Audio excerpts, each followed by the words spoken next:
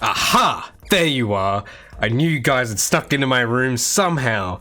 It was only a matter of time before I'd find where you were hiding. You're right there. Well, now that you're here, we might as well check out what I'm doing. So let me show you. Look at that. You see that? That's what we in the business call a texture file. Pretty cool. Yes, that is correct. That is a texture file. Look at it. Bask in its beauty. Be blinded by its majesty. That is a texture file. Round of applause, guys. That's pretty epic.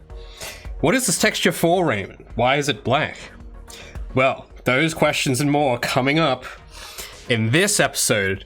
Well, is this an episode? Do these count as episodes? I don't know. In this episode of the Project Feline live stream series, you could say. So let's get into it. Yesterday, we had finished UV, well, we hadn't entirely finished UV mapping yet, but we had mostly finished UV mapping the drone enemy character.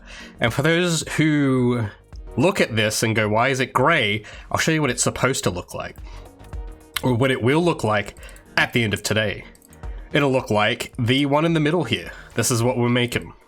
So we have the geometry in place. We just need to adjust some of the UVs slightly, and then we can jump in and texture it. And then the texturing will give us those colors. And that's pretty cool. I just need to, let me find it. I gotta get some tunes. I can't work without tunes. All right, where's Spotify? There he is. Get some tunes going. But yeah, so we're gonna get the texturing, UVing, and I think that's probably where we'll leave the character once that's done. And we'll come back to animating at some point in the future, but I haven't picked when yet. Because as I said yesterday, there's something else I need to animate as well, but I also have a video that I've been meaning. I was supposed to make a lot more progress on this week, but it's been a bit slow. So I'm gonna like take a bit of a break from the character stuff next week and do that video, and then I'll come back to this.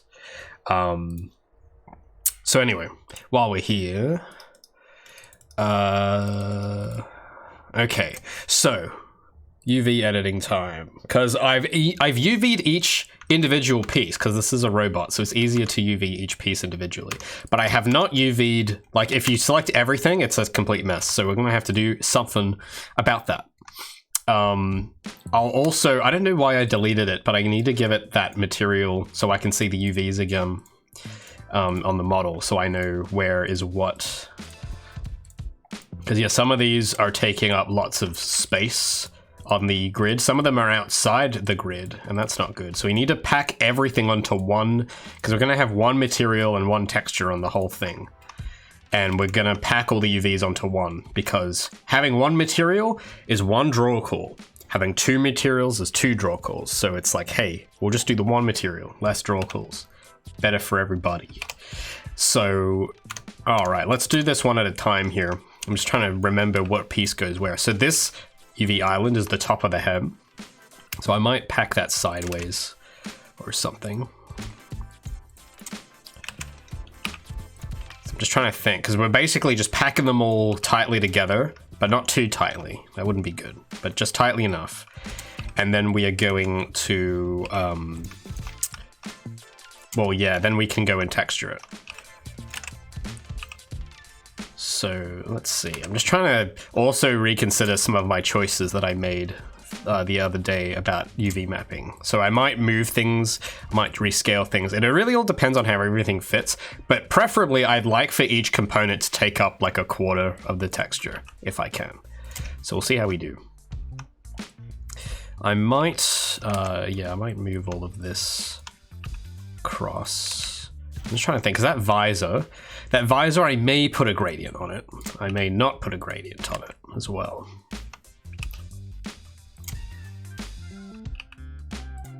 But we basically need to have these like squares so that when we do the line work, it'll be very sharp. And I'm not going to explain the technique again today, but I'm going to do it for real. So by the time I get to texturing, I think all of this will make sense and you'll see me actually do the technique, the Arc System Works technique that we've been alluding to this whole week. Of like weirdly UV mapping stuff and then having it look really cool when you put the material on.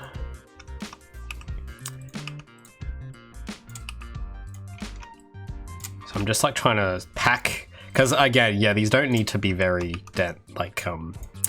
what's the word? Like the texture resolution, we could get away with having it very little if we wanted to. So I'm gonna like shrink down a lot. Like the bottom of the head, you're not gonna look at. I can shrink that down a lot, make it tiny.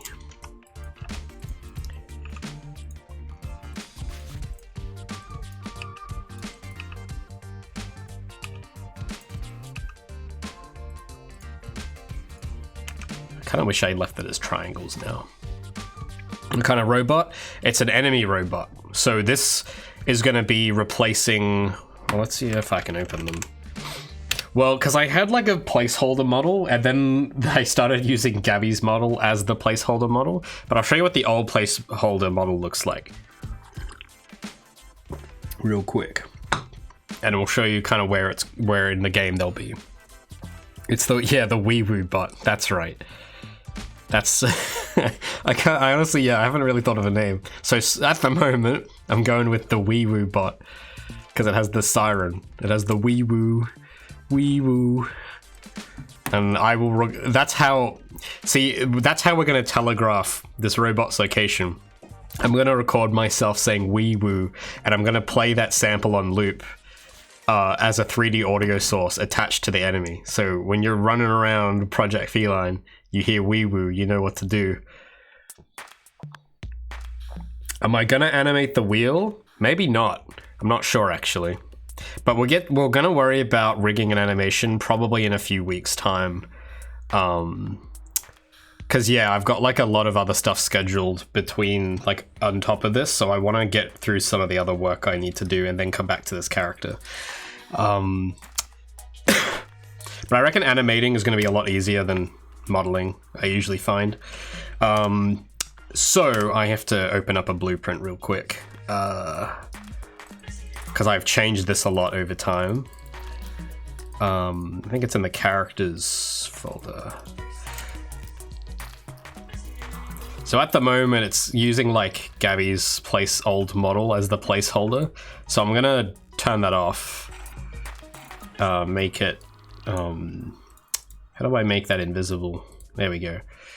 And then I'm gonna go to these and turn these on. So this was the old like first draft version that I made, and this is like what the model looked like for it. So then if we go to like this scene, we go to the area with enemies. Yeah, so that's them in action, these guys.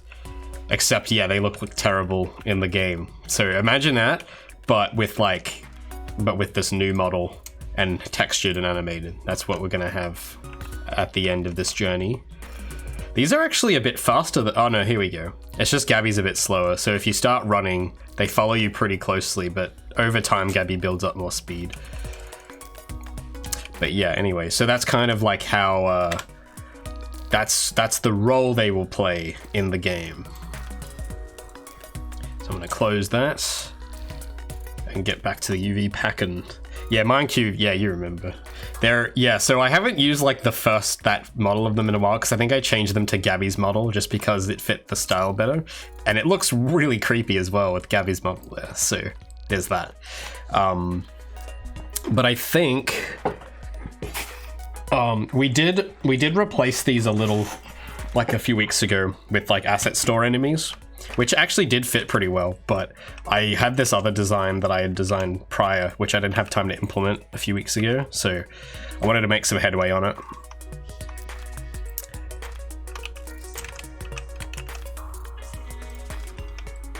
So I think this UV island is the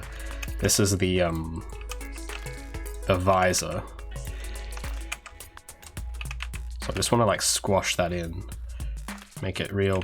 Oh no, that's not the visor, that's underneath the visor. So the visor must be this thing then. There we go. So I'm just like gonna make these small. I'm gonna make everything as small as I can, and then we'll make certain parts big depending on the remaining room we get once we combine everything.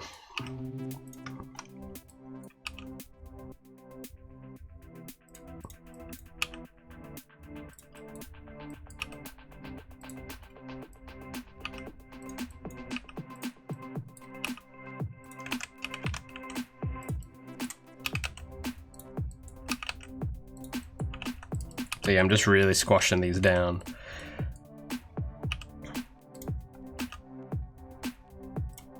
And I'm just thinking where I would put black outlines and stuff, all of that. So I could probably shrink this. Yeah, this is actually huge. I could shrink this down. Because again, a lot of this is just flat color, so you don't really need that much detail. You just need to have space to put lines, and then that's it.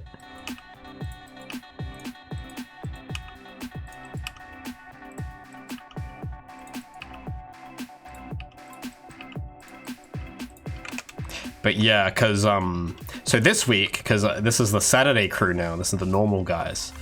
Because throughout the whole week I've been working on this like every day since Tuesday. This will be, I think I'm gonna need to take a bit of a rest after today, I think. So this will be the conclusion of the modeling part of this character, but I'll tell everyone when I'm gonna do the animation, and we'll do another marathon or something like that, depending on the schedule. But the current situation is that, because I think it was 2 weeks ago now, or a week, I can't remember now, something about a week or two ago, we finished our Screen Australia submission, and we won't hear back from that until June, mid-June, I think. So the thing is, we had to kind of like scramble together, put together like something that looked like a V-Slice build in under 3 weeks. and we managed to do that. But ultimately, we did have a goal already in place for June before we knew about the Screen Australia grant. And so I'm kind of going back to that plan now. And that's kind of what we're focusing on. So I'm trying to go back to like doing the stuff I was planning on doing in and having done by June, which included this enemy and a few other things. And I figured I'd tackle the modeling and enemy stuff first because it's more familiar to me. There's a lot of other new sort of work I'm going to have to pick up that I'm not as confident with, such as special effects. So I want to make some time for that, but I don't know much about them. So it's going to be it's going to take longer than I think it will, most likely, because it's like one of those research and development sort of times where you got to do some research, you got to test, trial and error. So there's that. That'll probably come up like in the next month, I think. But during all of that, because it's been so rapid and fast, I haven't really had time to make devlogs and catch everyone up. So I've been trying to do my best in the live streams to kind of like the Screen Australia saga, you could call it. I think I live streamed a fair bit of that progress just to keep everyone in the loop. But I do intend on, if I can, making a devlog about that, because I know most people are going to want the devlog and not just a live stream pod. So the thing is, though, because it's like that balance of how do you work on videos without having it come at cost of development time? Because development time is becoming more and more valuable as time passes. Because the more time passes, the less of it you have. So I'm trying to balance it out, but I think next week, depending on how I feel, I think I'd like to dedicate that week to just focusing on the video and nothing else, so that I can just focus on getting it done. Because it is overdue. I was supposed to do it like a month and a half ago, but then I got COVID, so that kind of set everything. That kind of set the schedule back. And then Screen Australia came up, which set the schedule back for videos. So it's just been like constant interruptions from other things that are important as well. So it's like, it's tough, but I'm going to try this and next week to kind of bridge that gap for the devlog canon, so to speak. I guess that's kind of what we need. We need to call it its own canon now, because it's like behind, you know? It's like watching the anime versus reading the manga. But yeah. Isn't something like this called a sprint? Yes, that is correct. Productivity framework. No, dude, are you kidding me? Sorry, I wasn't checking chat. But dude, productivity, that's like project management. That's like one of my favorite topics. So maybe I'm boring too. Maybe we're all boring. Indeed. Honestly, though, I think it's a topic that doesn't get credit enough. I think I've said this before, and I'll say it again, but one of the reasons I don't watch, or I never liked watching game dev YouTube, or anything about game development, even not on YouTube, just anywhere, is that everyone always talks about, like, programming, and it's mostly just programming, but no one ever talks about project management, which is a little dangerous, because it's like, you need that, and it's like, it's so much more important than programming, I think.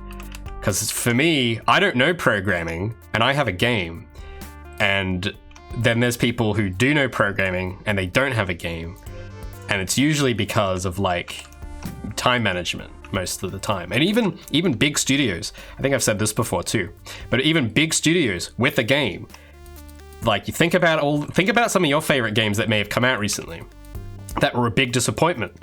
Like, I don't know, I'm trying to think of it. Well, my examples are all from like decades ago, but let's take like a recent game that didn't do, like, I don't know, like Halo, maybe, the new Halo game. I keep hearing stuff about it that people are upset with, like, its release.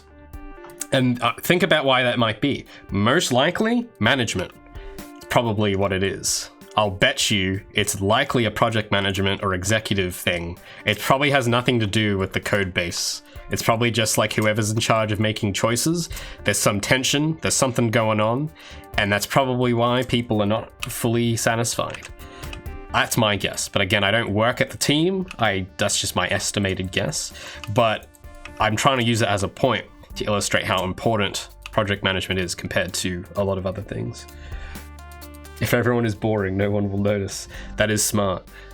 Oh yeah, Cyberpunk. Yeah, I don't know why I didn't think to mention Cyberpunk. Actually, yes. So I actually would like to look more into Cyberpunk for this reason, because I'm like on the outside, you know.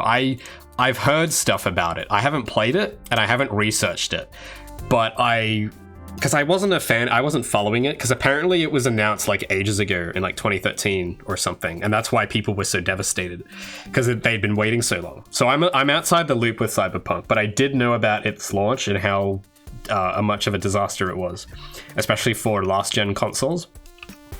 But you know how I think they did keep having to delay it and said, sorry guys, you have to delay the restate like 4 times or something. I think that's what happened, right? You guys may have to correct me because I'm not fully up to date on it. But delays, why do you think that happens? It's probably not the code. It's probably a management choice. It's probably because the code could be fine and maybe the code just needs more time, but someone else decided we're going to make this our deadline. And maybe the programmers were like, we can't do that, it's unachievable. And the manager's like, yeah, you'll do it. And then they didn't. And then delay. That's usually how these things go, I think. Because I feel like the people actually on the ground, you know, because you might say, because I one comment I do see from time to time when these things happen is like, how hard is it to just stick to a schedule? It is actually really hard, actually. Like, as someone who's tried it, it is really immensely difficult to stick to a game development schedule. And the reason why I want to emphasize that is because game development, I think, in terms of creative mediums, is perhaps, I would say, unarguably the most complicated creative medium. It's not like a film where you can plan a lot more in advance. And with a game, there's so much more variables. So I think it's not, I think it wouldn't be a hot take to say that game development as a craft is extreme. It's like vastly more complicated than most entertainment. But that in mind, yeah, it makes managing projects like that harder as well. So yeah, I don't know. I want to find more stories with Cyberpunk, because it seems like of our generation, probably the most interesting story of recent history, of like how that all happened. The stories I know more about happened like in the 2000s, like 20 years ago, but those are still interesting. In fact, I don't know if you guys know the YouTube channel, The Golden Bolt. I tend to watch it occasionally. They do a lot of Ratchet and Clank videos. But recently, they took a dive and did a video about Sonic the Hedgehog, which, as you guys know, I used to be a fan of Sonic the Hedgehog. So I watched it, but it was a video documentary on the behind-the-scenes politics of Sonic Team during the dark age of Sonic. And it actually puts everything into perspective and it all makes sense. It's so fascinating. I recommend you guys watch that sometime, because people who didn't look that closely at Sonic back then, you probably would have seen games come out like Shadow the Hedgehog and Sonic 06 and Sonic and the Black Knight, and you go, what the heck are they doing? What's going on? This is who decided this? Why? What's going on? But when you watch this Golden Bolts video, it all makes sense. Like, it makes complete sense, and it's so fascinating. And it turns out Sega wasn't doing so well. Like, as a company, it's a miracle that they made any games at all during that decade. It's actually incredible, like, the story of, like, what was going on. There was, like, a bunch of stuff, like, the company, on a corporate level, was constantly getting... It was constantly getting, like, restructured and being, like, reorganized, and, like, different divisions were being set up and shut down all over the place. But the guy in charge of Sonic Team, well, there was 2 guys in charge, because they split Sonic Team in half at one point. They had one half of Sonic Team in Japan, and then a smaller team in the USA, and they were the guys doing Sonic Adventure 2. But the guy, I think it was Yuji Naka, in America, or it was the Tataki Izuka, whatever his name was. It was, I can't remember who it was. But whoever was in charge of, like, the Sonic team responsible for a lot of the games we probably know about, they actually went to great lengths to try and separate Sonic Team and isolate them from the rest of the company so that they weren't as affected by what was going on. Ultimately, though, because, you know, of they had the big buyout, I think, with Sammy, so Sega Sammy merged, and that created lots of, like, you know, different divisions were being shuffled around. Sega Sonic Team got incorporated and absorbed into this other entity, and it was all very, like, it all sounds boring maybe when I put it like this, but it all affects the games. It may not seem like it does, but it hugely affects what games come out. And that led to Sega taking lots of risks during that decade. It led to the crunch on like Sonic Heroes and all that. And it was, I don't know, all of that was just, I can't do it justice because I only watched the video the other day. So I want to watch it again though, because it was really fascinating. But it kind of, if you take it and ask the question, like, how could this have been managed better? Then you're starting to think like a project manager now, and you can kind of see why it becomes so important. So it's because a lot of it is really not anything about the programming. He doesn't even mention the programming in the whole video. It's all just the company structure, management. It's all the other stuff that people usually don't like to think about. It's all the boring stuff, as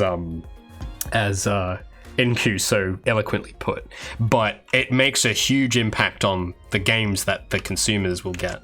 So yeah, I don't know, I just thought it was fascinating because I grew up with a lot of those games, and now that I'm a developer myself, I sometimes think like when I look at a game like, you know, Shadow the Hedgehog, as someone who now makes games, I have to think like, how did this happen? Like, how did this get pitched and approved and developed for 2 years? Like, what was the process? What got things in motion? What triggered what event? What was the effect and cause? Like, how does something like that happen? Not even just Shadow the Hedgehog, I know it's just a random example, but any of them, or just in any company, in any situation. I always find myself asking those questions. Like, the games that even do well, it's like, how does someone come up with a game that does this well? Like, how does that happen? And it's just so interesting. But yeah, so that video kind of quenched my curiosity quite a lot in that regard. Because again, the only real experience I have of my own is this, which compared to Sonic Team is nothing, or compared to a corporation is nothing. So it's like, it's very interesting to hear about that side of development. It's very different to indie development, very different. But I think there are common themes that I think apply to indie as well, depending on the scale. But I think generally, on principle, being conscious of project management is probably a good thing, you know? Treat it like a business and it will be like one, you know? So sorry, I'm just thinking about this. Where is the, yeah, that doesn't need to be that wide. Just trying to remember where all these pieces go. But yeah, it was very interesting. So check out Golden Bolts. That's the name of his channel, I think. He has like, I think it's called like the dark, I don't know, what's the video called? I'll find it. The Golden Bolt Sonic.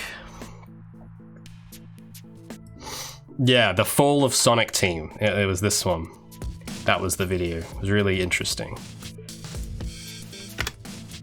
And it's a long one. So I was watching this while I was working. But yeah, stuff like this is so interesting. I'll paste it in case you guys want to bookmark it. Oh, did NoClip make a video about Cyberpunk? Interesting. I've heard of NoClip. I'll give that a watch sometime.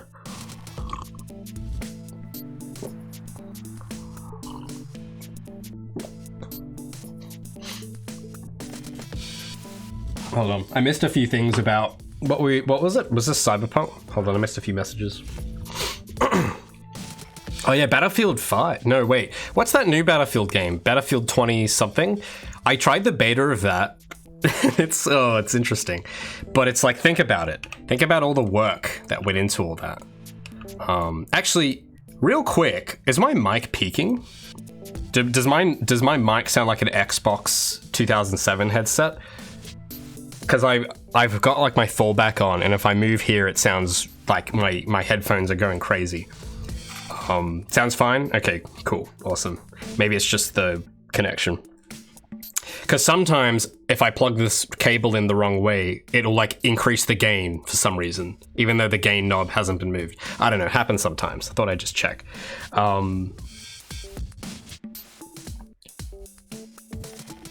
Cyberpunk was fine. Well, yeah, I think Cyberpunk, from what I heard, on PC was fine, and on next-gen stuff was fine. It was mostly like the last-gen stuff, which seems unimportant, but when you consider that it's the majority of the market share on consoles, it kind of becomes a big deal.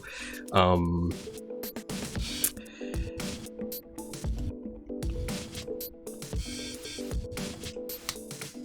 wait, what else? Sorry, I've missed a few of these.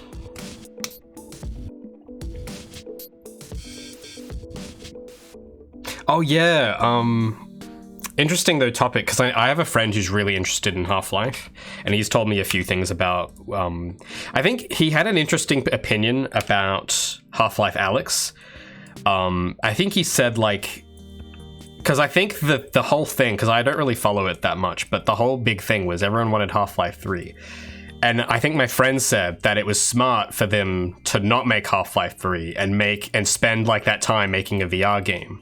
Because I think his opinion of it was that they couldn't have really done much more to innovate on like the desktop scene. Like, it wouldn't have been anything they would have done after episode 2 or whatever it was, Half-Life 2, it wouldn't have been as big of a jump. Because like they, you know, it was a legendary game, right? I've played bits and pieces of it, so I don't really fully appreciate just how revolutionary that game was. But, you know, it was a big deal. But it's like, imagine like you release the iPhone and then you release the iPhone episode 2 and then episode 3, and you have to make each release as good as that first one. It's like, it's not going to happen. It's just, it's too much gravity, you know, it's too much on your shoulders. So my friend was saying that he kind of respects what they did, where they didn't make episode 3 and made Alyx instead, because I think that game has kind of set the bar for VR games.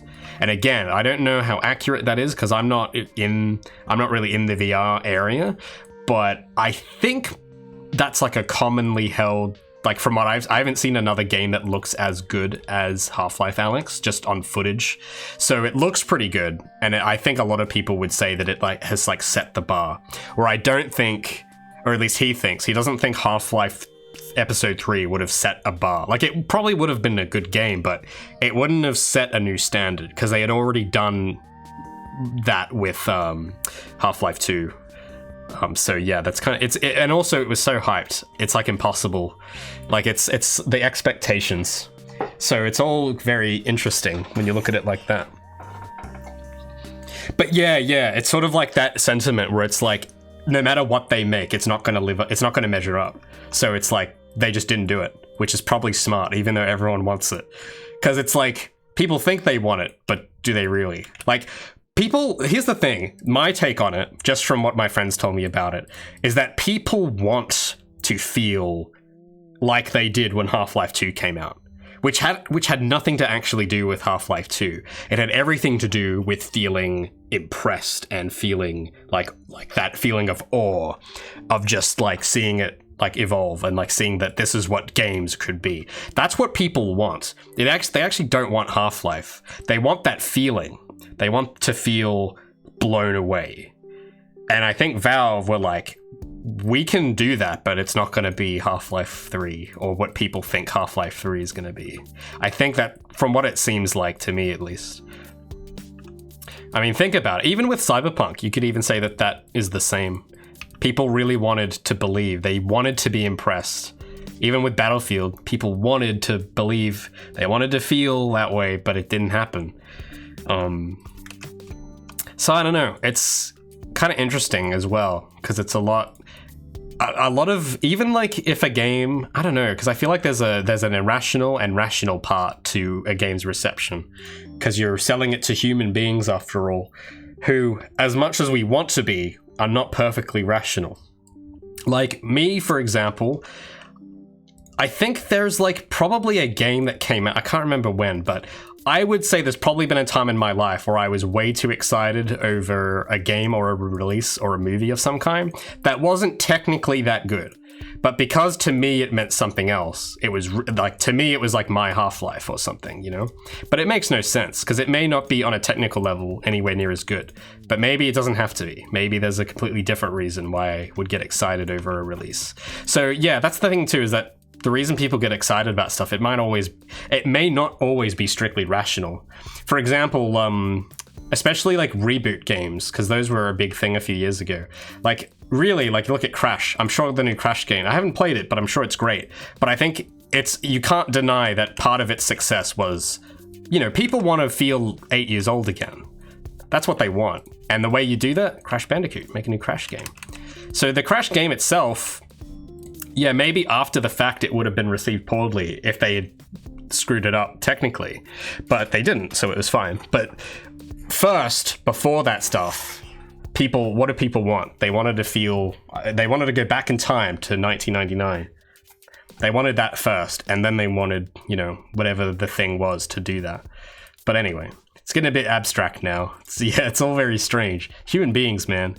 I'm just trying to think about these UV islands, because I've got the face is like the most important, because the face is like, you know, the head, sorry, I should say, is like the biggest element of the model physically.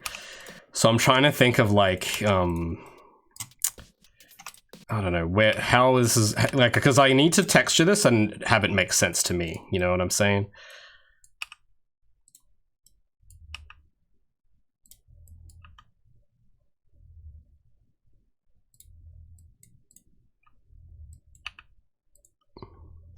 But yeah, I think I will do like, yeah, I'll do it laid out like this. That makes sense.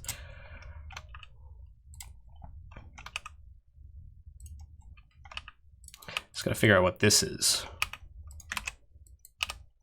Actually, I don't know what that is. Oh, it's this part. Okay, that needs to go together with this then. I thought that part was that part. Okay. So that's the front. That is the bottom, and that is the back.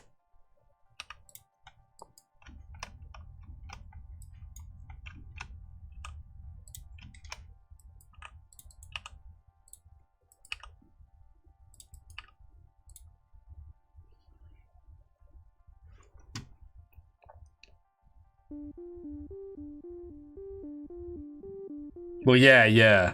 I guess, yeah, with the Half-Life stuff. If it doesn't tread new ground, there's like no point, because that's because people want that. They want it to tread new ground. But if there's no new ground to tread, what's the point? The thing is, at the time, I think there was new ground to cover, but they chose to cover it with different games like Portal and whatever else I don't know what else they released after that point. But I think Portal came out after Half-Life, right? So maybe, you know, that was like the only way to innovate, because maybe to them innovating is more important than continuing the Half-Life story. And it's like, well, this Portal idea is way more innovative than what we'd ever think of Half-Life, so we'll do that. And I mean, I don't know, I don't work there, I don't know the inner workings, but I could imagine that's how that went down, I would say.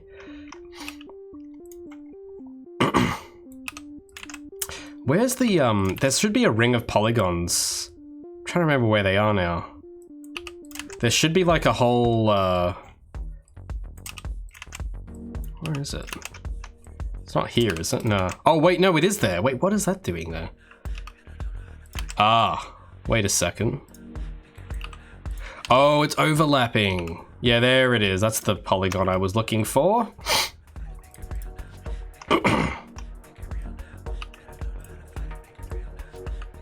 So I want to put this here.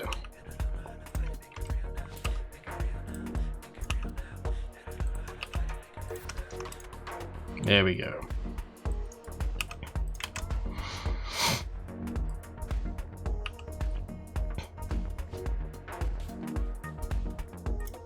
So that's like this whole area. Is this rotated? I just gotta check something. Ah, yeah, it is rotated.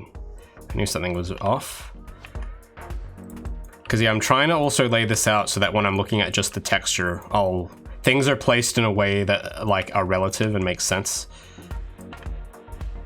So if I do a black line on this, okay, that's all kind of the same, I think.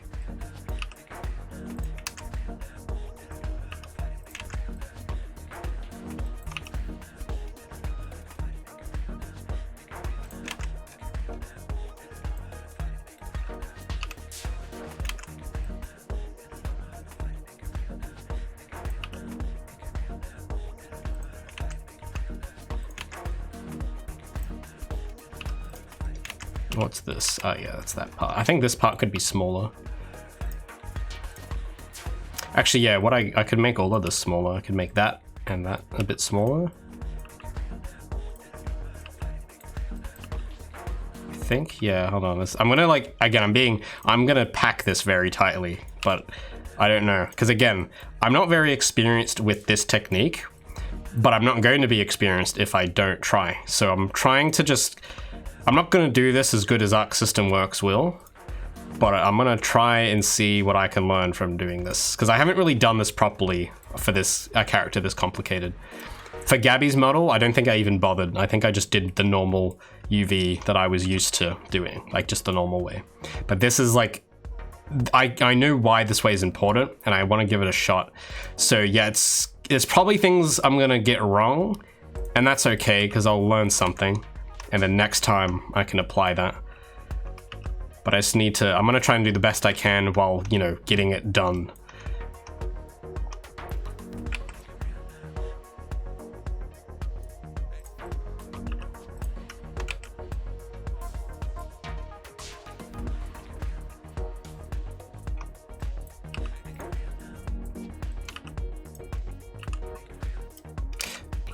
So that, what's this face again? It's there.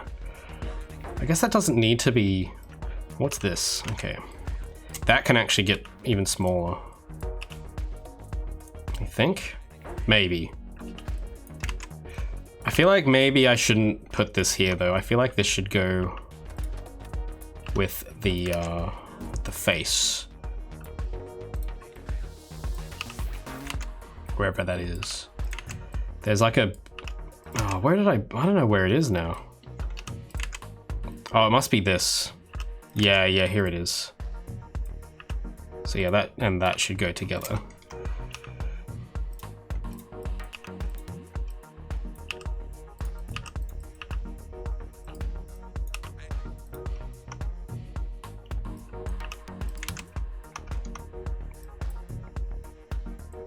So what's, okay. I think I can pack these tighter.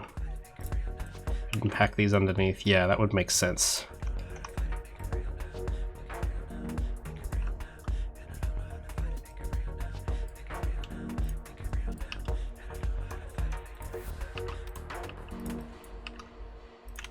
Because yeah, I'm gonna put black in between here, and then we're gonna have like the UVs go over some of the black, and it'll create a line on the model, which is cool. Because then we can get that line on the concept that goes around this the what is it? The head. That's right. Left 4 Dead came out in 2008. Oh yeah, they also did Left 4 Dead. Sorry, I forgot. Yeah, and Left 4 Dead was pretty innovative, but it wasn't Half-Life. But it was innovative, so you know.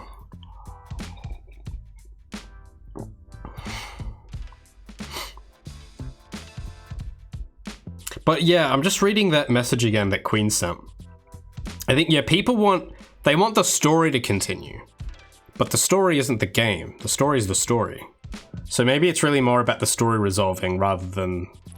Because I guess, again, I haven't played a lot of Half-Life, but I feel like the Half-Life experience, in the Half-Life experience, when you think of Half-Life, the way that gameplay is done and the story are both just as important.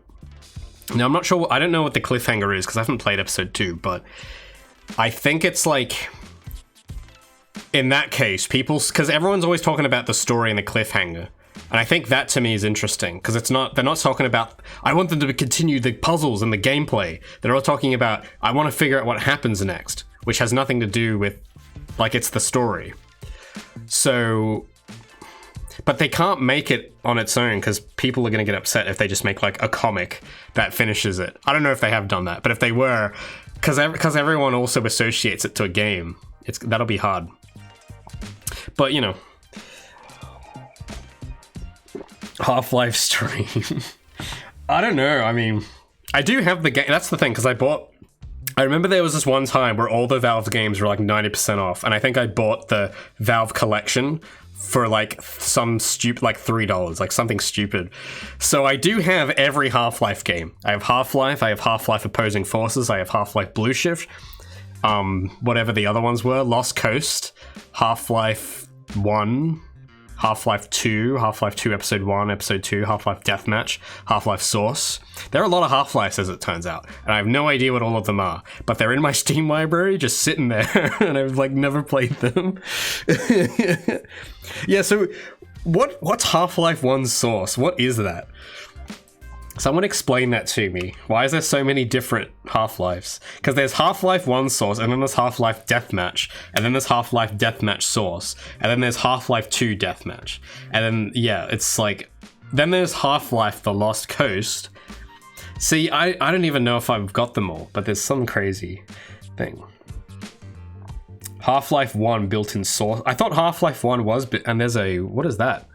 There's like a moth in here. Get out of here. No, is that a moth? That doesn't look like a moth. That's like a mosquito. It's just flying around. It's freaking me out. Because you see, I'm used to things flying and they like are quick, but this thing's like really steady. It's like got a stabilizer on it, and it's trying to get to my light. Get out of here. Oh no, that's its shadow. Where is that? Where did it actually go? I don't know. It's freaking me out.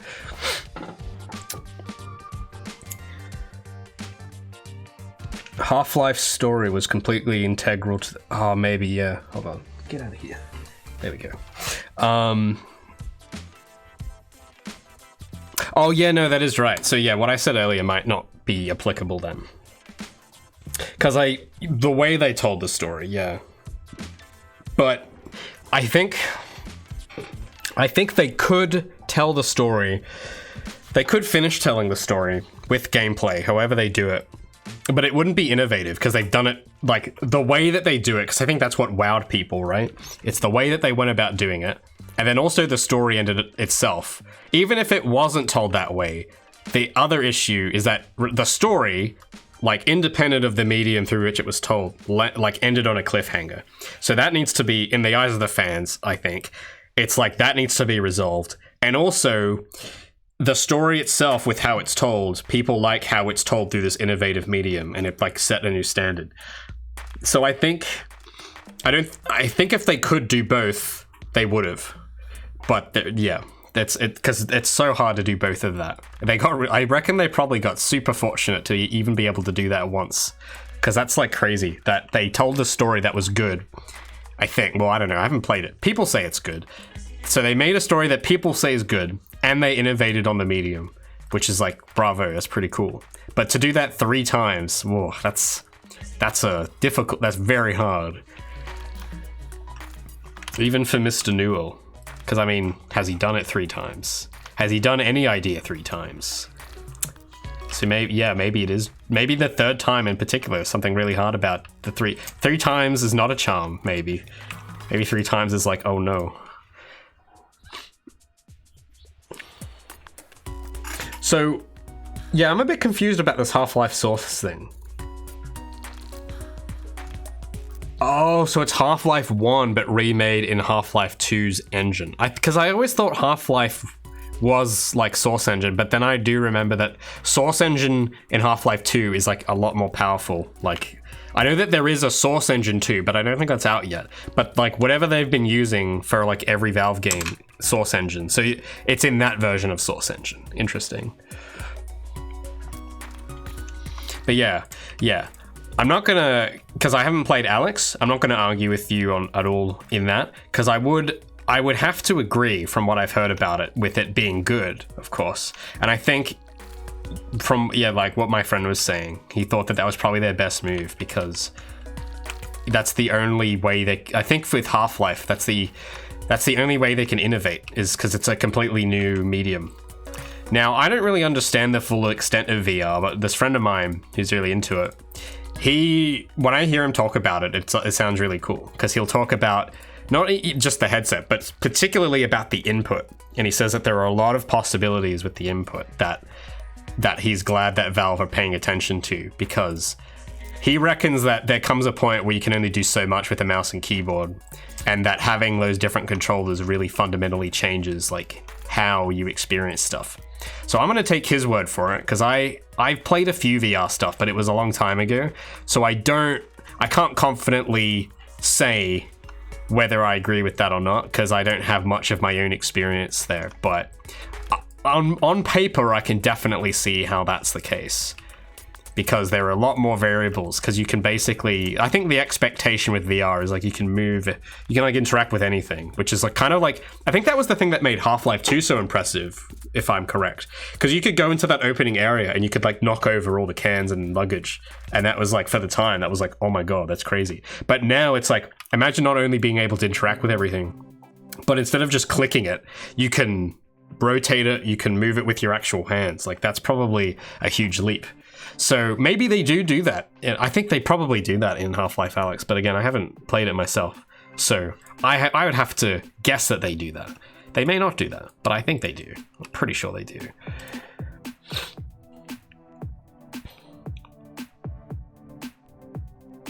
Yeah, there is something though about I think we did talk about the engine stuff before. There's like a whole family tree of like, even Unreal is in there somewhere, because they're all kind of derived from the same few engines, and they're all like cousins of each other. It's really cool. So I think like, yeah, there was Quake engine, there was Unreal, and then there was another thing, and then they all kind of like spread out into all these different engines. Like then IdTech became something, and it's all like, they're all related in very funny ways, which is, I don't know, it's kind of cool. It's kind of interesting. It's like Darwinism, but with game engines, you know? Like, this then got adapted and evolved into this engine, and it's like, it's pretty cool. Cans, that's pretty cool. Sorry, there's just that fly moth mosquito thing is back, and it's casting a massive shadow, and it's freaking me out because it looks huge. But I'm just looking here, and I see this large shadow just flying around. It's like, oh my goodness, what is that? Oh, he's over at the... Yeah, he's got long legs. I don't know what that is, but it's distracting me. I want you to get out of my room. No, you're not a sub. You're not allowed in my room. Only subs are allowed in my room. Now it's up there near my microphone. Get out. I don't know how they get in here. I've got all the windows shut. Everything's shut. I always keep everything shut, but they find a way in. Anyway, where was I? Could I squeeze that? Yeah, I could squeeze that in here.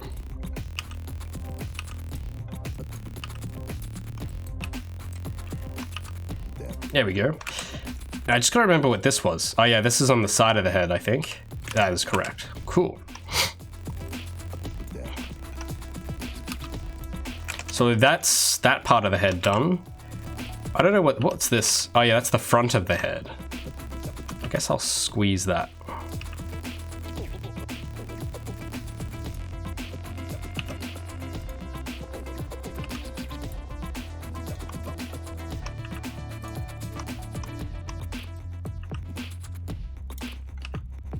Remember how I think I was saying the other day with this UV technique, because I think I showed it on a video once, and I told people in the video that it looked complicated and I wasn't going to try it.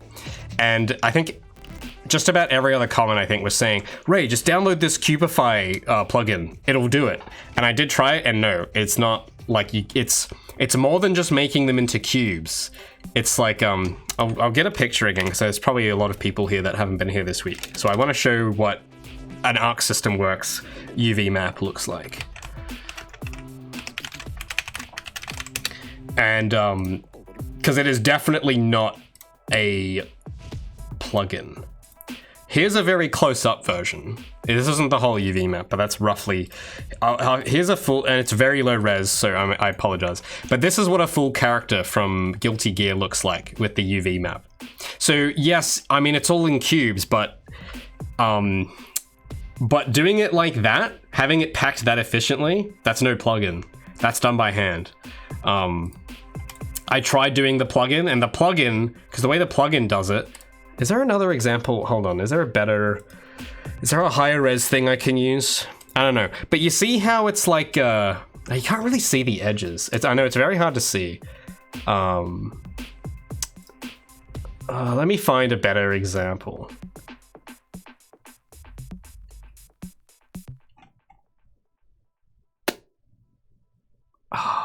Yeah, because it's a very niche topic, so there's not a lot of there's barely any pictures on Google, so I'll have to search for something else. I'll have to search Guilty Gear character texture. And you'll see what I mean, because you got to see the vertices. Oh, there's like barely any pictures too. Sorry, I'm looking through, I'm trying to find. And there's like, yeah, there's barely like nothing. So it still hasn't really been talked about much. Oh yeah, here we go. Here's kind of an example. Here's what this is what I was looking for. All right, so watch this. Because this is kind of what I'm doing, except not as good. But I want you to look at the way that the UVs are done. All right, so the thing about the plugin, because everyone kept saying there's this plugin that just makes them all cubes. But you notice how, because the plugin will make them all they'll make them all cubes, and then all the cubes are the same size, and that's not what you want. Because if you look closely, like especially at this part, that's not cubes. That's like, you know, it's not perfect. It's all slightly crooked, and that's on purpose. There's a reason why, and you can't do that with the plugin. It's hand done, especially like these parts. Like these they look automated, you know? Like this part right here, it's like, oh yeah, that looks like a plugin could have done it, but no, because I tried a plugin and it'll make that the same size as this, which you don't want. So they've done this very intentionally by hand. And I remember I looked at this for the first time and I was like, no way am I doing that. And I gave up. But this time I'm gonna do it. But with a much simpler character, of course. But that's just give you an idea on what this is gonna end up looking like in the stream.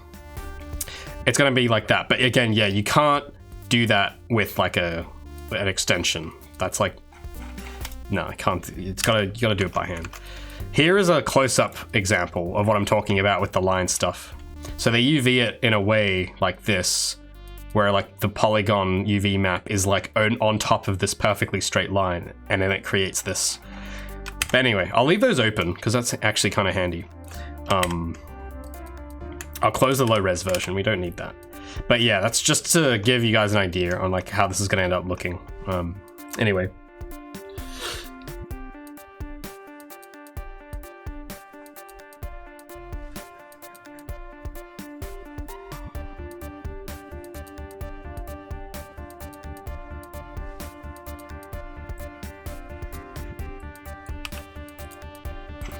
Guilty Gear visual. Yeah, I mean, that's the thing, because I actually I haven't played any of the Guilty Gear games, to be honest. And that's the thing. I'm a slippery guy. I'm very misleading, aren't I? Because I make it an anime game, but I've barely watched any anime, and I'm using the Guilty Gear style, but I've never played Guilty Gear. And yeah, so it's like I really don't know much about the source material, but I know a lot about behind the scenes stuff because I like the style. Like anime, like I like the anime art style. It's cool. I'm just not that into anime itself, and I don't know what to tell you. It's just I don't know. I just don't. It's like not my favorite in terms of like to do for entertainment. I wouldn't. But the style is so cool. I love the style. If they made like an anime, I don't know. Here's the thing with anime. Well, let's talk about Guilty Gear for maybe, because Guilty Gear seems like visually it seems like a great game. I just don't like fighting games. It's not really my thing, so I've never had the urge to try it. That's kind of why in my head I'm like, wouldn't it be cool if we had that art style, but for a game that I would enjoy? And that's where Project Feline comes in. Project Feline is basically, hey, what if we use that style, but for a type of game I would enjoy? And that's a parkour game for me. So yeah, but with anime, I feel like the perfect anime show for me, I don't know if this exists, but I would love a show that is just like the cosmonaut, is that what it is? Yeah, the cosmonaut segment from 5 centimeters per second, but that's like the entire thing. Like every episode is just that, is the cosmonaut from 5 centimeters. If there's a show like that that exists, that'd be awesome, but I've heard of no such show, and maybe I'll make that show someday, but that doesn't exist to my knowledge.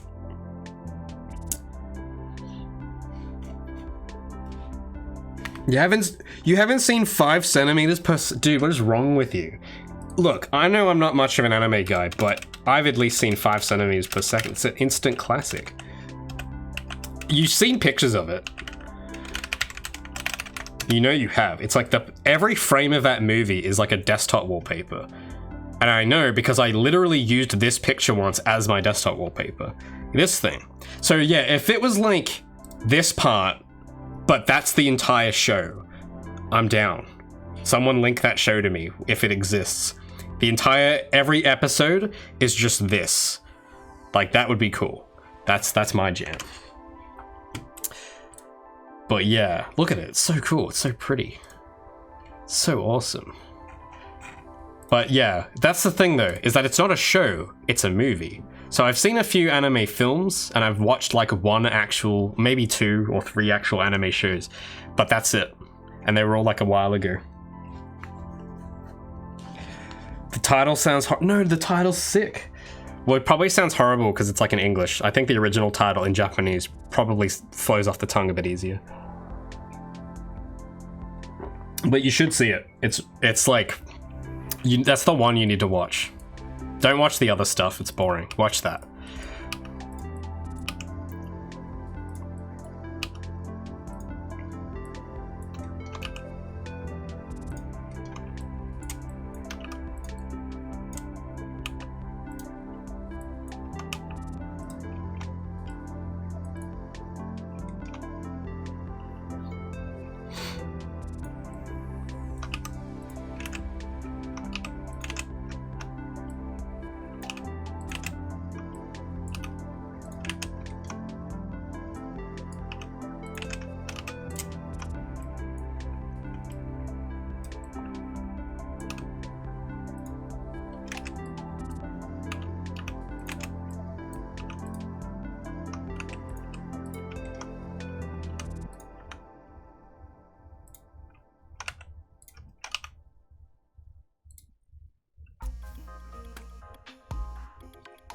You can hear me? Wait, was my mic off? What do you mean? I thought everyone could always hear me. Have I been talking to myself for the last hour? Wouldn't surprise me. I do that from time to time.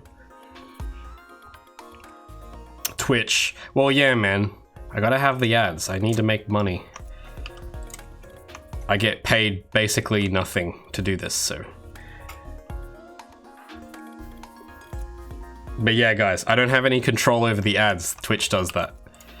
But if you watch them, it helps me out, so I appreciate it.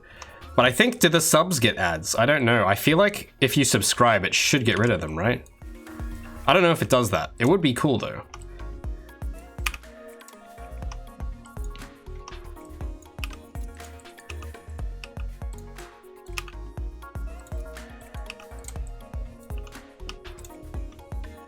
Subs don't get ads. There you go. So you guys, if you don't like the ads, you know what to do. You can just, instead of Twitch giving me like a few 0.02 cents, you can be the guy to stop the ad, whatever it is. Yeah, you stop ads forever.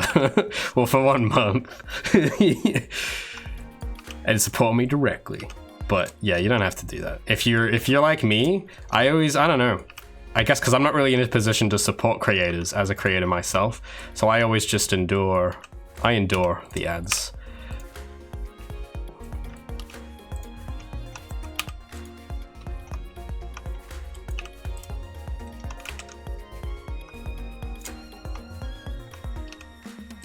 I hope it was a good ad at least. I think my favorite ads, well, I mean, I actually haven't had a favorite ad since maybe 10, 15 years ago. I feel like they don't make them the same anymore. But I really, really miss the old ANZ ads they used to have back in like 2011 with Barbara. Those are my favorites of all time. But I haven't seen that air since 2011. But if they were playing a Barbara from Bankworld ad on my stream, I'd be honored. That'd be amazing. Most of you probably have no idea what I'm talking about. It was an Australian, what was it? Yeah, it was like a banking ad, but the entire premise was like trying to make ANZ look more friendlier than the other banks. So they had this character named Barbara who was like a banker, and someone would go and talk to Barbara to ask for like a home loan or something. And Barbara was just like really mean and just very obtuse and had that classic like primary school mum voice. And was just very like difficult. But then they go to ANZ and have a better experience, and then that's how they sell you. So yeah, most of you probably don't know, but you should look it up. Barbara from Bankworld. It is honestly the best. They had all these funny skits as well that they ended up doing. So I think it was so good that at the time they were running, I actually sketched Barbara. I did my own little, in my sketchbook, I actually did a drawing of Barbara because I was like, this is so funny. I love this. But yeah, a client would come in and she'd just be like there eating like a Snickers bar or something. And she's like, what do you want? You've already got a loan. You don't need... And then, yeah, she would just like go have like a go at whoever the client was. I'm trying to... I don't know if I remember all the lines. I used to be able to recite them all like line by line, but it's been a while. Oh, Mindcube, back again with the gifting. See, that's what we need. We need Mindcube to create ads for the channel. But dude, thanks so much for gifting not 1, but 2 3 months of tier 1s to Bergman and Joe Lowe's. Thanks so much. You've gifted... Wait, there's more. Yeah, you've gifted 25 subs, dude. That's crazy. Thanks so much. That's a lot. God damn. I would think that Mindcube would want to keep all those subs for himself, but he gifts them so frequently. That's awesome. Thanks so much, man. That's 2 more people now that will not get ads. You have saved 2 people. See, I don't know, because I want to guess that you guys are probably getting ads for stuff on Amazon Prime, like whatever show is on there right now. Because I think every time I look at a Twitch stream, it's always some Amazon Prime thing. But I don't know, because I don't see ads on my own stream, because I don't see my own stream. I do my own stream, so I don't know. But yeah, either like, here's what I want: either Mindcube makes an ad for me that gets played by Twitch, or I get the Barbara from Bankworld ad. That'd be sick. But yeah, now I'm trying to remember what the I'm trying to remember what one of the things was. But I remember there was one ad that kind of made fun. It like poked fun at like the reward programs that banks have. And I think they had an acronym. It was called CARROT, and it stood for Can't Achieve Rewards Regardless of Time. Like poking fun at the fact that you like don't get anything from those reward programs.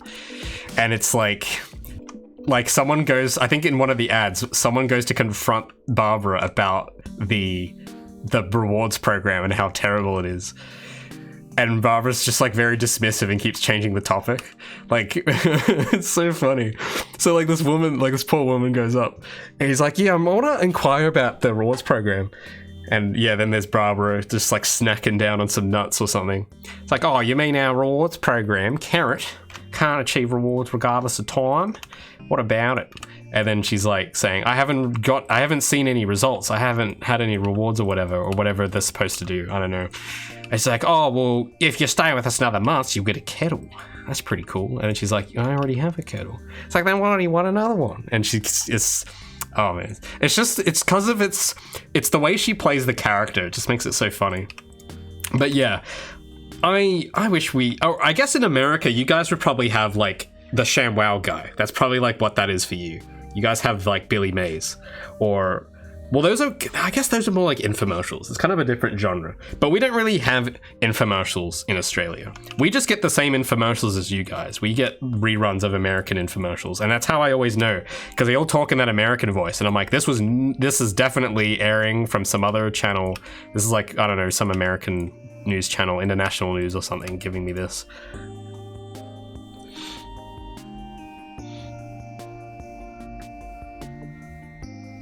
Jake from... Yeah, I don't know who Jake is. Yeah, maybe. Sure. Whatever you say, yeah.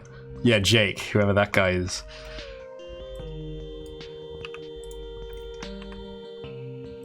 Now I'm really wishing I made this a triangle so I could just fit it into the side, but we'll have it sticking out here, I guess.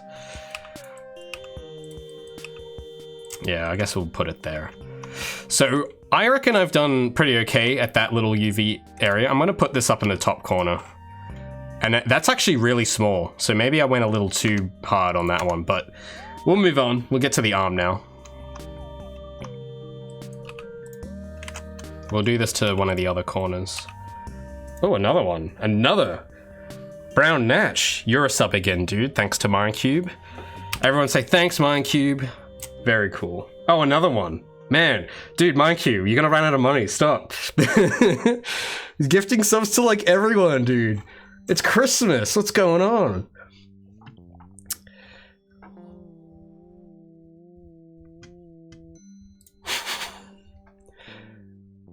I don't know Jake from State Farm. Who's Jake?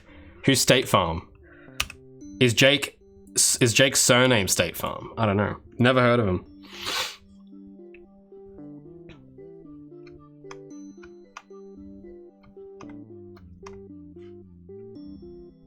Oh, hey. Sorry, Brown. I thought you were here the whole time. I didn't see your hello message there. Hi, Brown. You are now a sub.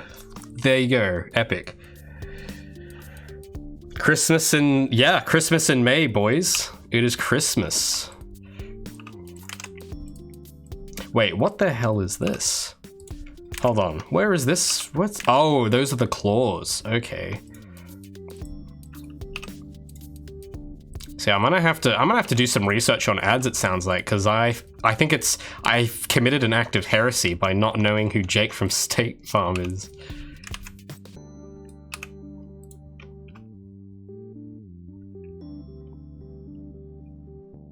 Oh, that's sweet, Mindcube. Yeah, well, now we got more. Someone will have to show, if they haven't been subs before, they're gonna have to show them how to join the server. I would show it, but I don't think, because I'm the server owner, I don't think I could show you, because I don't have that option. But you guys, some of you guys will know. You'll have to guide the new sprouts through the process.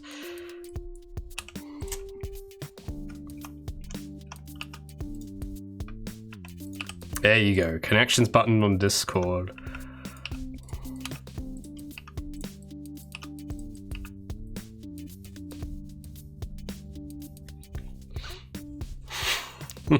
It's all right. Like, me personally, this server I'm more happy with, but when I was running my public one, I was actually like, I was a lurker in my own server. I know, pretty funny. But I try and stay active. I posted something today in there. I was working on a bit of music earlier that I shared. Just like messing around with percussion, mixing, just for fun, because I wanted to take a bit of a break today. Oh yeah, you gotta have your Twitch and Discord linked. Good to point out. But if you have them linked, it's in the connections menu, and I think it should be very visible once the accounts are linked. It should be. I don't think you can miss it, because I've seen a picture of it once and it looked like, oh yeah, of course. But yeah. Thanks, Mr. Cube. Mr. Cube of the Minds. But yeah, guys, promise me, now you have a ticket, a gold ticket to raise bedroom server. Don't lurk. Do something. I am allowed to lurk. You guys have to not lurk. That's my job. I'm always lurking. I'm like Santa Claus. So Jake from State Farm is some dude that gets called by whomever in the commercial. The most famous Jake from State Farm commercial is where some dude calls State Farm about insurance late at night, and his wife thinks he's... Okay. That must... I don't know what that means. That's gotta be some American slang. I don't know. Oh, hey, speaking of lurkers, a lurker has just popped out in chat right now. Text Nicole. Don't think I don't see you. I see you there lurking, hiding behind that brick wall. That's right, I see all.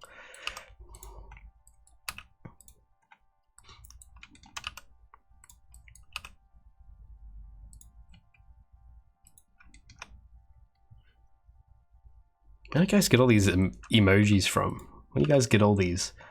I feel like I have a very weak emoji game. I feel like I grew up in the wrong era to have a strong emoji game. I was too late. Born too early to not need them. Born too late to build a strong emoji game. Built just in time to, I don't know. I wasn't born just in time for anything, maybe.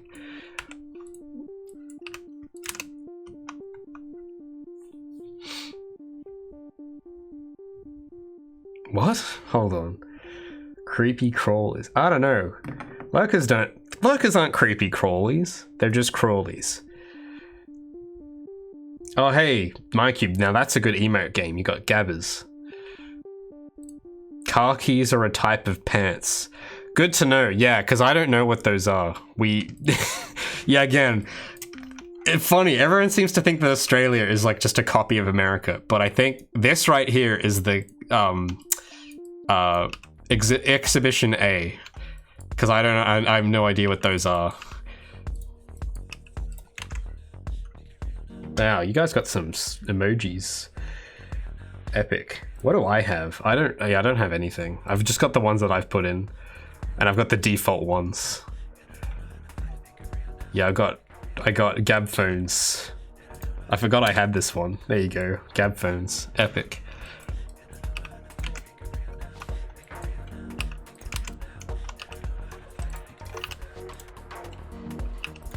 All right, hold on. Let me prioritize because I'm getting a bit sidetracked with all this. Let me prioritize what's what. So that's the arm. This, okay, I'll move that over to the other side.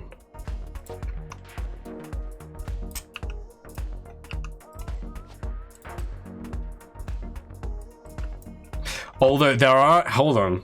Speaking of ads in America, there's one that you guys might know. My favorite ads from America of all time were the Rebook Terry Tate office linebacker commercials. Now those were classics. I loved those. Those were really well done. But they were a while ago, so I have no idea if anyone even remembers those. They were like, what? Like 2011, 2010? But they're good. Trust me, okay? They're epic.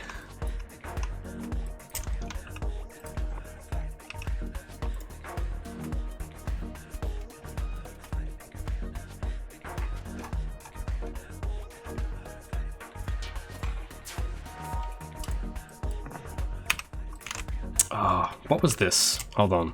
Because you know, like when you move, oh no, there it is. I see it. Sometimes you move it and it snaps perfectly and you can't see what thing you're moving, but I'm moving this thing. So let me find the other. Ah, here we go. So these two need to go together.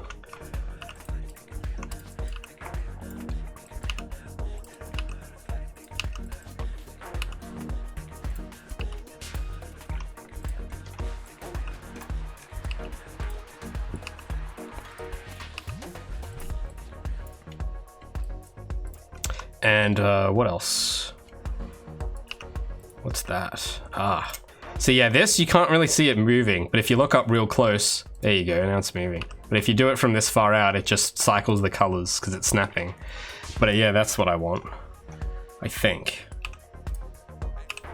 Yeah. So we'll put this underneath. Or, let me check something actually. We might be able to overlap. Yeah, we might be able to actually overlap those. So we'll just put those on top because they're the same shape and they have the same color and they're gonna have the same line work. So we'll just overlap those together. Oh, wait a second. They are overlapped already. Ah, that's right. And these, oh, okay, I already did that. All right, well, I'll just put them on top of the other then.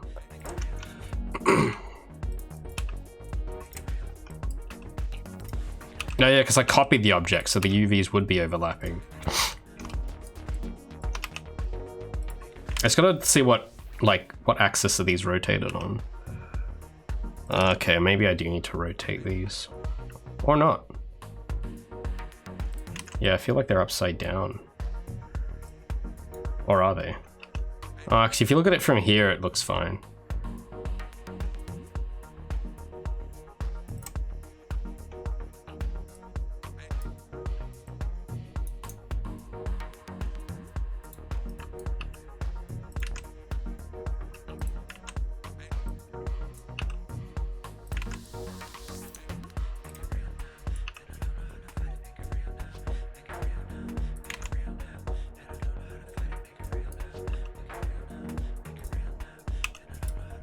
Ah, so those are all the... Yeah, okay, this makes sense now.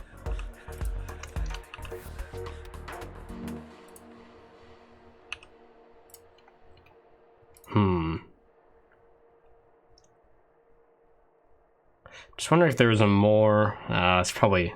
Can't think of a more efficient thing. What are these other things? We'll focus on these next. What is that? Ah, that's the claws.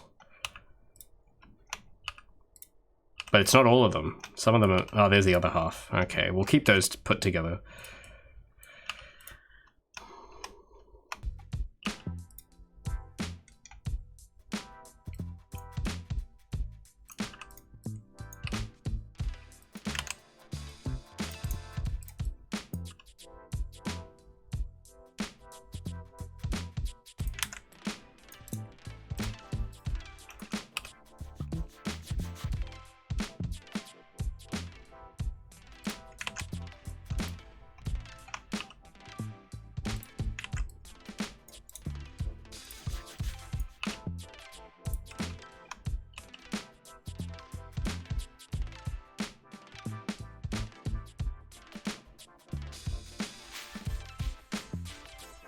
Just hold on, I'm just wondering if these are flipped or not. I can't really tell. Oh, they aren't. Okay, that's how it's supposed to be. Cool. All right.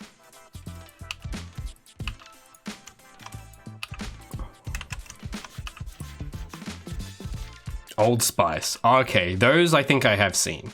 But they had like 2 generations of those. They had the other guy and then they had Terry Crews. I think I remember, yeah, I think I had watched like a compilation of those once. Because it went from like the old guy who was like very classy and calming to Terry Crews, power! And that's like how it evolved. And it's like two sides of Old Spice clash. There's like, you know, there's different sides. I think they actually did do one where it was both of them. And they made like a funny thing out of it. But yeah, it's like the duality of men. The duality of spies. You've got, I'm on a boat. But then there's Terry, who's like, power! So yeah, it's all very interesting. I'm not sure which one of them makes me want to buy deodorant more, or whatever that... What is Old Spice anyway? It's a deodorant, right? I actually don't know. Oh no, it's like a... Oh, it's like a body wash, I think. So maybe, I don't know, because I'm not an Old Spice guy. I'm not a spice guy. I don't like spice. Spice is too spicy.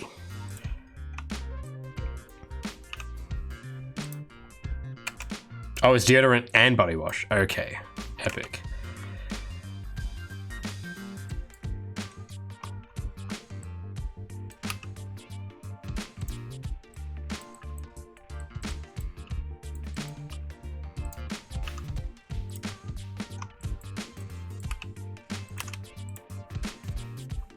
Oh yeah, wait, I could have this up like this.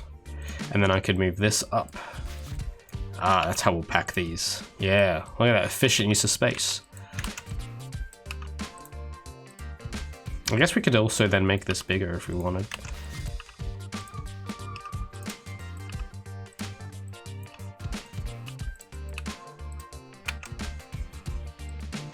So there's, so this is like the hand and the lower arm. This is the actual arm extremities in between.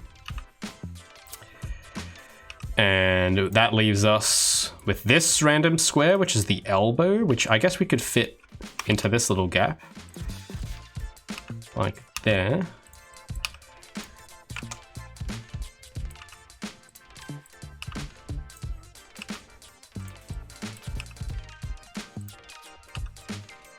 And then there is one more thing. The actual ball joint part. Where is that gonna fit?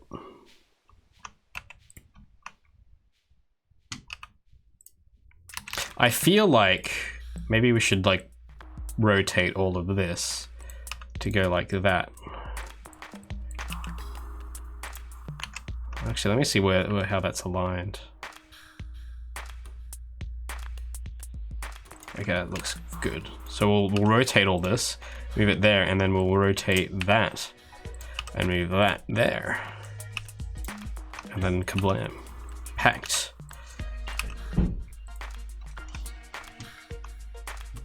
You know what I did see once, actually? I saw Xbox deodorant. And I was like, damn, I get me man smelling like a gamer. I actually do. I didn't try it, but I really should have, because I'm now extremely curious what an Xbox deodorant would smell like. Personally, I'd want it to smell like, you know, like soldering or what it is, like thermal paste. That'd be a good smell. But I don't know what the focus group picked. But it better be like, you know, CPU paste. That should be the smell. Because that's, I don't know, makes me feel safe knowing that my man has good cooling paste. You know what I'm saying? Green axe. Sure. Yeah. Gamers use deodorant? Yeah, sometimes. They do sometimes. If you could smell the color green. See, to me, the color green smells like lime.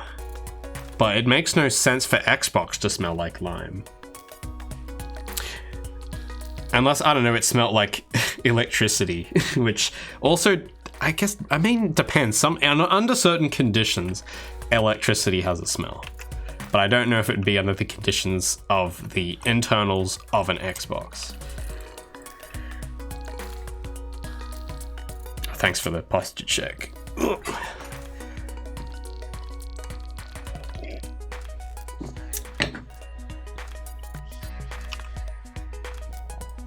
WD-40. Yeah, that seems right. I feel like that should be it. But then, like, why not just buy WD-40 and just give it a spray?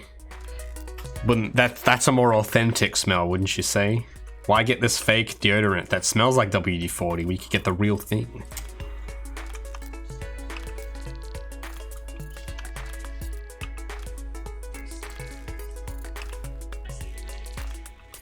Electricity has no smell. Well, actually, there's an interesting thing about electricity, because a friend of mine is an electrician, and we were talking once, and he was, because there's this coworker he's got who's really not bright, and for the kind of work they're doing, you need to be aware of like your surroundings. Like, you need to be aware to like not, you know, leave wires exposed in certain conditions, or, you know, like if you're going up on a roof, walk on the wooden panels, don't walk on the roof itself. That is something that did happen once. But he was talking to me about this thing they were doing on this train station. They were like wiring it up. And I think they had to check, I don't know, because I don't know the procedure, but I think you have to like ground yourself or something, or ground the network. I can't remember what it is.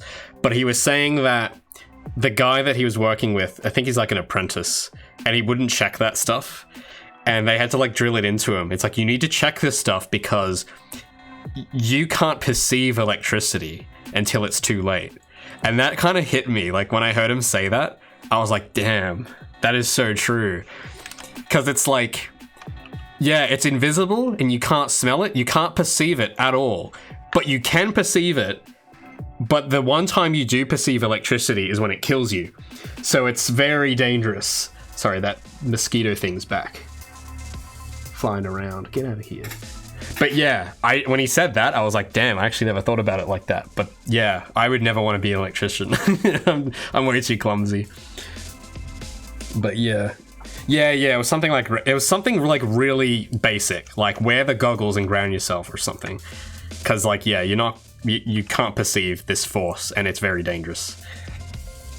How are we doing? Pretty okay. We're just finishing the UV mapping and we're going to get to texturing soon. I think this is like the last bit, I think. Something like that. Well, yeah, actually, let me, because I have everything selected. I haven't done I have done the body. All right, well, bring the body down. This one I think I'll leave big, because we're going to need some texture detail on this.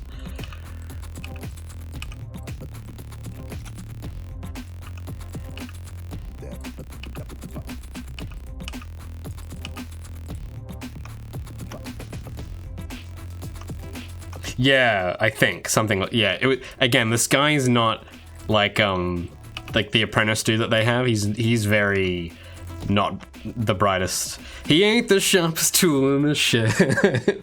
Let's just say. I think, yeah, because there's so many stories that he kept telling me about him, of like stuff he would do that's just like, obviously you don't do that, and he does it. And it's like, man, why? Just listen, don't do this, don't, yeah, you know, stuff like, you know, I think every workplace has someone like that. One of those, yeah, just like the guy who's like, yeah, this, well, I was gonna say it's like the SpongeBob, but SpongeBob is actually really competent, so yeah, no, it's nothing like SpongeBob. It's like if Patrick went to work at the Krusty Krab, you know? But yeah, it's yeah, electricity, that's like, yeah, it's particularly, I'm not much of a handyman, as may be obvious by my, I don't know, I don't look like a handyman, I don't think. So I stay the hell away from those areas. I let people who know what they're doing do that stuff. Like my friend who knows a thing or two. But yeah, it's like, it's interesting. It's basically, it's kind of like programming in some ways, but it's like you could die doing it. And it's like, you know, with real wires and not blueprint wires. But yeah. Oh, Bullfrog, hey, you're here. About time. Bullfrog, do you remember Barbara from Bankworld? Bullfrog will know, guys. He'll vouch for me. I'm not making it up. It's a real thing. He'll know Barbara from Bankworld. We removed a ground connection on a power plug because of the noise. And then the guy forgot and melted the... Wow. Barbara from Bankworld, Bullfrog. That's it. You remember Barbara. See, guys, he knows.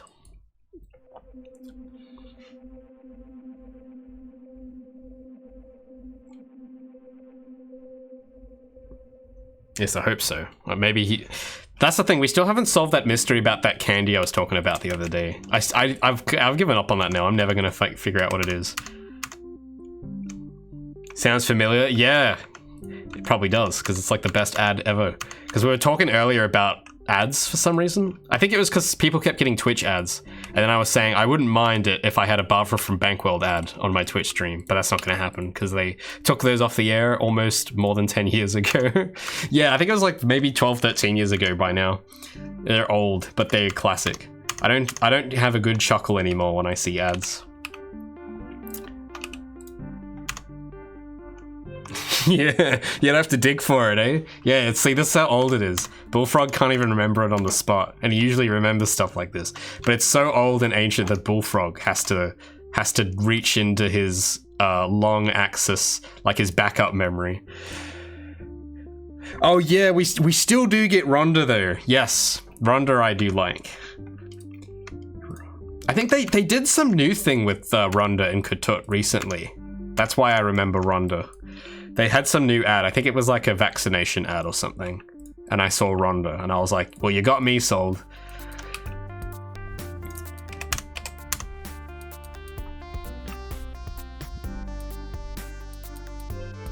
Rhonda had a baby? Oh, nice. Wait, like in the canon or like the actress had a baby? Did Rhonda and Katut have a baby? Is that what you're telling me, Bullfrog? Did the love story reach its, what's the word I'm looking for? Did they have a happy ending? They got married? Oh, sick. Nice. So yeah, I have to refresh my lore, and yet no one knows what I'm talking about. So, what? I don't see. That's the thing. I remember the characters, but I can't remember what they were actually advertising. I think it was car insurance. Yeah, I know. This sounds crazy. It was car insurance, right? I have to look this up now.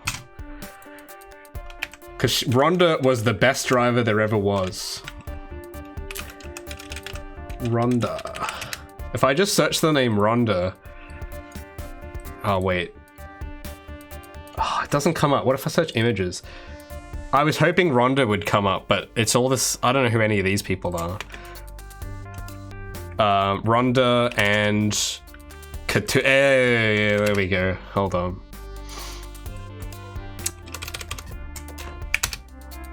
I wish I could play these. I would want a Rhonda and Katut ad on my stream, but yeah, I gotta look into the lore of this again. It's been a while, cause I'm trying to remember. Yeah, it was, I don't remember the brand, but it was like, Rhonda was the best driver there ever was. And the entire town knew how safe of a driver Rhonda was. And she earned so many reward points through her loyalty program or something that she got to go on a holiday to, like, I don't know, Bali or something. And then on her holiday, she met Kutut, who was a nice, caring man who looked after Rhonda. And then she got back and she's telling her friends, I met this guy, Kutut. And I can't remember. That's the last thing I remember about it. But yeah, she got celebrated. There's like a shot of her like driving out of work and everyone is like down the highway and they're all like applauding Rhonda, going like, yeah, Rhonda, because she's such a good driver.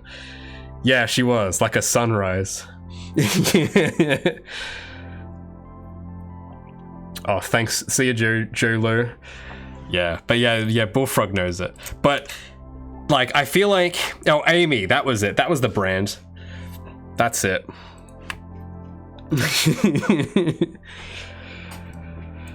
But I think I don't know if I prefer Barbara from Bankworld or Rhonda and Kutut. I don't know what my favorite is, because they're both pretty good. I feel like I can relate more with Barbara. I don't really relate to Rhonda because I don't have a Kutut in my life. But Barbara, she's always just done with everyone, and I relate to that a lot. I can get behind that. So,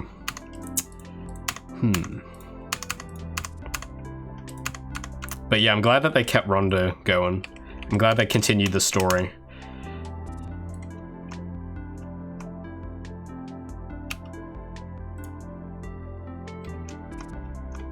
All right, let me, what is, oh wait, there's more.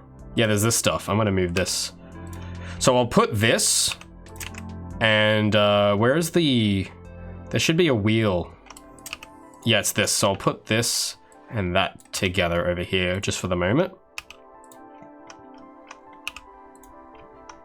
And then what's this? Okay, that's the abdomen. And what's that? That's the neck. I guess the neck and abdomen could be the same.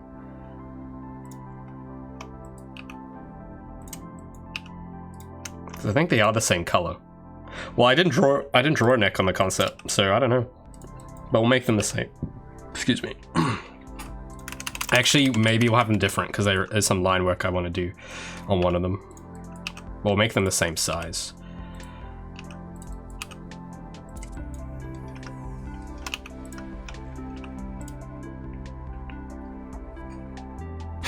Next devlog making could do it.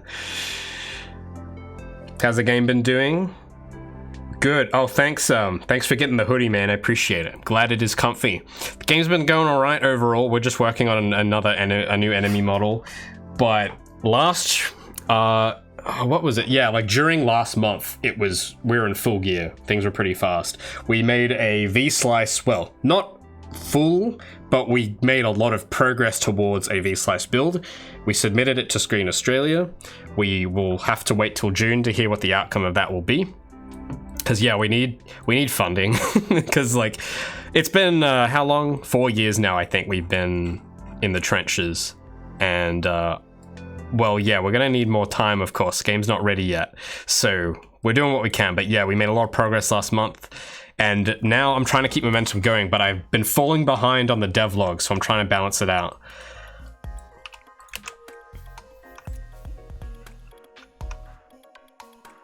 Hold on, I missed a story here. Wait, hold on. Who sent... Accidentally touched the ground plug when I'm plugging a 120 watt PSU from a power strip, and even that small momentary numbness in my hand was enough to reinforce to me why it's important to not try... Yeah. Wow, I haven't had that happen before. I have no idea what that feels like, but gosh, that sounds really weird. I wouldn't like that.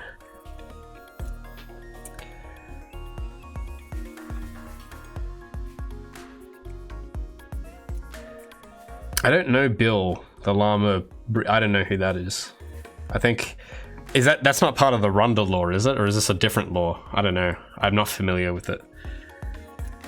Oh, thanks, Orion. But on that note, I have it scheduled and ready now. I think tomorrow there's going to be a new video. It's not a devlog, but it's kind of summarizing. It's like a little, not a trailer. It's like a teaser, more like just a little thing of like what I showed Screen Australia, because I figured you guys would want to see it. I just got to check when that is scheduled. I think I was working on it a bit yesterday. I think it's scheduled for either tomorrow or the day after. So yeah, be on the lookout for that on YouTube. Let me just check what time. Yeah, actually in a few hours. Yeah, so in 2 hours it'll come out. So you can guys, we may still be streaming by then. We may be able to watch it together if I'm up that late. But yeah, it'll be out very soon. Just a little video showing off some of the areas. Oh, that TV. Oh, that feeling. Gosh. Yeah, that is weird. Yeah, I don't know Bill. I'm sorry. Bullfrog. What era is Bill from? Because if it's from after 2011, I probably don't know him. That's kind of when I stopped watching TV.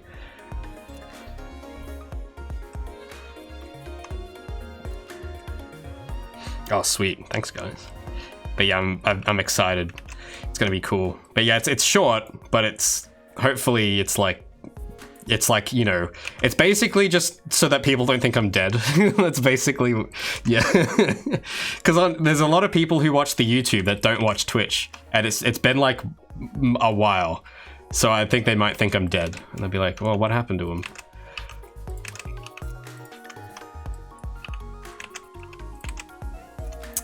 I'm just, what was I doing with this wheel? Oh, this is all wrong. Let me fix this up. Oh no, this is, okay, actually maybe this isn't so bad. But what is that? What is this UV island?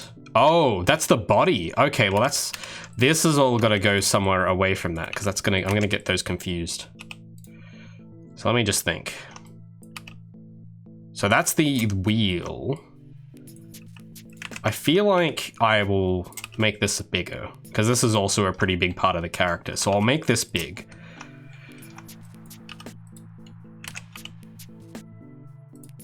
We'll put this up in this corner.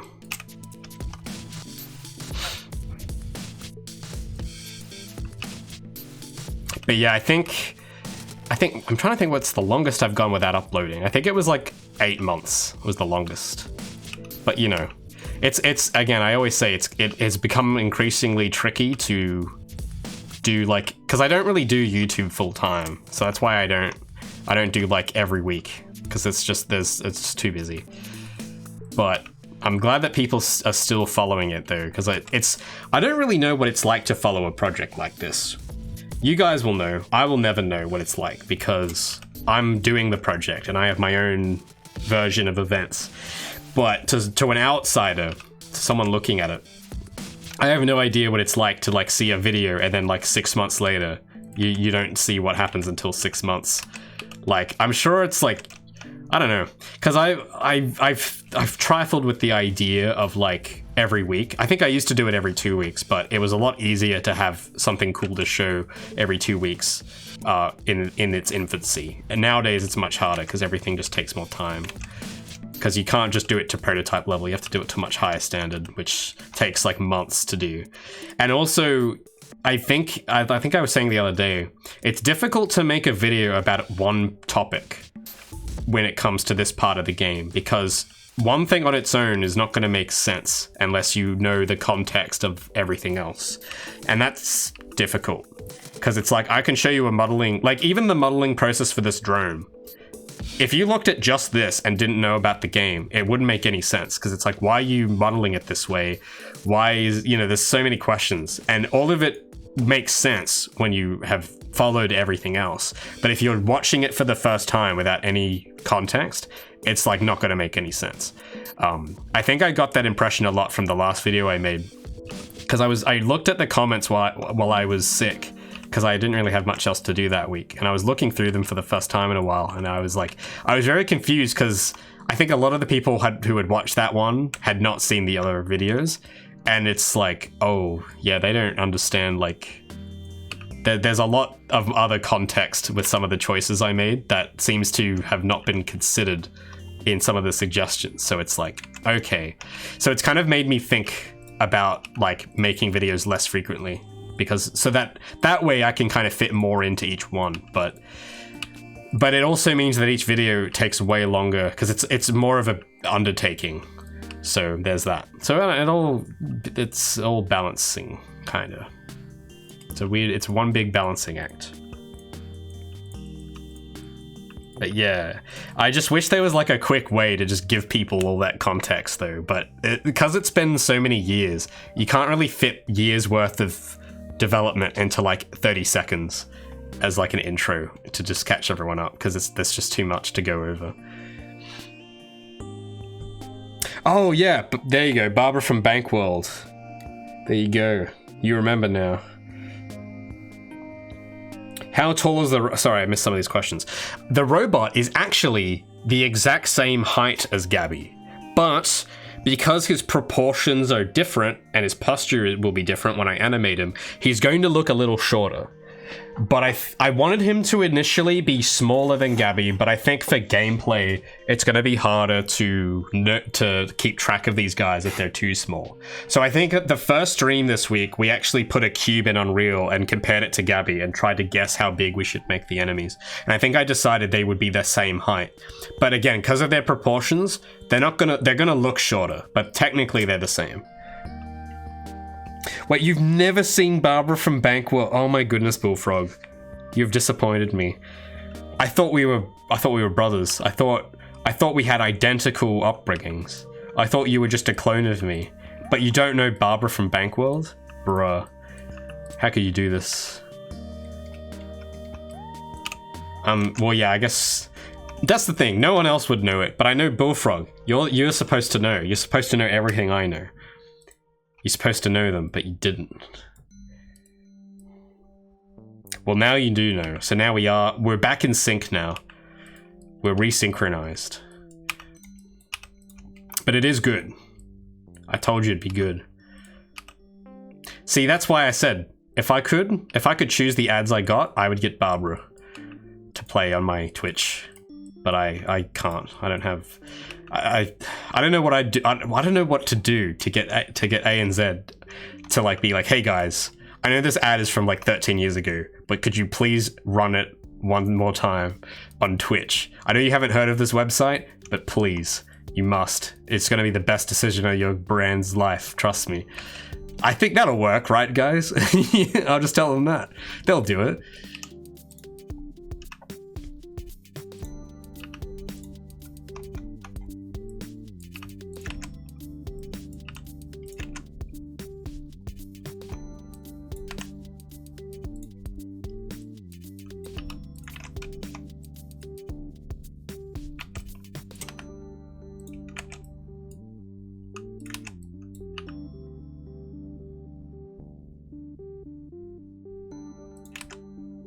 Actually, I did notice something about these faces that I'll need to fix.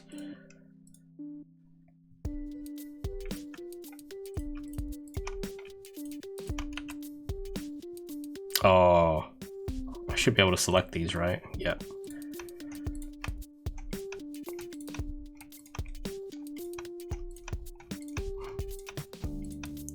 But yeah, what I used to do, this is how much I was committed to Barbara from Bankworld, because this was like before, I think when those ads were playing, I had an iPod Touch, and iPod Touches don't have like 3G or anything, so you can't watch YouTube. Like if you bring them to school, you either use the school Wi-Fi, which doesn't let you do anything, or you don't. Like that's your only option.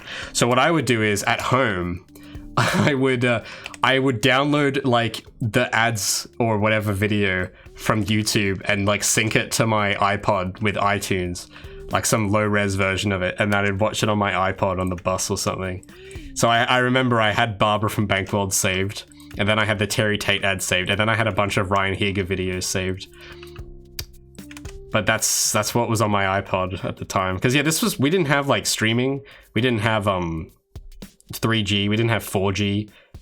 The 3G, that was what the thing was, but you needed to have the iPhone for 3G, and I didn't have that, so I had to just pre-save everything. That's the way it was before the dark times.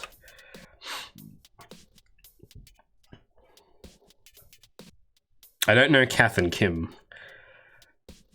Oh yeah, the iPod Touch, so good. Oh yeah.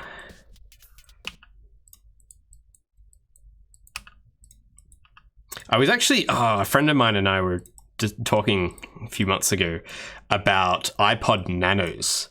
Because I don't know, there's some like charm about the iPod Nano that isn't in the other iPods. And we're like, you know what we should do? Like, we were like, as a joke, we were saying like, we should like buy secondhand iPod Nanos from some like, I don't know, that game shop I go to, they have them. And we were saying we should just, you know, like get some, sync like 100 or however many songs it lets you have. And that's like, we only use that for a week to like listen to music, just to like relive those days. It'd be cool, but I've yet to find an iPod Nano.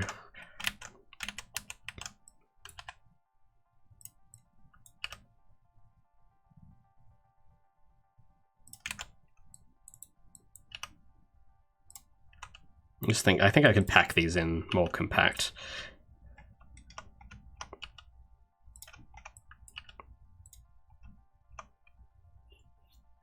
No, I don't know Kath and Kim, I'm sorry. Yeah, look, here's the thing though. I'm my own culture, okay? I don't just because it's Australian does not necessarily mean I know it. I haven't really I don't really know, again, if it's from like after 2011, I'm definitely not gonna know it. But what was I saying? I don't know, I just like maybe I've heard of them, but I don't know who they are. Like, I don't know what they look like. Well, yeah, I don't have relatives here. I can't ask them. I don't have any extended family. So it's like, yeah, I'm in my own little corner and I like it. It's fine. You know, I can develop it. I feel like Data from Next Generation. I'm a culture of one. And I have my own little weird things I'm into, which happens to be Barbara from Bankworld, but also a bunch of other stuff that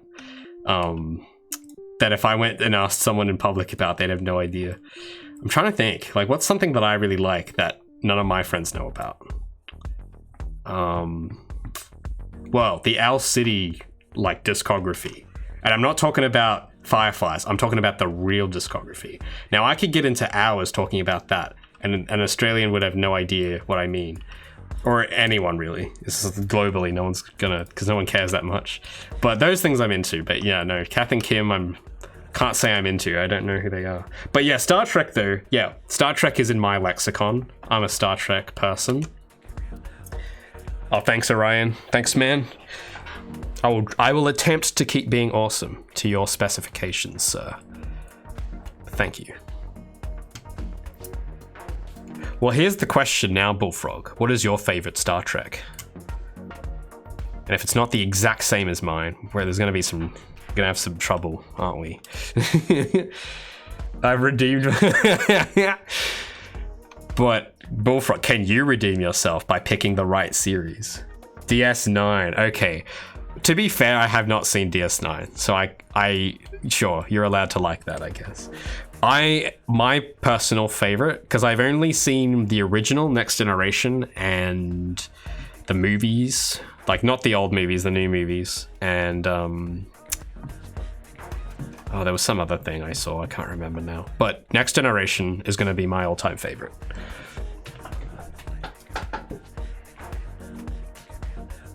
But yeah, I still, even in Star Trek, like I know Star Trek, I like some of Star Trek, but I haven't even seen all of Star Trek, so I think DS9, because I do know a little about it. That's with Cisco, right? And Worf is in it.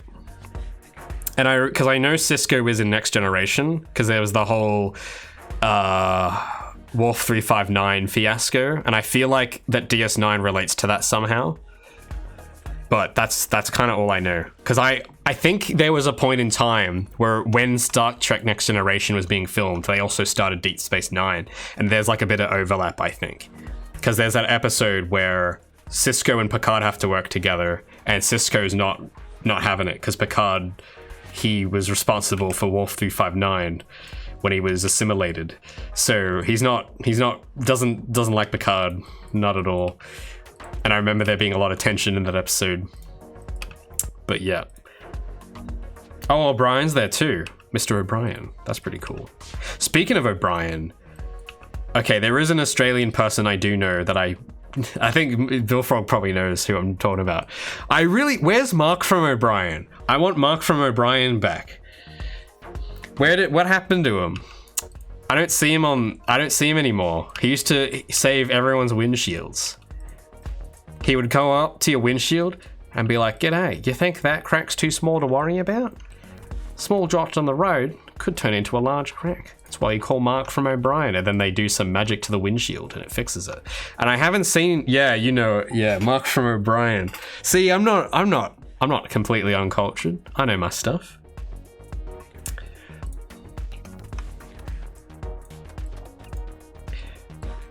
But I do miss Mark. Every time I see an O'Brien van, I always ask myself, is that Mark? Has he come back to grace us with clean windshields? But I can never look into the window to see who it is. But one of these days, I'm hoping that it's Mark. And I can go up to him and say, "Hi, I'm Mark from O'Brien," and then recite his entire ad to him. I'm sure he'll appreciate that. But that would be cool.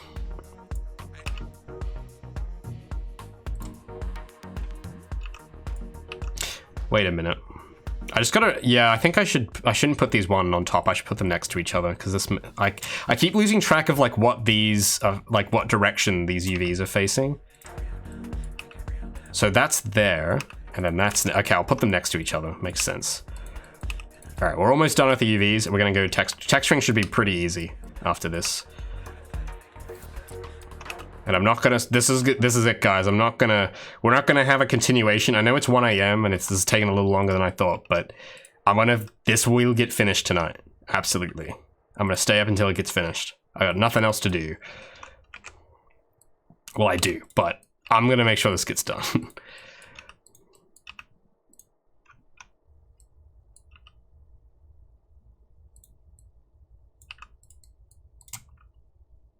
Oh, you going? All right, see you, Bullfrog. Cheers. Gavin from Autoglass. That does sound like a very UK name. I feel like if Mark was in the UK, his name would be Gavin.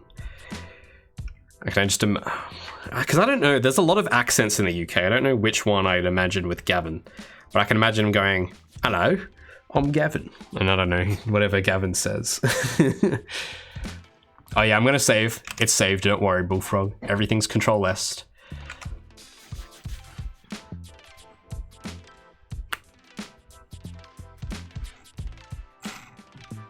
Bergman's never seen Star Trek. Dude. Okay. Something's wrong. I don't know what's going on with Bergman. But, okay. I don't know, have we talked about Star Trek on stream before? I don't remember if we have. But I will say, Next Generation, there's a lot of reasons why I like it. I would recommend it to anyone, because it's like one of those shows that really makes you think. Like it makes you go, and then it makes you really rethink your whole life, basically. It's interesting. I think, I know it sounds very vague, but more specifically, it's like, mainly, it's Picard. That's one of the reasons I think that show's so good. It's because of the captain. Because he's very, he's not like Kirk. He's not like a stereotypical action hero. He's very cerebral, and he's very diplomatic. And he comes up with all these very interesting ways to solve conflicts in his own unique way. And the kinds of issues they deal with are also very thought-provoking, because it's like issues of ethics, that sort of stuff, and it's like, makes you think. So yeah, and then his crew are also, they complement him well, like Mr. Data. Data has a lot of very cool episodes, and so does, there's another character, like Riker, he's pretty cool. And I never liked the Worf episodes that much, but I guess he has his own little thing going on, which is cool.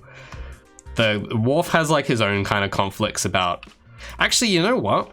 I think Worf and Gabby do have some stuff in common, because Worf is like in this position where he's like a Klingon, but he's raised around humans, and he's kind of disconnected from his own culture. So there's like conflicts that come up in the show where he has a son, and he has to like figure out if he's gonna raise him like a Klingon or like a human.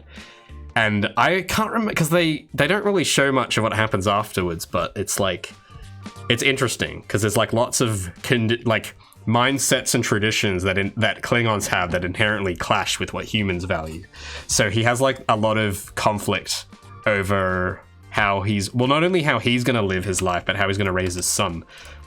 Because I think earlier in the show, there's like situations that come up with the Klingon Empire that he gets involved in, and then he has to like decide between the Federation and the Klingon Empire.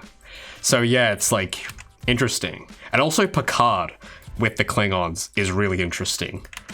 Picard is almost like a Klingon himself, and it's kind of cool. So there's that. There's just there's some polygons. There's a UV island I'm trying to find that I can't, because there was all those I have to click on this. It's got to be in here somewhere, I think. Oh yeah, there it is. It's underneath. Then what's this thing? Hold on, I need to look. Oh, I can't. Can I? What's this? What's that UV island for? I can't see it. Oh, it's, oh, wait a second, hold on. Oh, it's just that back bit. That's weird. Why did I do that? Hold on, let me hide that. Oh, it's that whole part. Okay, now that makes sense now. I think I might move that next to this. I don't know if I should stretch these a bit. Yeah, I think I should.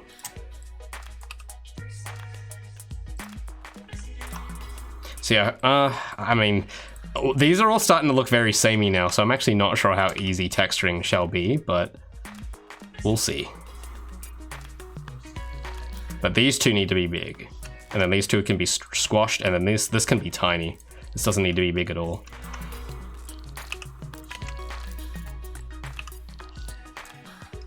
That can probably, we can just squeeze that in there probably. Yeah, there we go, that's nice. It's efficient. So we'll move that up and we'll see how this, because I think everything's kind of grouped together okay. We just need to put it all together. Except these two things. I keep forgetting what these are. These two little polygons. Oh wait, I think I might know. Oh, it's the neck and the thing. Well, they're kind of, yeah, they're weird. I don't know where I'd put those actually. I think I'll group that with the head. This neck part. Yeah, I think we could fit that in. I made the head very tiny, so I'm gonna have to scale all that up quite a bit. I think we could squeeze that in just there, probably. Might move that up. So yeah, there's that, and then there's this part, which will go under the body, I guess. And the body is here, I believe. No, that's not the body. Wait, what's this? What part is this? Oh, that's the wheel. Okay, that should be way bigger. Yeah, this should all be huge. Let's scale it by 2, 3, 4.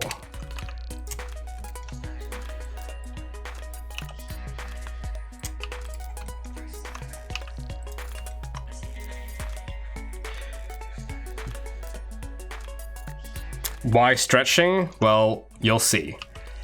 Like I said earlier about, because again, a lot of people will just say, oh, just use a plugin and make them all perfect squares, but that's not really the point.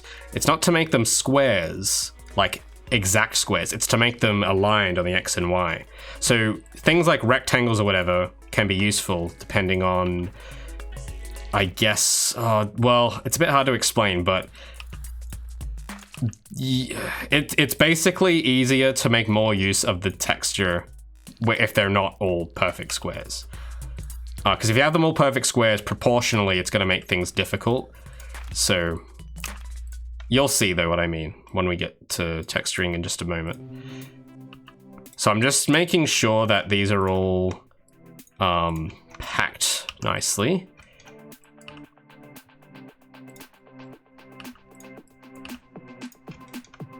I think I can move all those up. yeah, like I think I had a picture that I saved. Yeah, like this is a one from an actual game studio with this technique, and you can see that, well, why is it so small? There we go. You can see that it's not all just squares. Like they stretch them and warp them to kind of make more use of the texture, because the texture itself is square, but it's like, how much can you pack it to make every pixel count? That's why you'd stretch stuff. So I've tried to do my best just in each individual piece on their own, but we're gonna have to like combine these and stuff. I just want to make sure there's nothing overlapping between different objects. And I need to figure out like where these should go, because I want to assign these to like an area. I think this could be bigger. Oh, not that much bigger.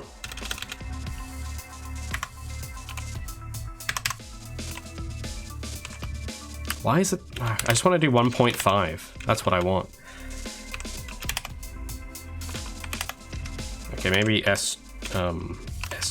There we go. Maybe, I don't know if that's too big. But I'm just focusing at the moment. I'm thinking about what parts of this character need to be the more, like what's going to be more important to have detail. And I'll make those parts bigger, and then I'll just squeeze the other parts that aren't as important into whatever's left. So like this, we could probably shrink that down, I think, by like half. Oh, no, not that small. Yeah, like we could shrink that a lot. And then we can make this, because this is the wheel, that needs to be pretty big. And we might rotate it to be like something like that. Or yeah, hold on. We'll put it here. And then maybe we'll put this on that corner. We'll figure out a way to squeeze that in here. And then we, this is the body, I think. Oh no, this is the abdomen in the middle. Where's the wheel? I'm trying to remember where the wheel, I think the wheel is up here, right? Yes, so I will group this with that segment on the wheel. I'm just trying to find a place for it. Could probably squeeze that in there. And I know that the gaps are pretty big. We'll fix those in a moment. And there's this little piece which can go... well, we could maybe make this a little bigger.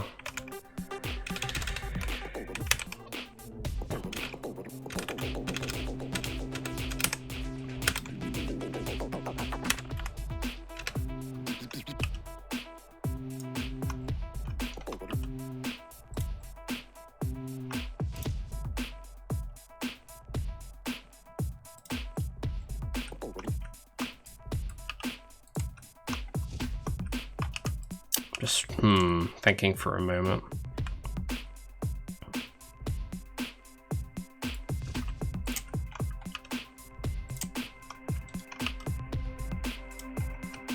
And then, yeah, then this will, I need to make this way bigger.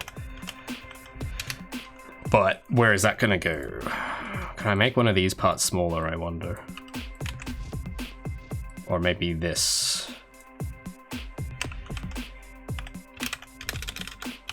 Yeah, I can make that smaller.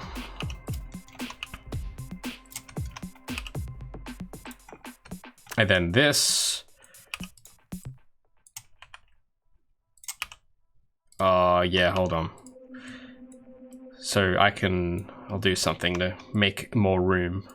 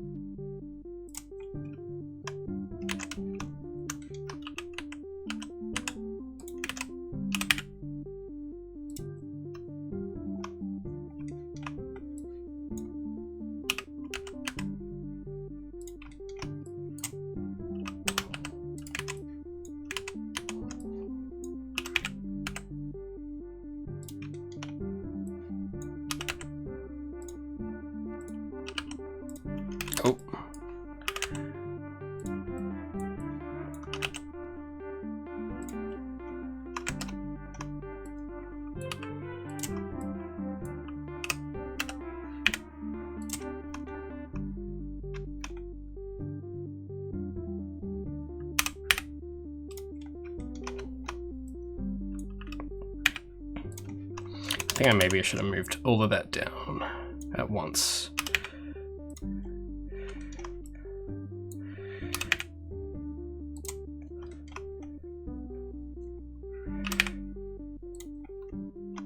And now we may be able to fit that in. There we go. Nice. Now we can move that in here. And we could probably make this bigger.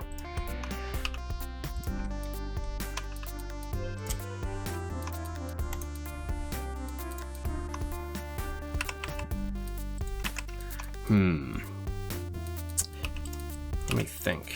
We can actually, it might be smarter to move this up here and then that down here where I can scale it a bit more. I think. Could I scale that? Or no, that would take up. Because I want this part, I need to make that corner bigger. But if I do that, it's gonna like get in the way of stuff. Unless I rotate it this way. Oh, I guess it kind of takes up the same amount of space. But maybe I will rotate it that way because it's slightly taller now and slightly thinner. And then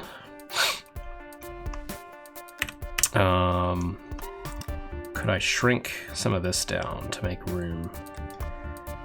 Probably. I shrink it that way.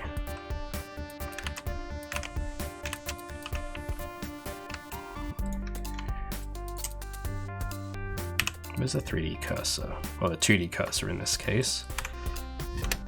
So I'll use that as a scaling point to make that big. Yeah, so then that's taking up more room, and then we have a lot of room for this, which is good because that actually does need detail. So we can yep. So I can like rotate it that way and just scale it a bit more. So it might scale it by, okay, not that much, scale it by 1.5. And we'll move these a little closer together. And then even if we want extra UV space, we can stretch them a little. Just take up all that room.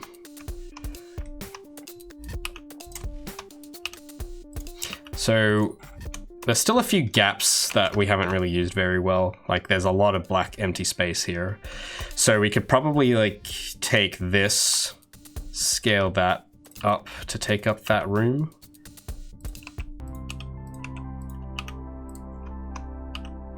Because yeah, might as well use that space.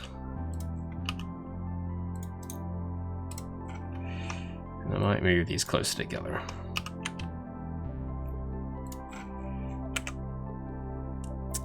And I guess that's good enough. I can't really think of a better thing right now. Just a little, I feel like we could fit these parts not in this, because there's a huge empty area with just these two things. I feel like I could squeeze those somewhere, like here maybe. Yeah.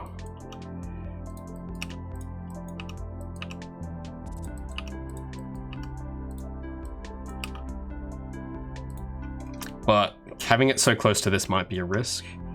So I might move this somewhere. What's all this stuff? Oh, I know what that is. Yeah, actually this could go here. That's fine.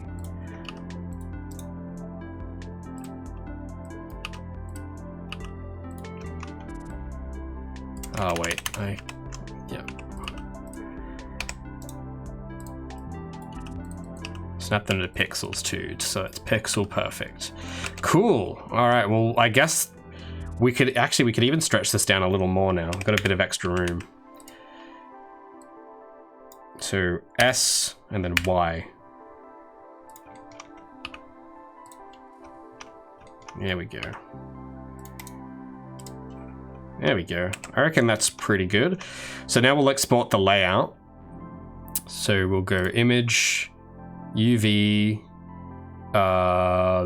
export UV layout. I'll set the fill opacity to 0 and we'll call this, well actually we should join these objects first actually and apply the mirror modifiers because I actually haven't done that yet.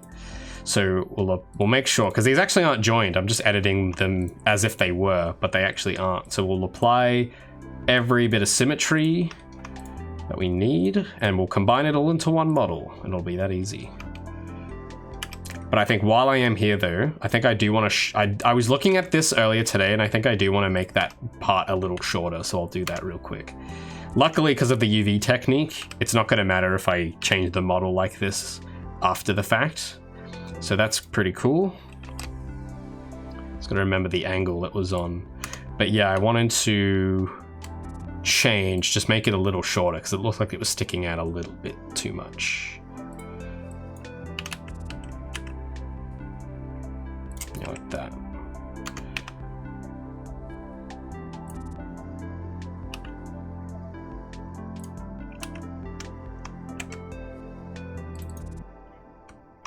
Oh, sorry, it's just Blender's being very laggy now. Yeah, it's better. Yeah, see, that looks a little nicer, I think. And it kind of lines up. Yeah, it actually lines up perfectly with our reference image now. So that's good. Cool.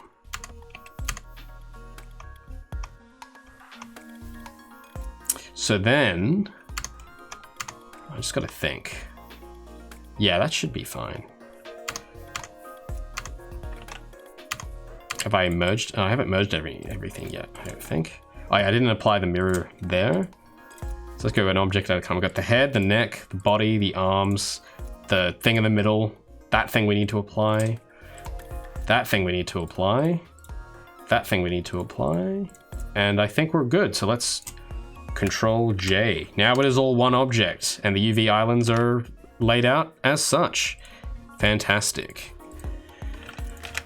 And yeah, so now we'll export it this time.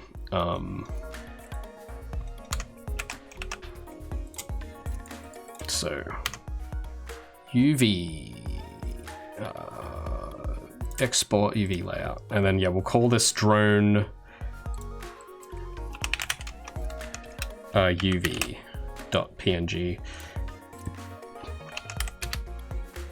There we go. This is where the fun begins now, because now we get to do texturing, which hopefully should not take too long. So I've already got a texture set up with all the layers I need, mostly. I just like the functional layers I need. I just need to give it colors and stuff. So I've dragged in the UV export. It might take a bit because Photoshop's been acting up a little strange lately. So give it a sec to do what it needs to. I'm gonna need to use the colors though from this image, so I'll get that open as well. The actual concept art.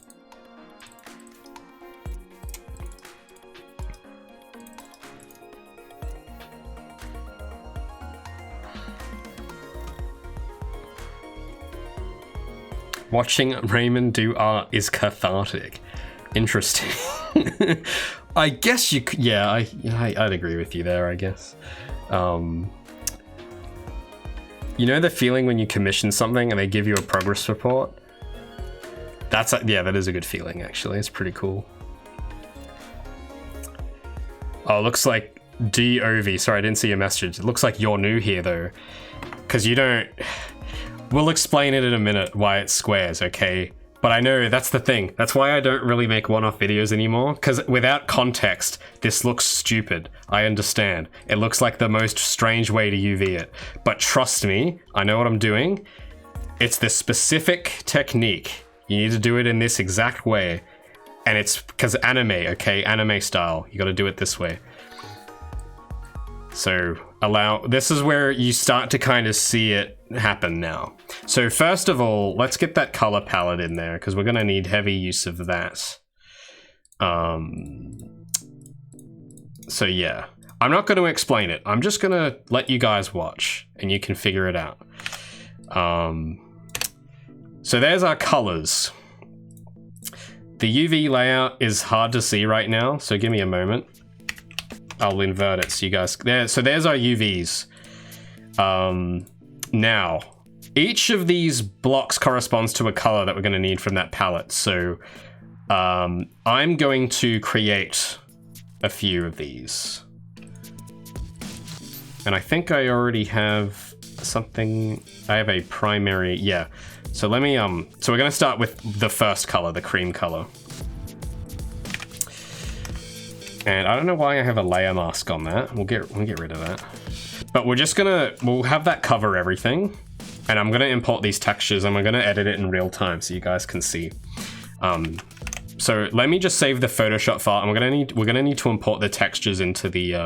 I have a few dummy textures here, like exported textures that I'm gonna use, but they're just placeholders. But basically, when we're done, we're gonna overwrite these files. But I'm gonna import these in the project now, so that the project is linked to those files, and then when we're done, we'll switch them. And yeah, so I'm gonna set that up real quick because this will be easy to do.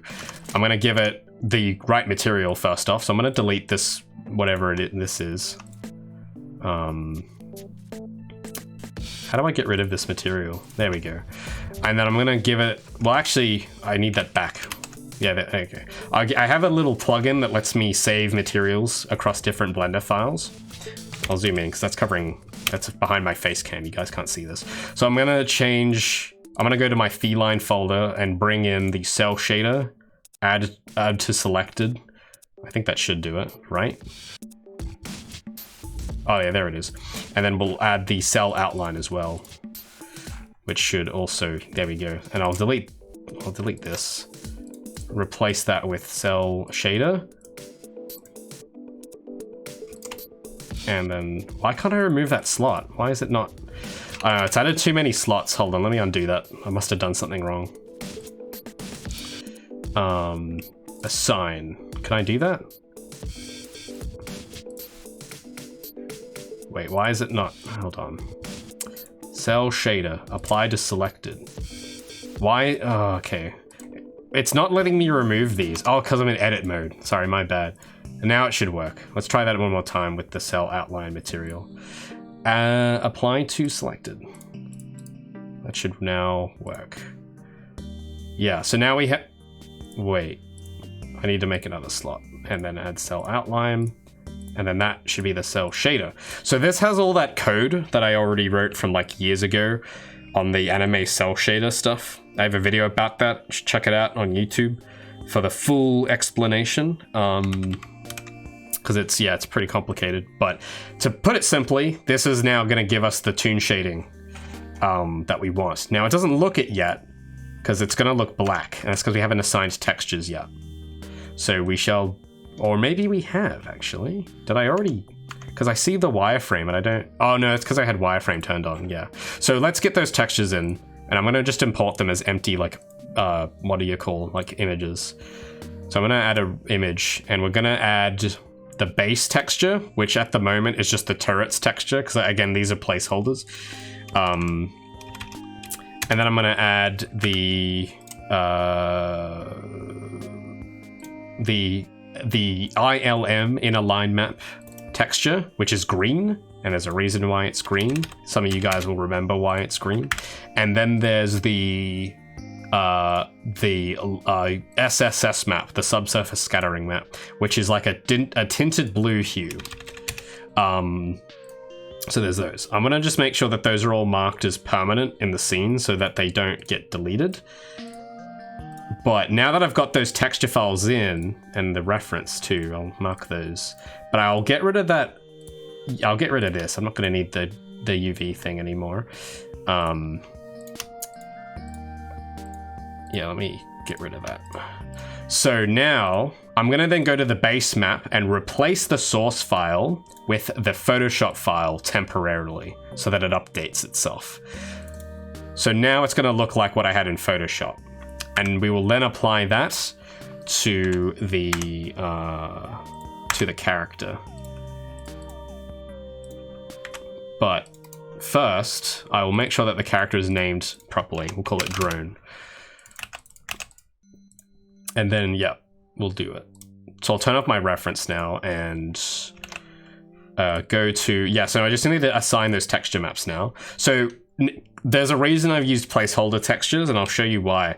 Because each of these is supposed to take an image file, so I think the SSS one is next.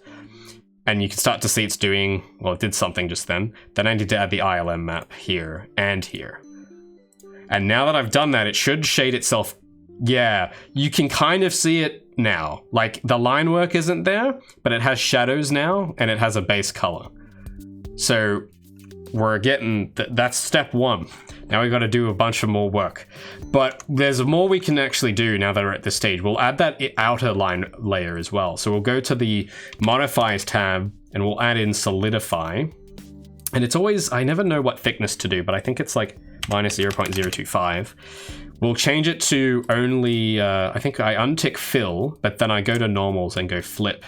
And then I change the material index to 1, and that'll give it the black outline.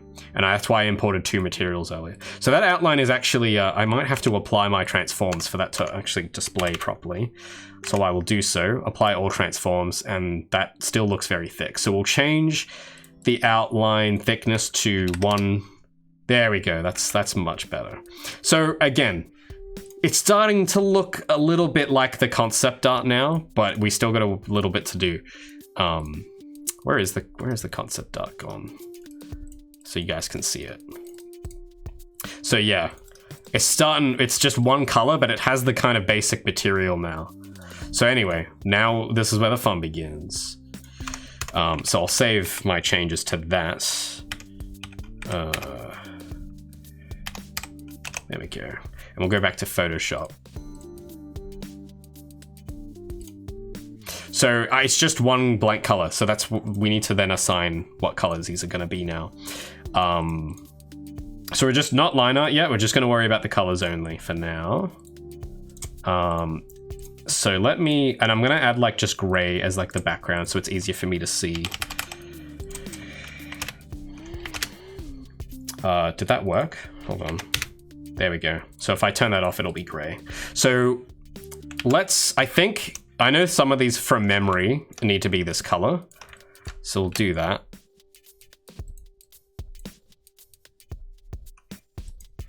I'm gonna turn off the out. I'm just gonna, again, it's all just boxes basically. So this should be, I don't have to do any tablet stuff or painting, which is the whole point. That's nice. So I'm just gonna do with that area and we'll see where this maps to so I think if I select it and then load up that texture file, I think it was Alt R, was it? There we go, to refresh. So that has now shaded some of the wheel and some of the middle part, which I actually didn't want. So I'm gonna have to adjust that. Just take up that and that. But I think there's some of these areas I wanted black, I'm pretty sure.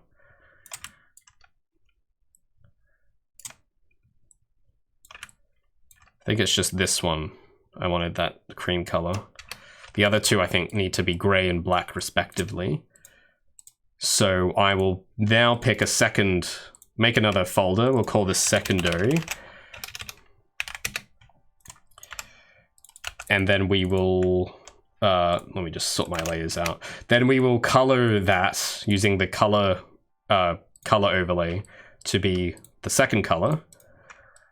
And then we will move this over these two, I think. Save it, go back to Blender, Alt R to refresh. And you can see, because I've left one of the layers on and now it's acting. Okay, so the wheel is in a completely different spot. But if we look at, okay, so I think one of those, you see how now that this area here, so let's go to face mode. So those areas, that's that middle box there. So I'm gonna have to shade those cream as well. So I did the wrong color. So that's that color. Because this block, I think, is the inside, I think. At least I'm pretty sure. Or, no, wait, no, that's the abdomen, isn't it? Yeah, no, maybe I'm thinking of the wrong color there. So yeah, we'll come back to that one. But we'll stretch this out to cover these two. Save it, then we'll Alt R, and now that trim is the right color. I know it's in shadow, so it's a little hard to tell, but that's correct.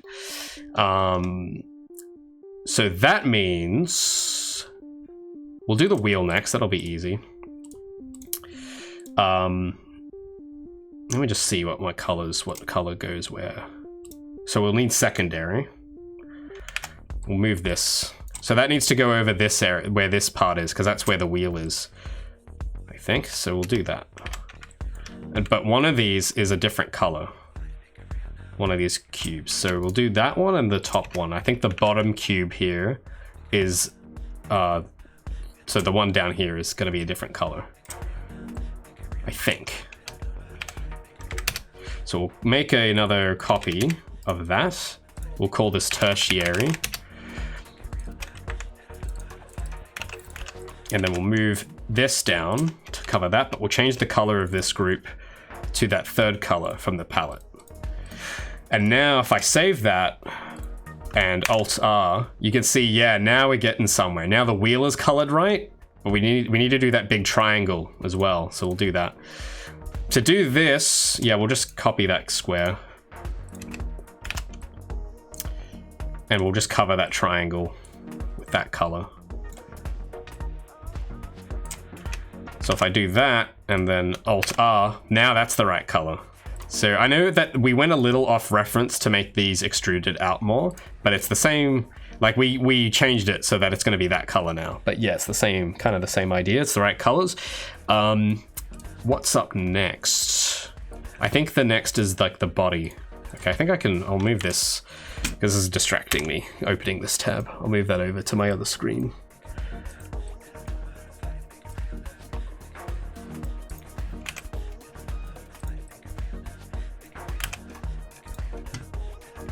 Oh, where are you guys? There you go. Oh, thanks, Telekinesis. Said my alpha in the Discord. No, that's not the point of the Discord. I don't do that. Actually, yeah, we've had a bit of difficult choices to make on that front. Because yeah, as it may, I think everyone predicted this coming, but we're not doing free builds anymore. It's just not viable. Like, we're gonna go bankrupt, so we can't. So yeah, we've been trying to think about how we're gonna continue testing, but also stay alive. So we have a few ideas in the works there. But yeah, I've thought about doing Patreon, or subscriber thing or whatever, but I'm not sure entirely about how that would work, because I would feel more comfortable doing something like that if every month exactly we could promise updates and content. But the thing is that sometimes in a month, yeah, we may have updates and content, but it may be not playable because maybe something is still broken that prevents other people from playing it, and it'll take another month to fix. So yeah, I'm not entirely confident in that model at the moment, but who knows. But we do have some other ideas. But yeah, that I don't think I said anything though about that new thing I've shown, the Screen Australia build. I don't think I ever said that was going to be publicly available. And yeah, it's again because it was for a grant. It's not really, we're not really looking to test anything in particular. So it wouldn't be much point of us releasing that, because it would make sense if we needed feedback on something, but at the moment we don't. Later we will for other things. But at the moment, it's not a good idea to do that for us at the moment. But yeah. But I will say though, for the free prototype run, I do have to thank you guys for how it did on itch actually, because it actually did pretty well. I was looking, because I had to film a pitch video for Screen Australia, and I was looking through the itch analytics to try and dig up some stuff I could use to help sell our project to them. And yeah, it actually, like, I was quite surprised. It actually topped a lot of categories. Like, it was like #1 in parkour, and it was in the top 10 in like action and 3D and in Unreal and in female protagonist. Maybe, actually, I'm not sure about that one. I think it was topping there at one point, but I think a lot more like visual novels have come out since then and have taken its place in that category. But in a lot of the ones that I care about, it actually did pretty okay. So I have you guys to thank for that, for trying out the game. But yeah, that's probably like where I'm going to leave it on itch, I think, because the main goal of testing earlier was, yeah, mainly to gather feedback. But now we get so much that it's kind of counterintuitive. Like, it's become actually a lot harder now. So I want to try and be a lot more intentional with it, where it's like I release builds to specific people for specific reasons to test specific things, because it's just easier for me to work that way. Because if I release it as I've been doing, firstly, if I continue how I was doing it for the last 4 years, I just won't have enough money to finish the game, so that's not going to work.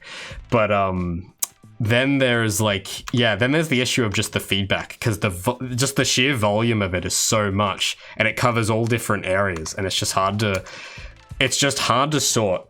So yeah, so we're thinking of better ways we can work with that, still incorporating feedback, but being smarter about it, you know, being more smart about what information, how we use it, all that stuff. I'm just trying to think what color goes where next. I think that, yeah, hold on. I need that primary color back.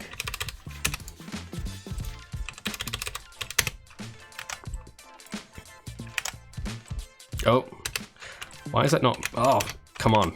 Oh, where's the layer? I can't select it. Oh, there it is.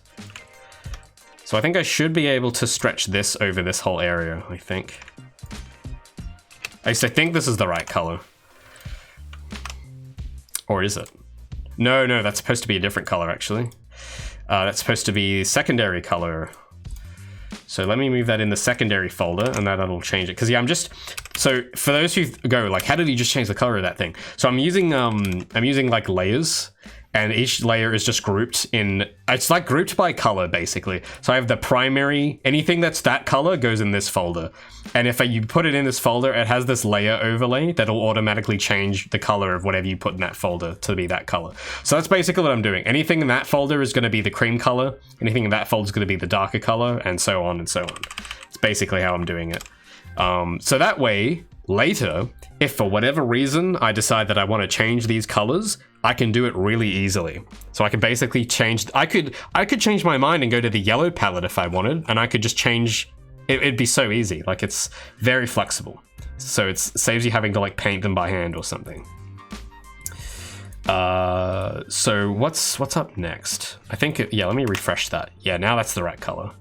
Now there's gonna be little like aliasing artifacts if I zoom out. Don't worry about that. It's probably not going to be visible in the engine. It's just like the texture being glitchy. Let me think. What's next? There should be, yes, I know what to do. Need my primary locks. I need to put that here. But I'm gonna have to add a bit of texture detail on this part. So we'll see how we do. So then if I refresh that, now it's got that part done.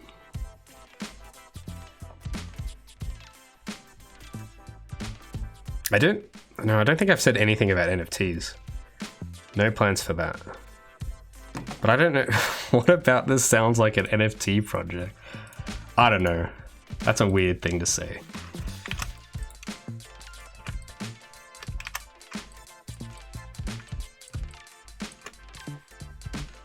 Pastel purplish.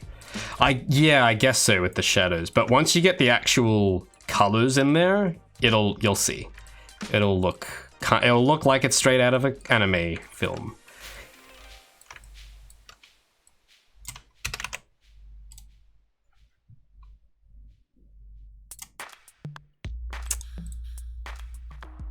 Let me refresh that. There we go. So now we got the back fin done. Just that little, yeah, it's all mapped to just that one cube. So that's pretty handy. So those bits, I'm trying to remember what those parts at the bottom were. Can't remember. But I know that I need secondary for a sec. Yeah, it's pixel perfect. Pretty cool, right? I mean, I don't know if Arc System Works would bother to try and get things pixel perfect, but I find that it helps. So I don't know. It's easier for me to work with when it's pixel perfect, so I do it. One thing I hate having is like a UV island where it's like half a pixel, like it's covering half a pixel, and it's like, oh, the aliasing. Oh, it's terrible. I hate it. Okay, I keep forgetting. This part is supposed to be that color, so that goes in the tertiary folder. There we go. So if I refresh that now, hey, there we go. All right. Let's see. I keep forgetting what this part at the bottom is, like this area. But I'm just covering it all with one color, and we'll see what it does. Or even better, I'll make this like some ridiculous color, and we'll see exactly. Yeah, I'll make it red, like bright red, just so I know what part this is.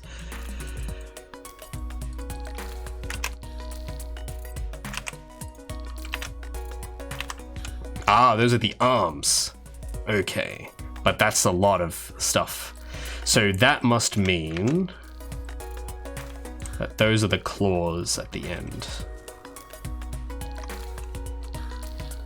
Does the robot's wheel actually connect? Well, that depends on what you mean by connect.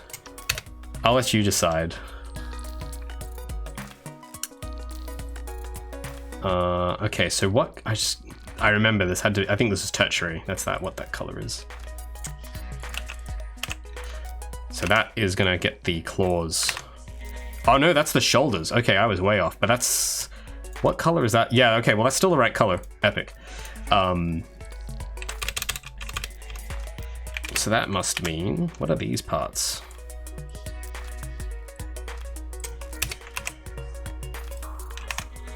Ah, I see. So I may need to shrink those.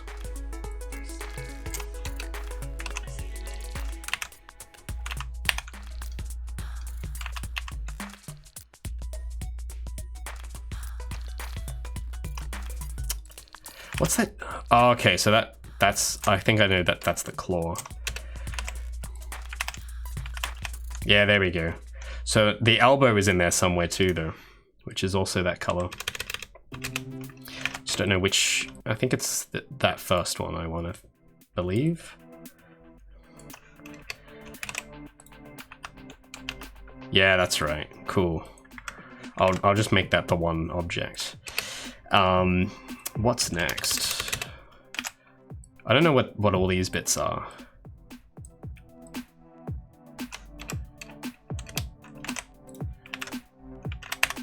Ah, okay.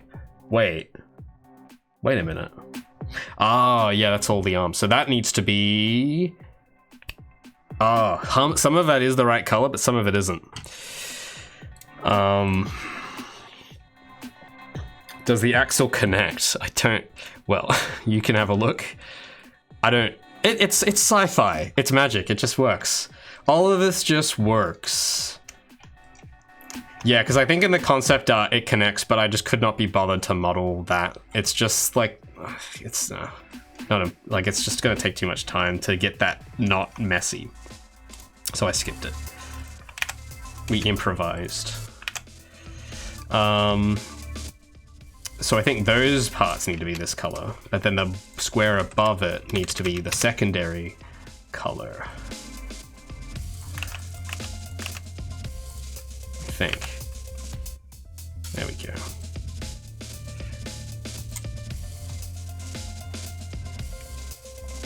Oh no, that's all right. You don't. I've already modeled it, guys. You don't need to model it for me. It's almost done. Don't worry. You don't need to do my job. All right, so there's the arms, and okay, yeah, I know what's next.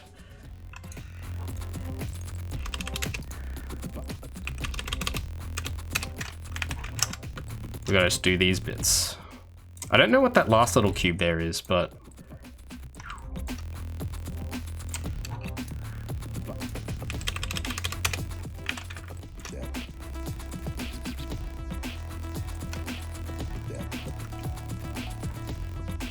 there we go.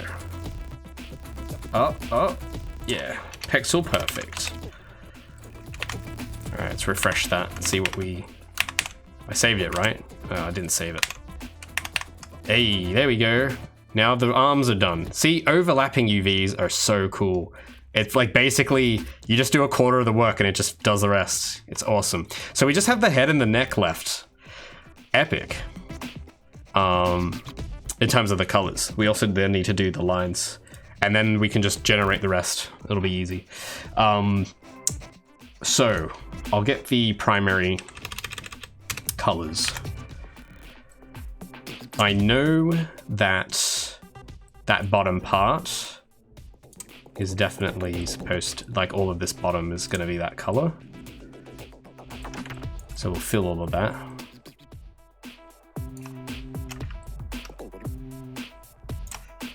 So this is where its face starts to take shape, because it looks like flat on the model. But when you add the colors, so there's that part done. And I think that part of the head. Let's keep going. I'm just trying to remember what's what now. I think some of this is the visor, but I can't remember. So we'll just fill it all and just see where it covers and see if we need to adjust it.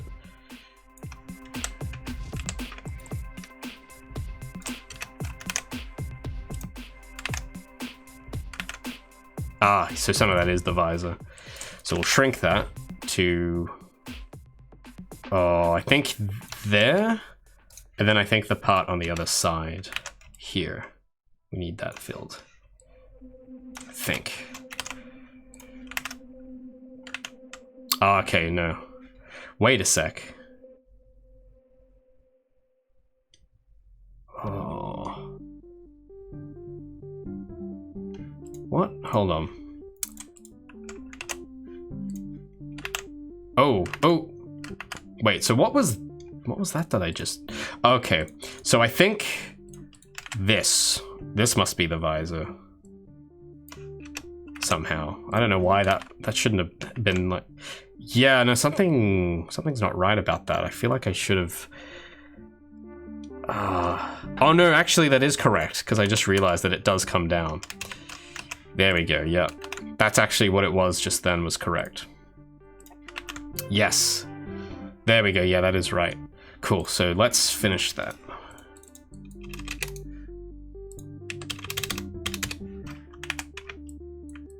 Thanks, Nalvor. I concur. I do like cell shading.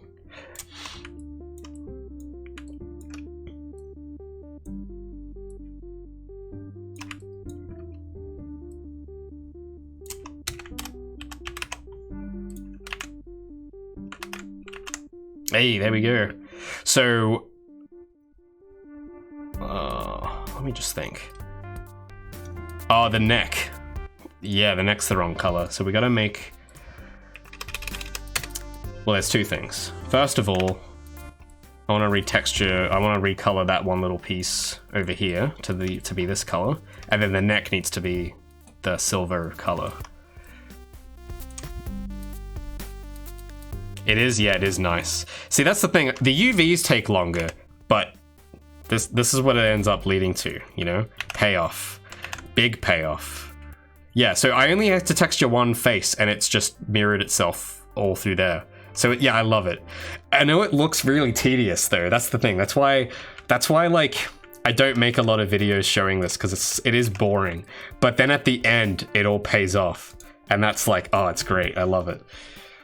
But I feel like you have to be like a certain kind of special to like appreciate or care about it, if you know, because like you show this to some random person, they're gonna be like, yeah, cool, dude, blocks, that's great. You know, like it's gonna be so strange. But I love when I get to parts like this. So I think this is what I think that's the neck. Yeah, there we go. Awesome. Now is where the fun begins. Oh yeah, I just need to do the oh yeah, sorry, I forgot. The entire top of the head is also supposed to be red. So I just gotta figure out where that is. Oh yeah, it must be this part on the side. So hold on. I missed that. So I just need to bring that. And actually, there's a lot of free space around there. Yeah, so that, where the gray are, we're gonna make that red.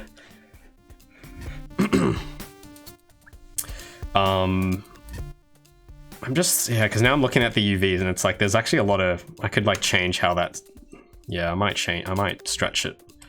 Because that's like, there's so much free space. Yeah, hold on. get the snap tool going. Yeah, it's bothering me. Free real estate.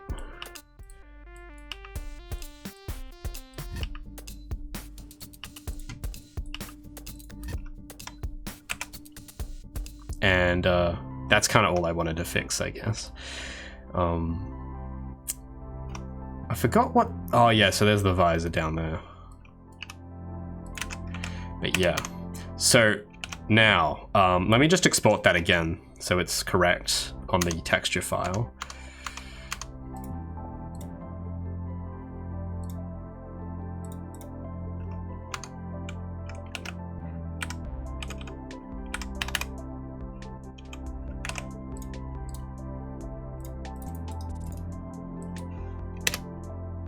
Oh, I should zoom out before I do that. So now the UVs have been updated slightly. And we'll get that red color going. And I think what we'll also do, we'll material ID those parts as separate material so that we can control the luminance of it. Because I'm gonna make those glow, which will be cool. Yeah, so I need to make one more folder called Quaternary, I believe. Set the color overlay to be that red, and then add some boxes. But this is only the beginning, okay? This is just the colors. The line art, that's where it's gonna get interesting. And we'll be up to that in just a moment once I finish this little square. So we'll save that. And now if we, yeah. Oh, well, I need to hide that. Oops, I forgot to hide the, that layer. And we'll hide the UVs and then kablam, refresh. Now, yeah, there's a bit of seams. I had this issue last time, but it's like a texture compression setting, so I'm not going to worry about those because I think I'll be able to solve that later once I've solved it before, but it was years ago. I can't remember how, but I know that you just change some setting with the texture and it'll get rid of those. So I'm not going to worry about that. But we'll just focus now on the inner line because we have the outer lines, but we don't have the inner lines. And this is where the payoff happens for why this is all UV'd so weirdly, is when you get to the lines, okay? So what I might also do real quick is, because this is really thick, this outline, so I might thin it a bit more. Okay, that's way too thin. Maybe 0.005. Okay, maybe a little thicker. 0.001. Oh. Yeah, like that. So I'm gonna, while I'm here, I'll material ID, whatever. I'll set like a different material for the glowing bits so that I can actually make them glow when I put them in the engine. So I think it's those faces. Oh, it's the bottom row as well.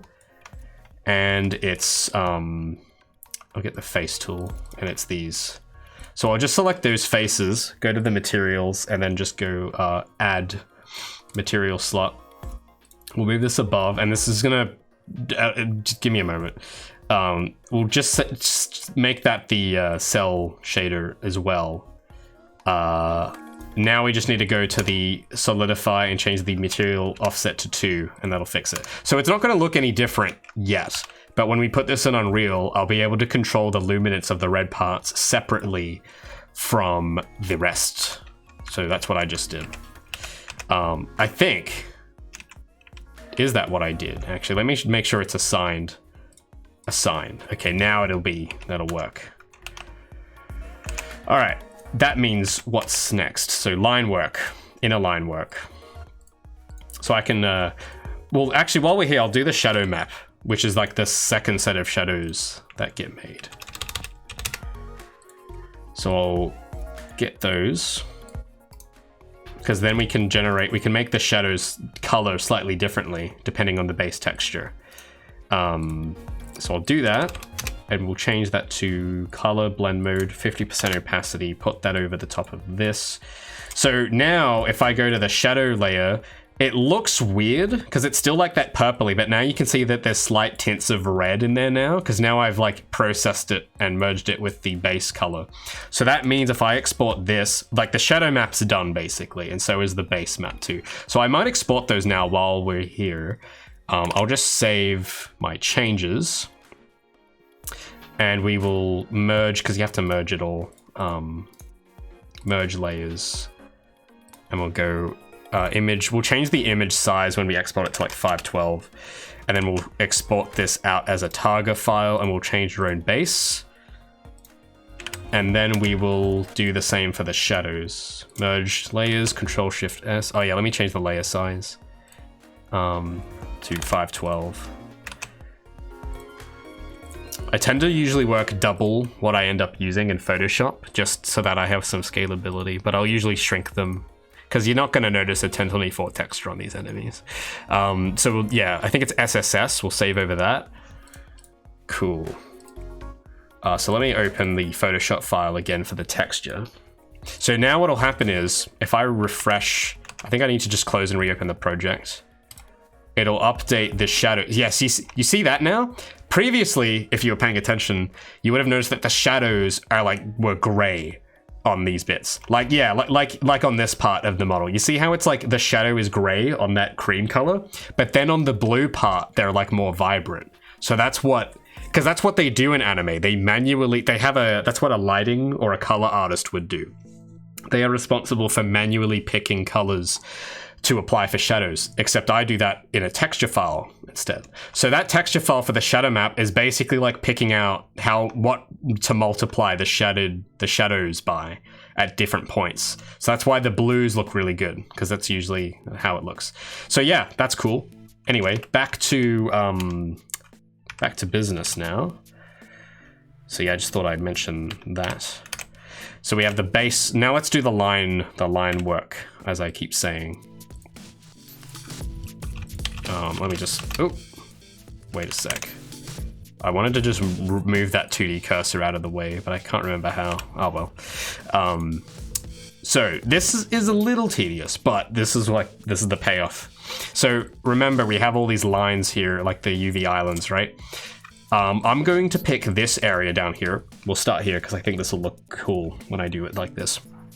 And well, there's a few ways we can actually do this, but I'm going to try the Arc System way, which I actually haven't done before. And I'm just going to save that as black, because there's another way I do it where I get black cubes and draw over it, but I think we'll take a bit of a risk this time. I'm going to save that and refresh. So now that the empty areas are black, and I'm going to actually edit the UVs. This is how Arc do it.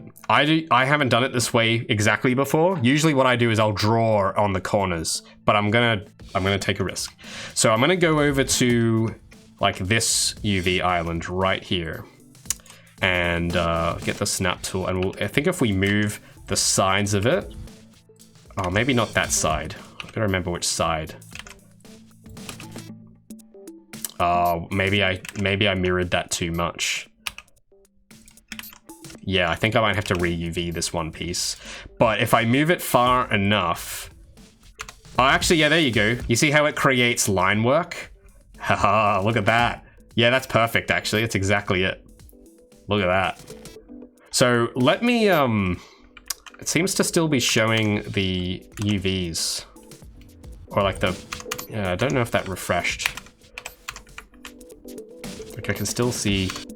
it must be... something with the seams. I don't know. Anyway, we'll ignore. Actually, let me save that again. It's probably like a compression setting, because I'm looking and you can see like all these creases. That's not supposed to happen, but I think it's just, yeah, I can probably fix that later, I think. But anyway, so we got some line work going now. I might need to adjust the texture a bit, so that we get that the lines are a bit thicker. So I might do that quickly. So yeah, I'll just need to take that cube.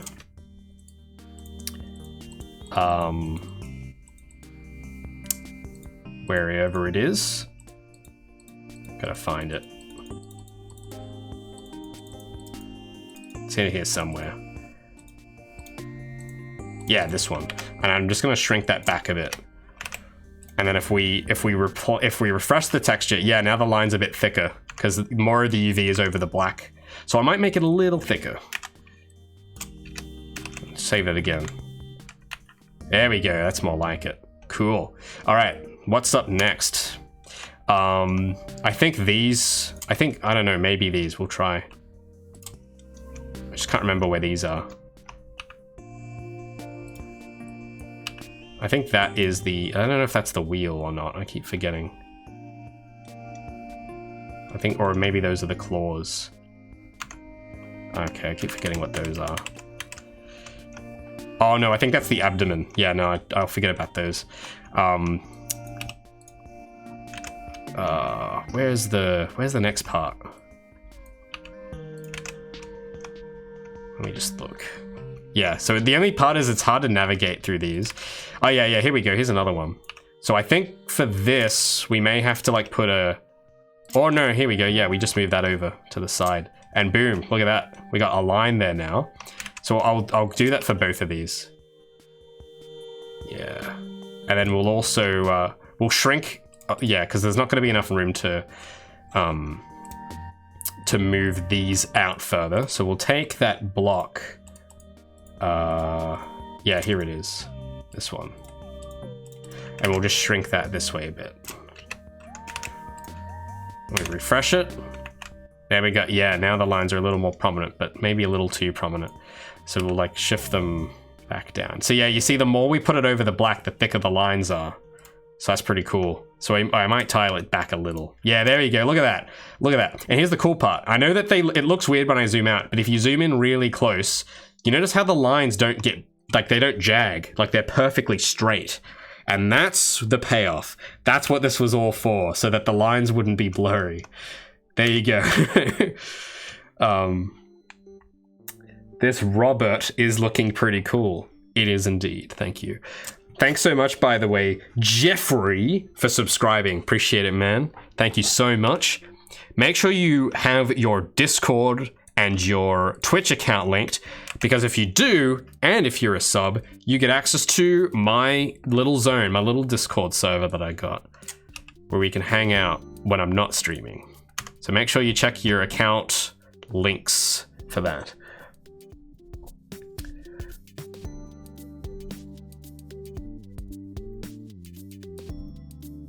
Oh, hey, Brown. Sorry, I didn't see you.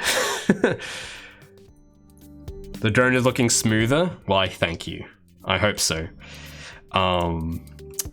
Sorry, I haven't been really checking chat. I've just been very focused, so forgive me. I've been in the zone again, okay? All right, so I'm just gonna think what's next, because we've got a few other bits to do. I think this is the wheel, I think. So let me just take this and we'll use the scale tool this time. I think if I scale it like that, oh no, that's scaling it the wrong way, I think. Oh yeah, so maybe I rotate these. I need to rotate, oh, not like that. I need to rotate these sideways. And then bring these out. Yeah, look at that. Look at that. Isn't that so cool? Oh my God, it's awesome. We got line work. So, I can't get them too close to the other island, so I'm gonna have to, like, again, make some edits in Photoshop for that part. I think, yeah, that's this, so I'll just shrink it like that. Why did that? Oh yeah, there we go. Now, okay, now I might, okay, maybe I shouldn't have shrunk it in the, because now it's created a line down the middle. Oops. So yeah, we'll just shrink it that one way and refresh it. So yeah, actually, because usually I usually do it a bit more in a tedious way, where I will draw like bits of black onto the texture, but I'm trying this out and it's actually a lot faster. So that's pretty cool. It looks like though I've made a UV error on this part. I have to do something about that. I think it's this polygon up here. Yeah, what's going on? Oh, it's this part, yeah. Sorry, my bad. It's just this edge getting caught up.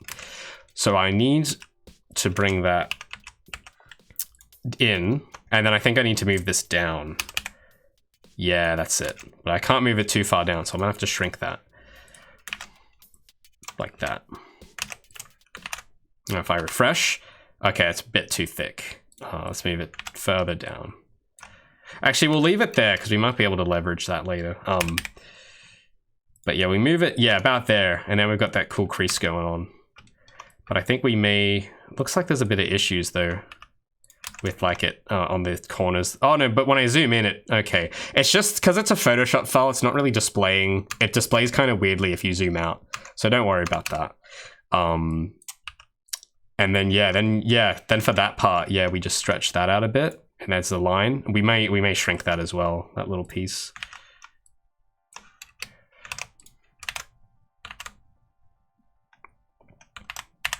Did that do anything? Oh, it did. Yeah, there you go. So now you got lines going around there as well. So I might shrink it a little more. And then if I refresh it, yeah, now it's a little thicker. Well, maybe a little too thick. So we'll save that. Refresh. Oh. So I think depending on the face, because yeah, it's not uniform. So I think for this specific but if I might just have to leave that how it is. But you get the idea. There's also I think on this side as well it would appear.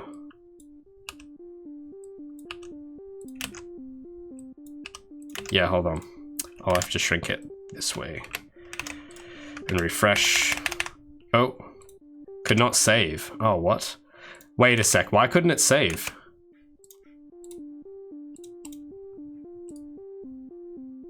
Okay, now it's saved. Yeah, so this, you won't be able to really see in there, so I'm not gonna worry. I might shade that a whole different color. Give me a second. Because yeah, the inside should be a different color.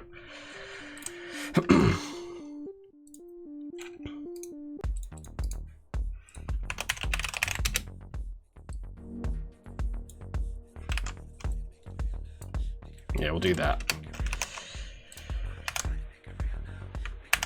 Yeah, there you go. That's looks about right. All right, what's up next? Oh yeah, I'm saving. Don't worry. Maybe because I was just reading these these messages. Someone, yeah, like this Robert looks cool. Maybe that'll be his name, Robert. Robert the robot. Maybe. I'm still hung between, yeah, now I'm hung between Robert and Wii Woo Bot. The Nintendo Wii Woo. With the, yeah, because I think yesterday we noticed that the color palette was eerily similar to the Japanese Nintendo Famicom. So this is a licensed Nintendo death robot, the Nintendo Wii Woo.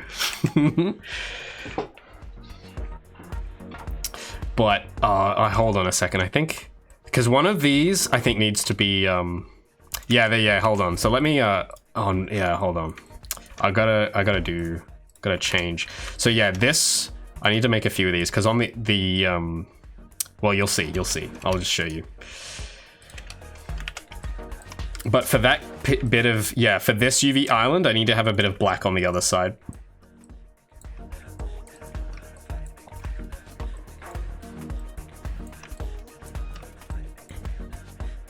But not for that top bit, I don't think. Or maybe I do, actually. Yeah, so we'll do that for, yeah. So I'll shrink this in a bit. And then... Oh, that's right. Hold on, let me figure out which of those is doing it, acting up. Okay, so it's this top one. But then there's this part. I feel like, what's this? Oh, yeah, no, sorry, yeah, hold on. So that needs to go up there. I'm just thinking where the lines all need to be. And then this, the other one.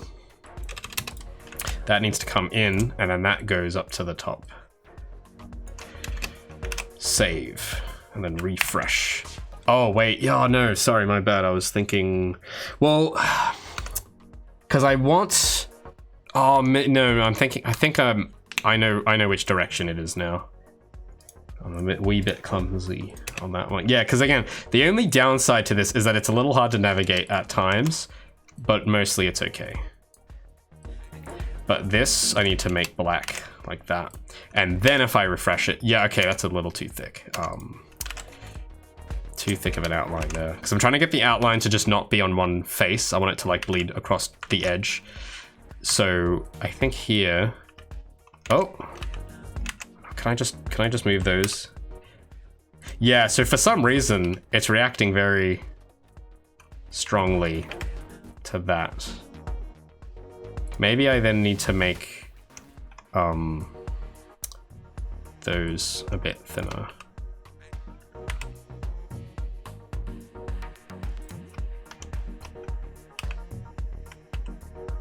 There we go. And yeah, look, it's so sharp. It's like vectorized. Pretty cool. Maybe it's a little too thin though. Yeah, maybe it does need to actually be a wee bit thicker. Just a little. Yeah, just a little. Well, yeah, then we'll on this face. But that's too much. So it's very sensitive here for some reason. This one face. I reckon that's good. It's just now we gotta get that bottom. That's too much. Yeah, like that. Again, when you zoom out, it's like warping, but don't worry, that won't happen in the engine. And I also just noticed that maybe this part too, actually. That needs to be more. Yeah, there you go. Cool. All right, so the wheel is mostly done, I think. There's just a few other little pieces of it. Well, actually, yeah, we go to the UV editor, see what we got. I'm just trying to find where that little part. I think, yeah, this is what I was thinking, is this bit. So I need to have a black bar in the middle for that. Yeah. So I need to separate these two. Yes. So that needs to go there.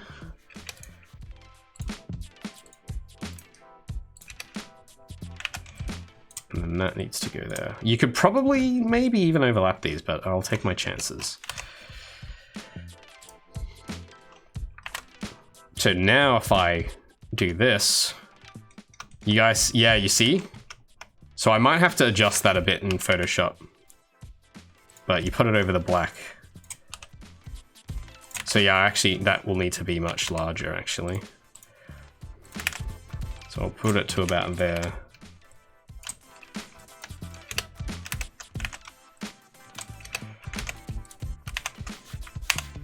Okay, maybe that's a little much.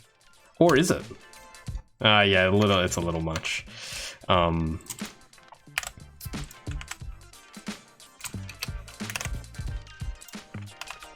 it's better.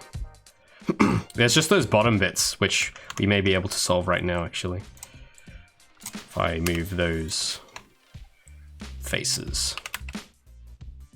Yeah, that's gonna need more room. I packed them a wee bit too tightly. So I'll just move both of those up.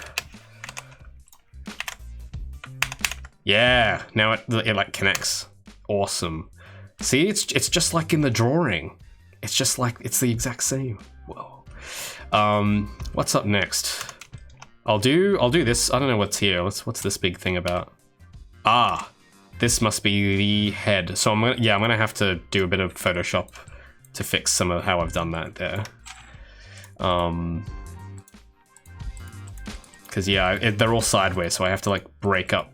Yeah, it's this. I need to break this up into different little pieces.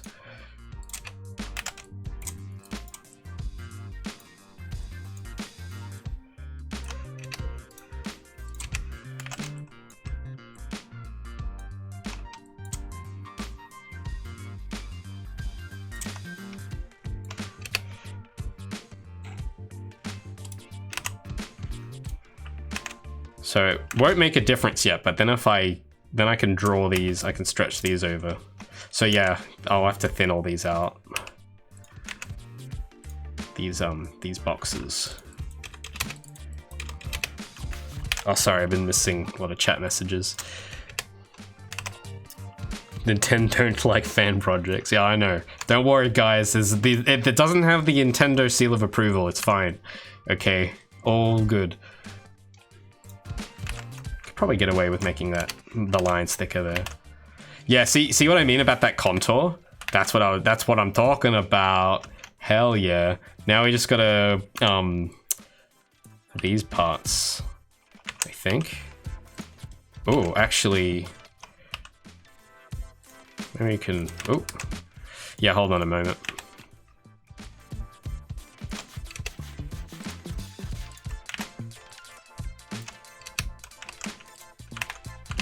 Make it even, yeah. Well, actually, maybe, hold on, let me undo that. Yeah, I liked how that was, but I will add, well, yeah, actually, I don't need to change that in Photoshop. That one piece. Yeah, so I'll just like take these and drag them over. I mean, I could overlap these over this black area, but I'd rather not. So I'm going to shrink that. Okay, it's a little too much.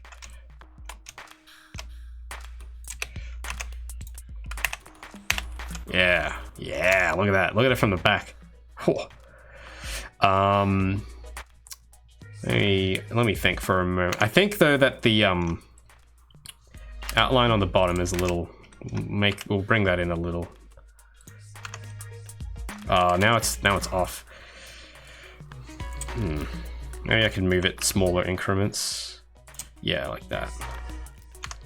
Because it's got that part on the corner that makes the line. Yeah, that looks a bit better now. And then there must be these bits left. What do these bits control? Ah, that's that. Oh, yeah, that's this part underneath. Yeah, boy. What's this part? I keep forgetting what this is. I don't know what that part is.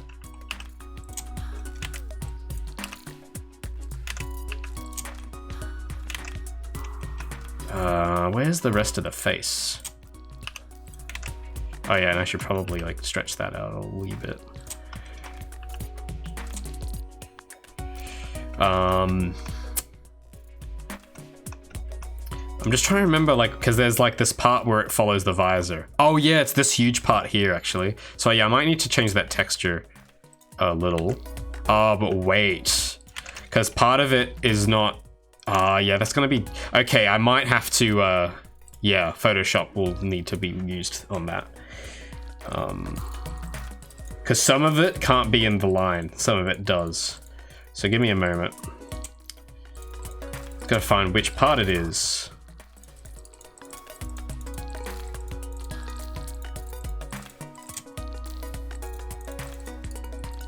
Oh, it's none of these, seriously? I know it's gotta be one of the. Oh, okay, well it's in that. I just gotta remember which, oh, now the layers are turning off. Which one is it? It's one of the big ones. I can't find it. I'm trying to find this, the box that covers that area. Oh, there it is. There we go. So I'm gonna need to move that just on that pixel. And then right after it, I need to make some room. So I need to like bring that down here. And then, yeah. Oh no, it's the other way around. My bad, I think. So yeah, maybe so that, and then the rest, this part kind of comes like that. But I don't know how it's gonna work.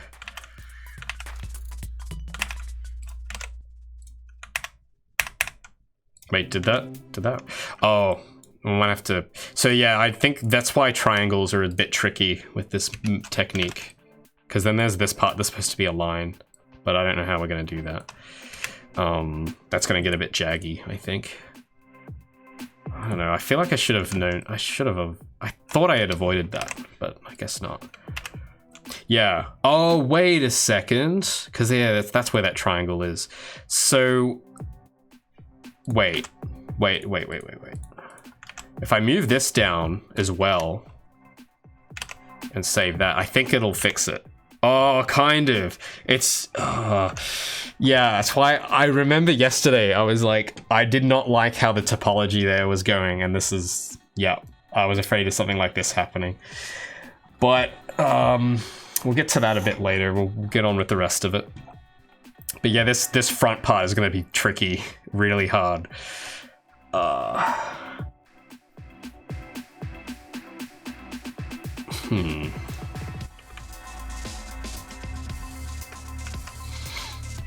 Because I feel like as well, it's supposed to kind of be like, we'll try something like that.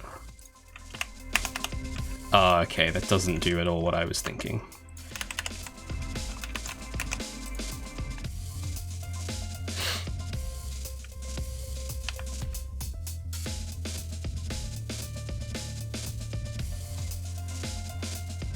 An axle connect with a Boolean. I think, yeah, we said the other day, no, not doing Boolean cuts. Those are too much of a headache. Because for those who don't know Boolean cuts, you're basically getting polygons and you're cutting like into, like you're punching a hole in it, and it completely ruins the topology.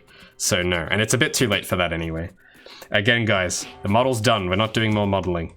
And I don't need, if I needed help, I would ask. It's okay, you don't have to do my job. You just watch. You guys relax. You just have fun. Oh, thanks for the hydrate.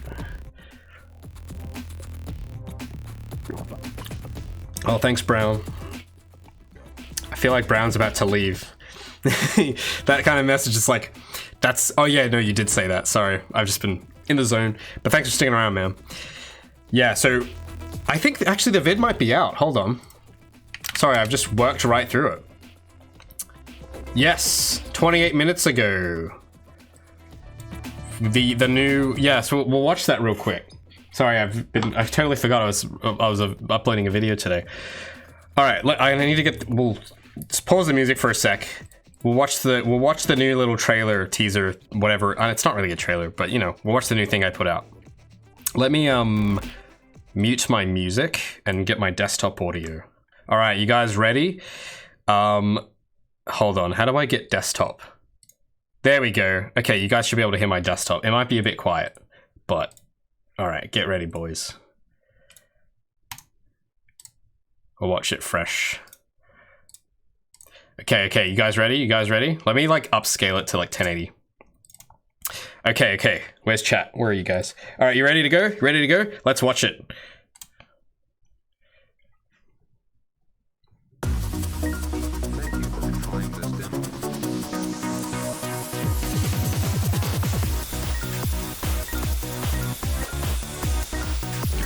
For you. Sorry.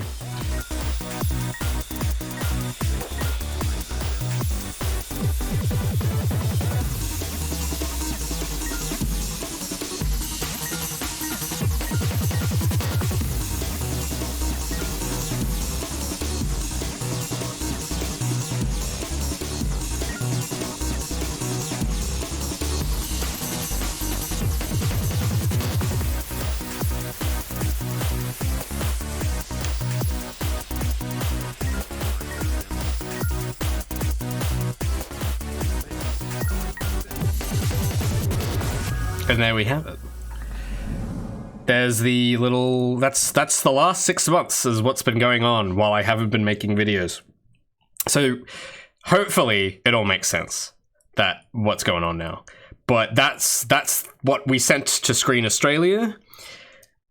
Hopefully they like it. I don't know. What do the comments say? I haven't seen the... Okay, people seem to be...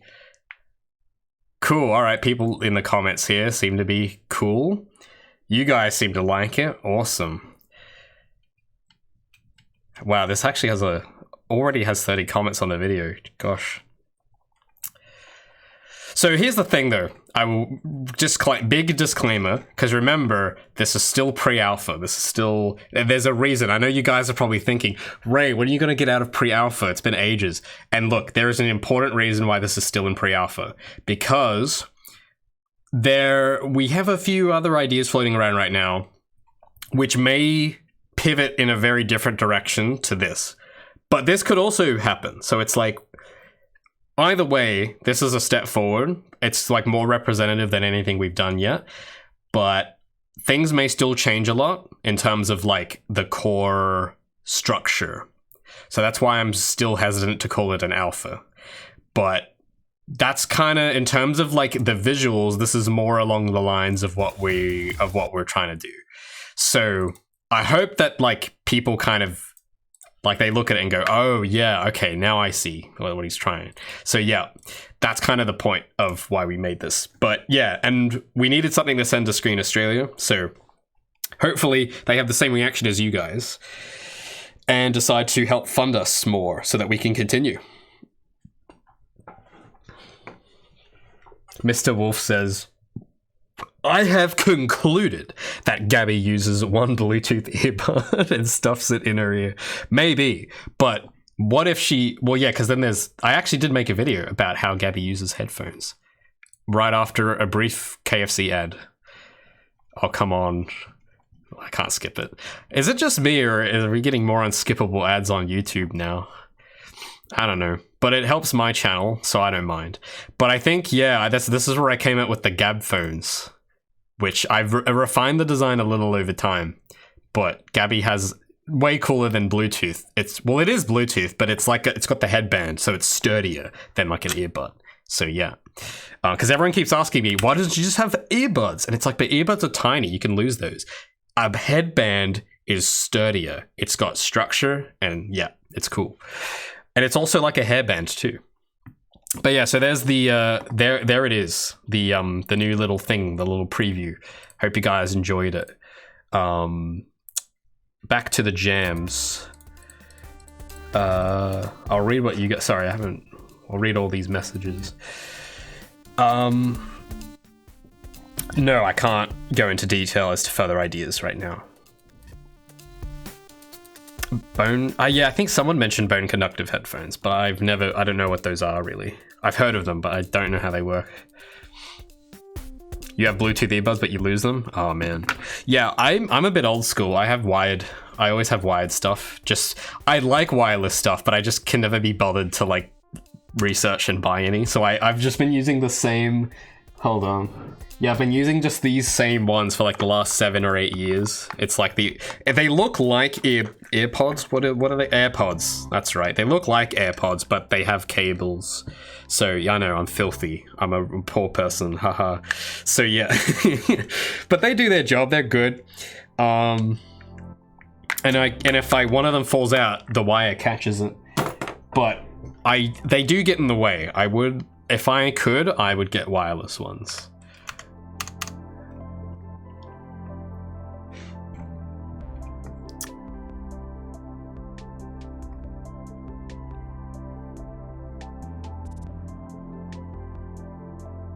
But yeah. Oh yeah. Just real quick. Yeah, we're not doing retopology.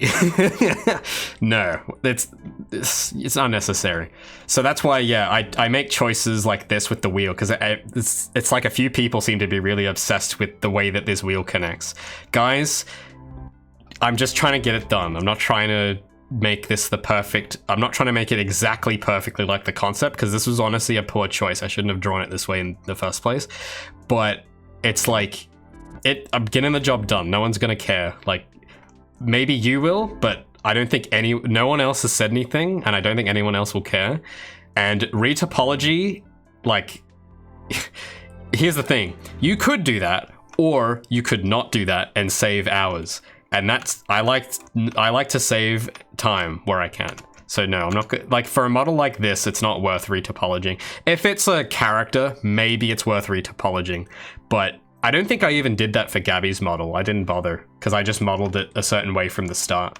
But yeah, don't worry about it, guys. We're past modeling, so yeah, you don't need to like give me modeling tips. I'm not asking for modeling tips. We're done the modeling. It's not really that helpful. If you want to do your own model and do Boolean cuts, go for it. I'm not your boss. But we're done with the modeling part on this is done, and we're not retopologizing it.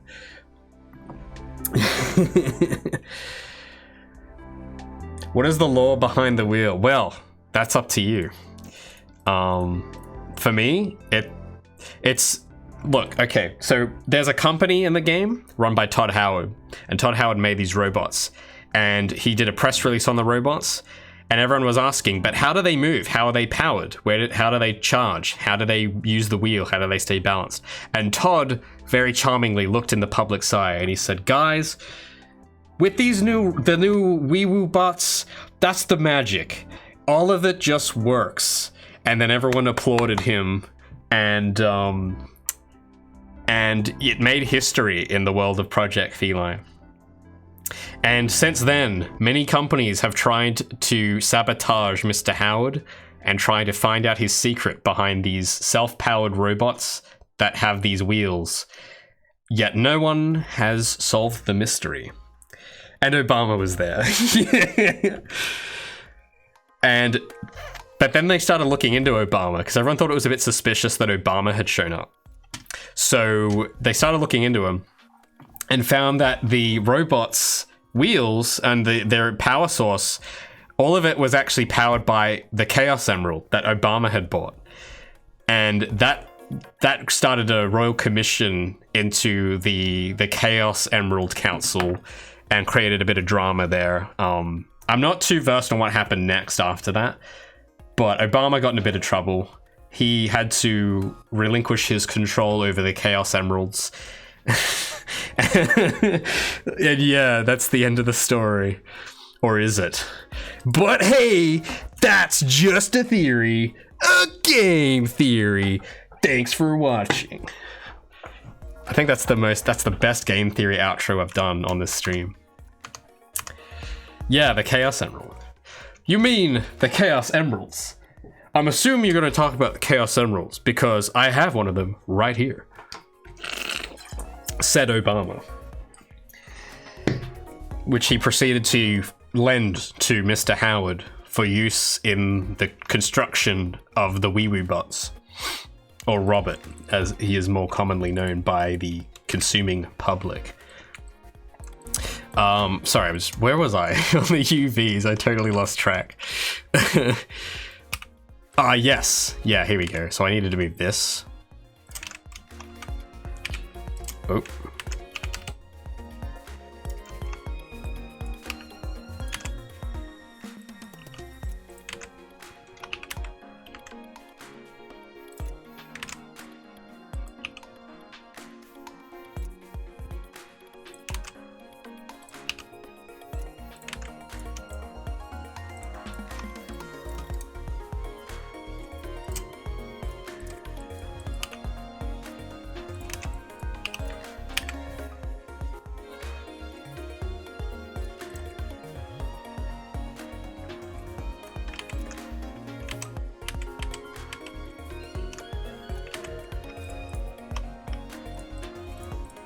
Okay, sorry, I was just thinking. Split, yeah, I'm gonna split some of these up and use these now. Oh, there we go. So you guys see, yeah, I think you guys can see what's going on now. I'm just not sure about, because there's these two. Oh yeah, no, I don't need to touch those. But then there's, well, yeah, then there's like that face on the side, this, whatever this is. And I'm not really sure how this is gonna work. Because that needs to, yeah. Okay, wait a minute. Photoshop time. So this needs to come down, I think. I think it does.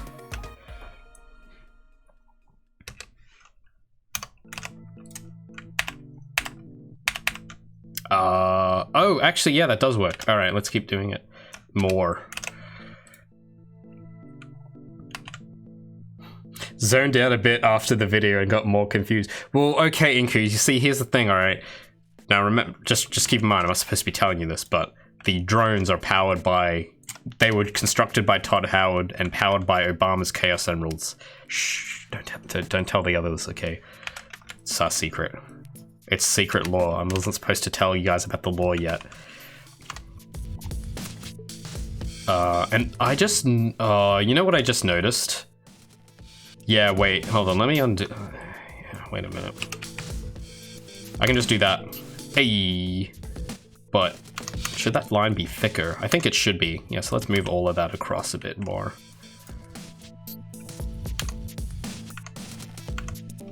It's just that bottom bit now. I'm not sure how that's gonna work. Oh no, it's the top, I think. Yeah. So watch this. Okay.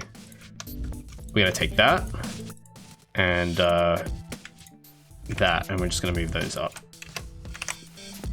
And then kablam. All right, it's a little stretched, it would seem. And also, yeah, we might need to move that up a bit more, I think. Oh, okay, well that...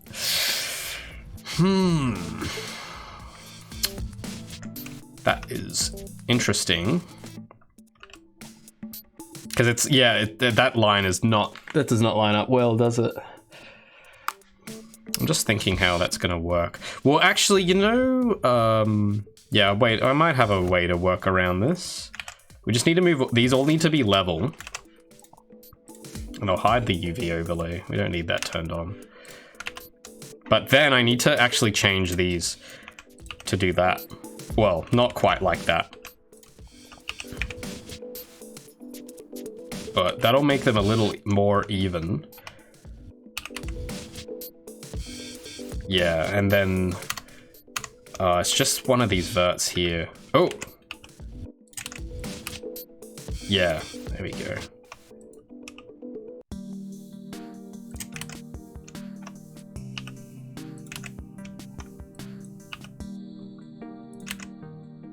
I feel like I need to... Where's that second face? Bring that down a bit. Oh, yeah, it's just a rough little angle there, isn't it?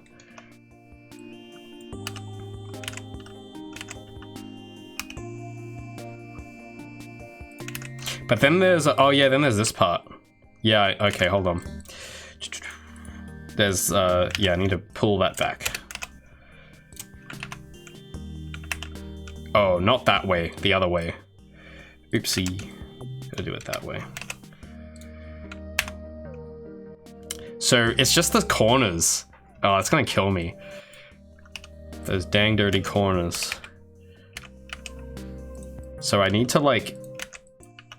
Oh, nah, it's not gonna... Nah. That's a tough spot. I don't know. Why is that part so hard? I just need like a... What are you... Like... Oh, hold on. I got this. That... Oh, nah. That's tough. Why is that one corner just so difficult?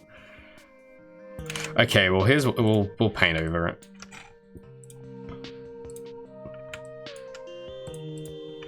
I just need to add like a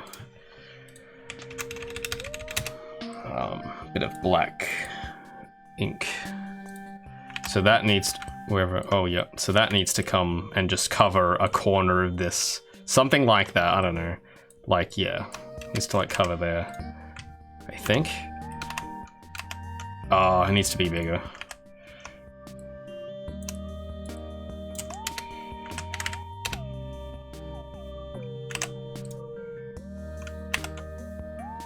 Make a robot Obama and call it Hi Obama. Nice. I mean, I don't know why this corner is being so difficult. It'd be easier if... no, I can't change that.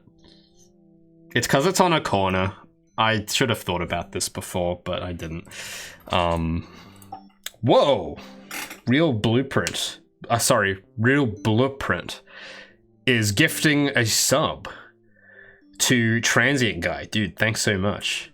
Dude, a lot of gifts today. What is Christmas? You guys are being so nice. Thank you so much. Now we have Transient Guy. You were here yesterday for Gabby Trivia. You are now part of the... You can now look at whoever posted their pictures of their cats in the server now. You can now do that. You can post pictures of cats if you want. If you want to do that, you can. Don't have to, but you can now.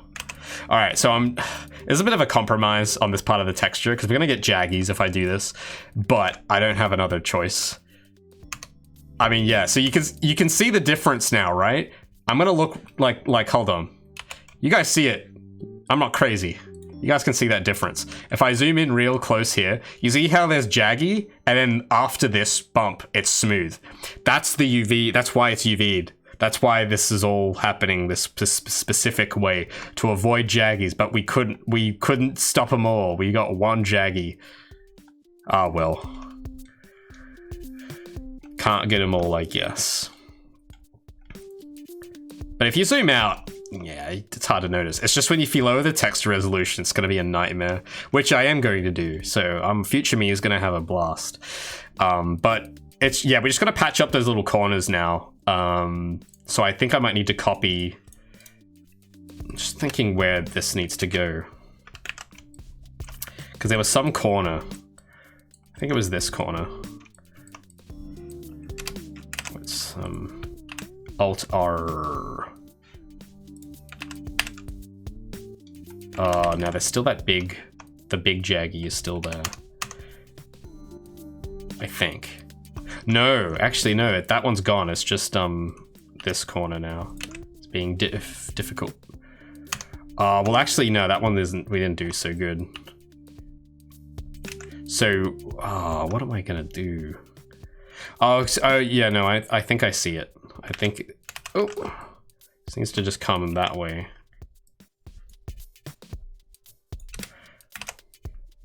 And then, it's like, it's, maybe if I just do this. I just want to see what happens.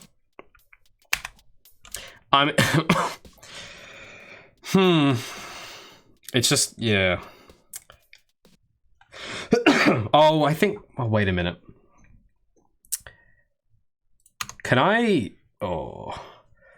draw directly? Oh no, that won't be a good idea because I have it open in Photoshop. But if I just select that face and the one on the opposite side, maybe if I just move that vert into a different spot. No, because it's on. Why do I do this to myself? Why do I make these choices? I should have known that'd be a problem. Unless, there might be a way. I don't know if I like this way. Unless I like just reposition the entire. No, that's not gonna work.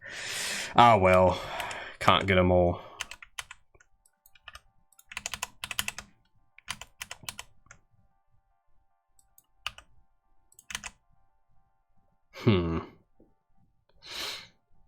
Maybe if I just leave it. But it sticks, if I look at it, I see it, and it's bothering me. So I need it to, like, angle just right. Like that, I thought. That's slightly less worse. But if I do it too much, then it's not good. If I tilt, I mean, okay, that's probably good enough. I don't think we're gonna get better than that. All right.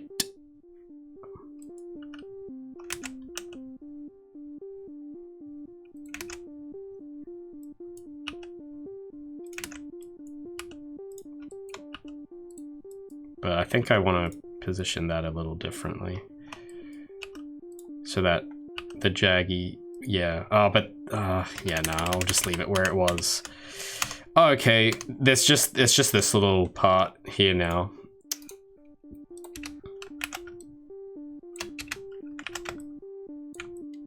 It's like that little corner.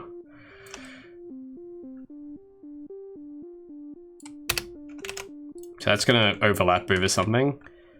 Oh, okay, that's even, okay, it needs to be a different color, that's what it is.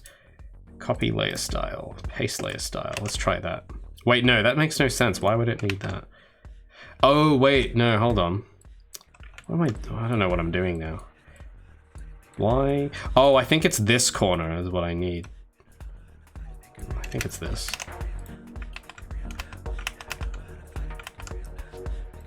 Oh, okay, yeah, no, so that needs to come there.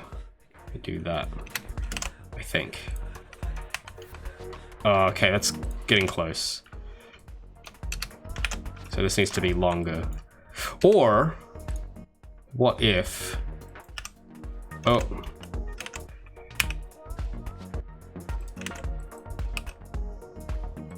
Nah. So I'm just thinking. Oh, it's because, yeah, it's because it's at that angle. So I need to, like, have it kind of thinner, but at an angle like that. It's kind of weird. Like that, I think. Oh, I can't save it again? Oh, come on.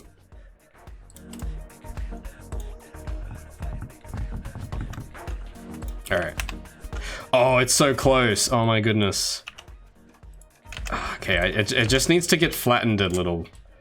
So I just need to, like, tamper it a little bit. Oh, it's so close, guys.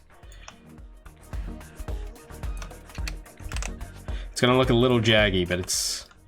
Okay, maybe now, if I try and rotate... I mean, it's still got that... it's still got a bit of a thing there at the end. So I think...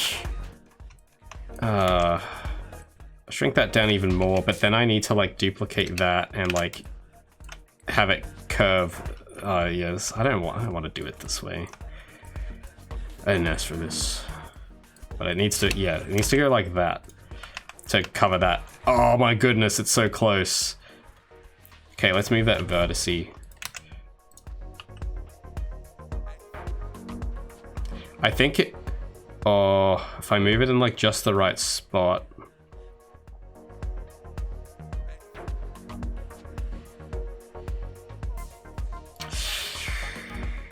Okay, wait. Damn it.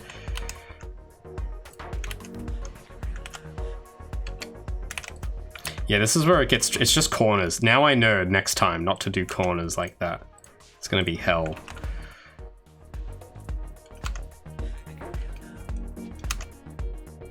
But I think that outline overall does need to be a wee bit thicker anyway. So I'll move all this back and then take whatever that, whatever this is.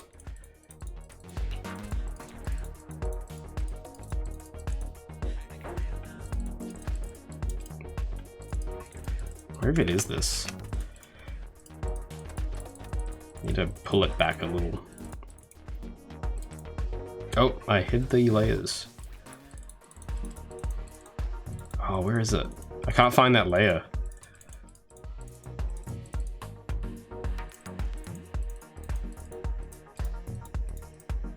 Found the one. Ah, there it is. So I'll just move all that back.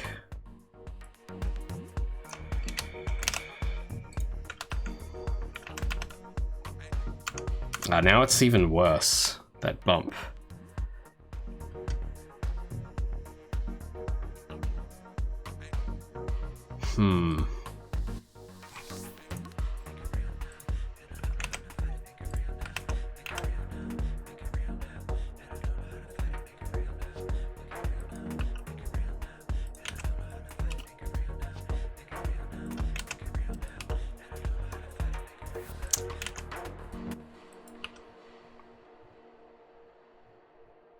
Yeah, I can't do that.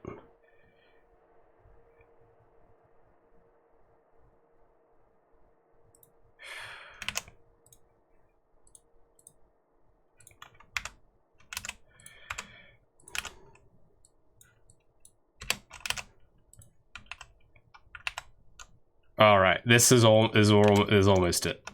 This is just gonna tweak that a little bit. It's so close. It's not perfect, but what the hell? It's good enough.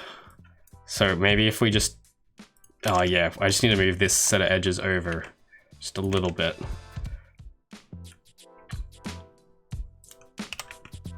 Or I do that on the texture maybe.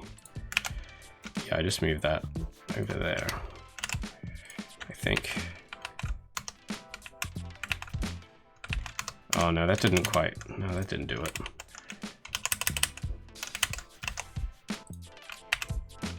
I can't say. Sorry, it's having these issues where it's not being able to save the texture all the time. Maybe it's because I'm saving too fast. But we're almost done. It's just, I think, yeah, we just gotta like do a little more. But this is like the hardest bit. So after this is done, the rest is smooth sailing. It's just maybe if I stretch that. Oh, why did that not work? Photoshop's... Oh no, Photoshop, don't act weird now. Please. It's like, okay, now it's moving the object. But where is that little piece that's sticking out? Oh, it's this.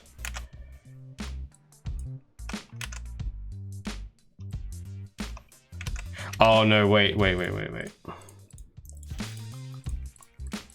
Ah, it's this. Okay. Alright, that's as good as I'm probably gonna get it. And then I think there's just these lines at the bottom I need to move. Oh. Oh yeah, so I need to make room on the texture for that too.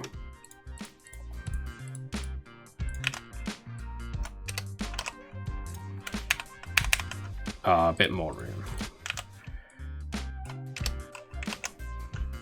Not that much room.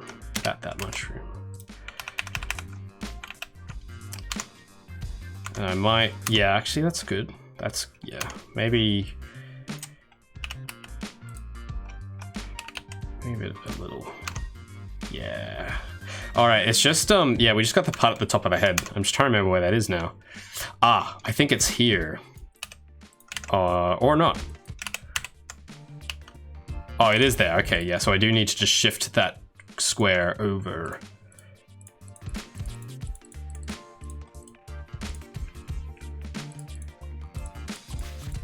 Find where it is. It's one of these.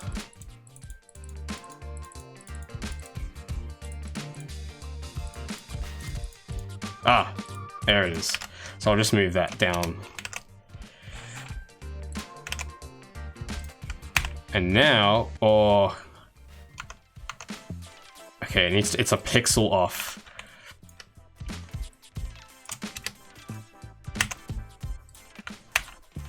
Oh, come on. Why is it not saving? I have to keep saving over it as a new document for some reason. All right, now, yeah, there you go. Alrighty, we are in business. Look at that. I might, maybe I'll make that a little thicker, just generally. I just gotta remember where the, where these go. Ah, okay, it's up there. Oh, I see, okay. Well, in that case, yeah, I just wanna make those lines a bit thicker. Now I'm just gonna find, yeah, there we go. So I'm just gonna take these two and just shrink them a little. There we go. Yeah. Awesome. Now, there's just like bits on the hands and the joints, and I think that's it. And that part on the wheel too. We're gonna do that. But let's find wherever these are. Where are those? Oh, those are there. Okay.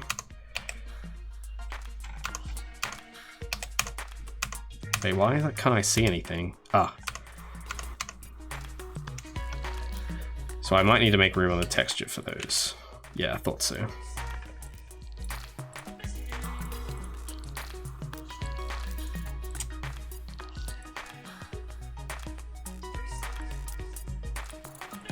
Once I find where those are. Ah, it's gotta be in here somewhere. Ah, there it is. So I just need to shrink that. And now, oh, okay, maybe I shouldn't have shrinked it in two directions. Just that way. Now these might look a little strange. Oh, I see. So I need to also move it that way. Yeah, so hold on. So I need to, yeah, shrink it like that. Now, yeah, then we get the lines there, but it's a little warped at the bottom.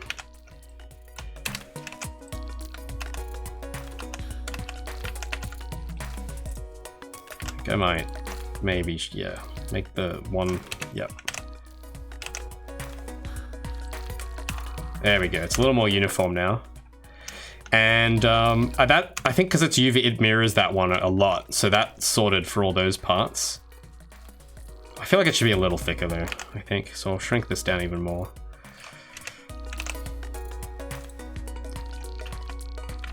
Yeah, there you go. And then there's, yes, this part. I think it's that part.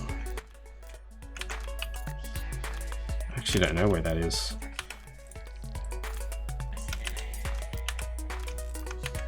Where is that? Where's that face? Oh, it's all the way down here. Okay.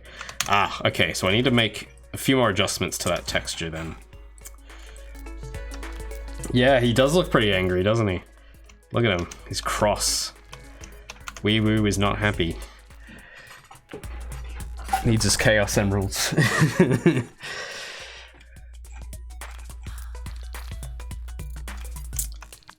But yeah, there's just these little parts here, so hold on. I think we're done with like all the primary color stuff, thankfully.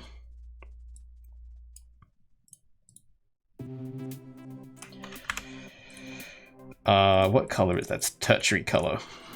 So there's one of these boxes. Yeah, they're this one. So I think, I don't know which way that shrinks. I think it's this way. And then there's this guy, which I think shrinks in both directions. Like that. Let's see how that looks. All right. Okay, we need to make a bit of adjustments here then. There we go. Maybe a little, no, maybe a little too much. But this guy,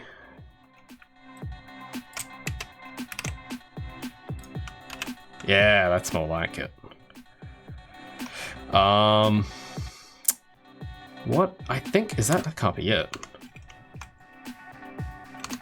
I guess if we wanted to, we could add lines to the arms as well. That might be a good idea. Just gotta find where those are. Oh yeah, and the body. Sorry, I forgot about those. So yeah, hold on, we'll do the body.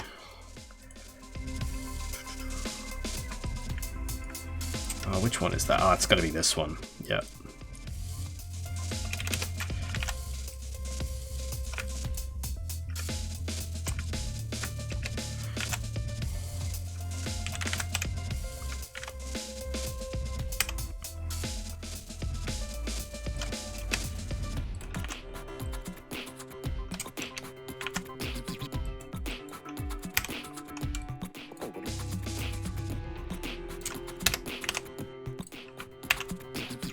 Oh, save error again.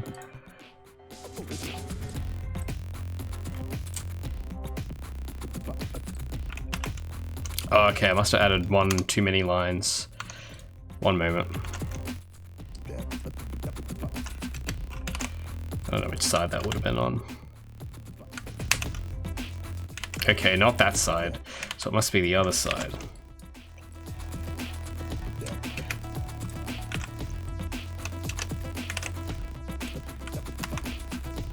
There we go, yeah, see that? But now, yeah, we might edit the faces to thicken those a wee bit.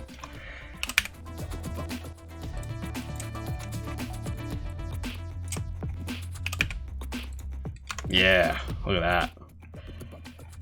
Now there is a bit of there's like a bit of detail, like there's this little thing here, but I'm not sure. I think we'll find a way to do that, but we'll do that at the end. Just trying to think what else is needed.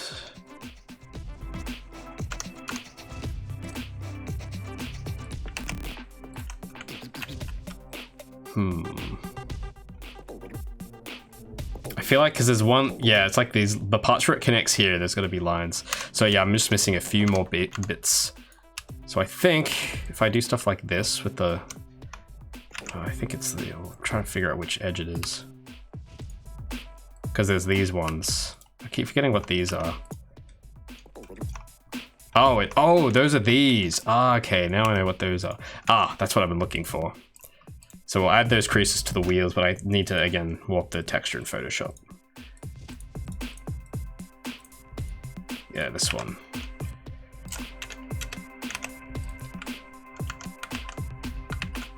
Yeah, now we have that ring. But it needs to be thicker. And also the other bit, wherever the secondary color is, there's also some... where is it? Ah, this one.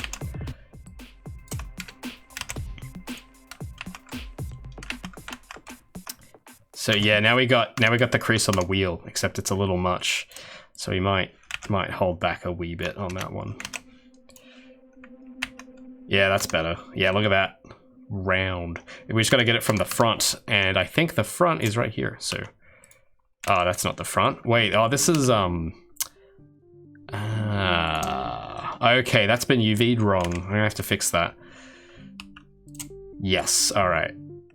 Okay, I thought I'd run into something like this.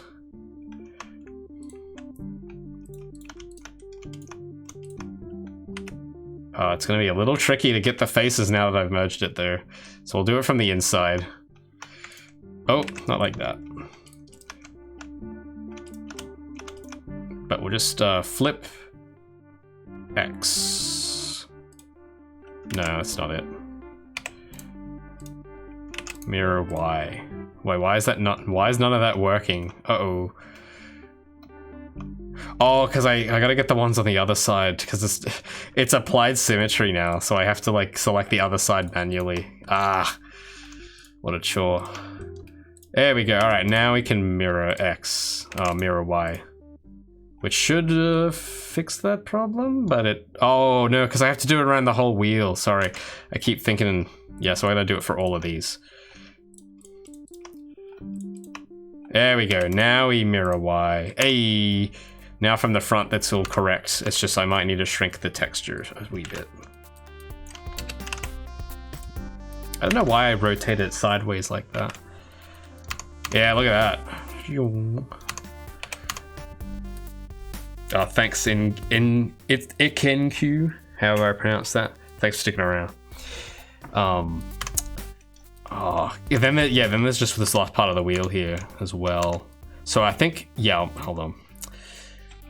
So this is where it gets a little tedious, but when it's done, and because we're getting it in engine today, I have to get it done today, so we're gonna have it in Unreal. It's not gonna be animated, we'll do that some other point later, but the model will get in. Absolutely. I will stay up all night if I have to.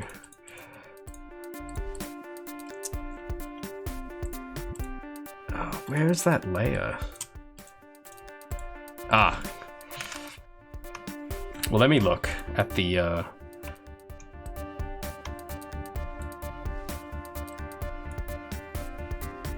So I need to shrink it uniformly like that. Yeah, there you go. Now we got that other ring. I think this though, because where's the side of the wheel? It's gotta be here, right?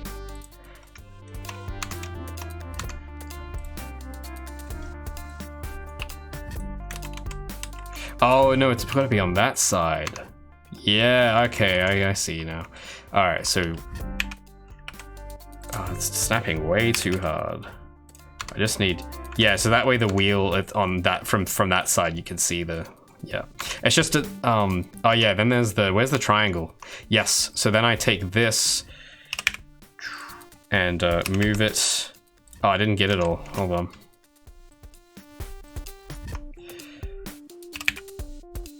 Oh, why is that not moving?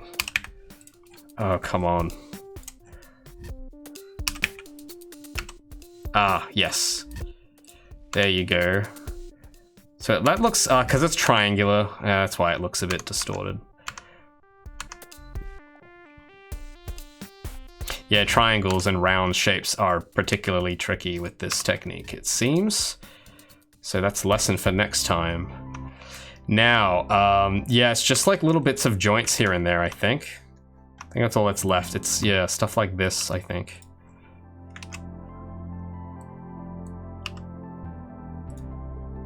think that's where, I don't know. I gotta find, whatever, yeah, these boys. Where are these? Oh, wait. Oh, they're over here. Okay, yep, alright. So I just gotta give those a bit of lines. Not like that. Like, not like, that won't, no, that won't work, I just realized. Never mind. Well, yeah, we'll forget about that. It's not important. Anyway.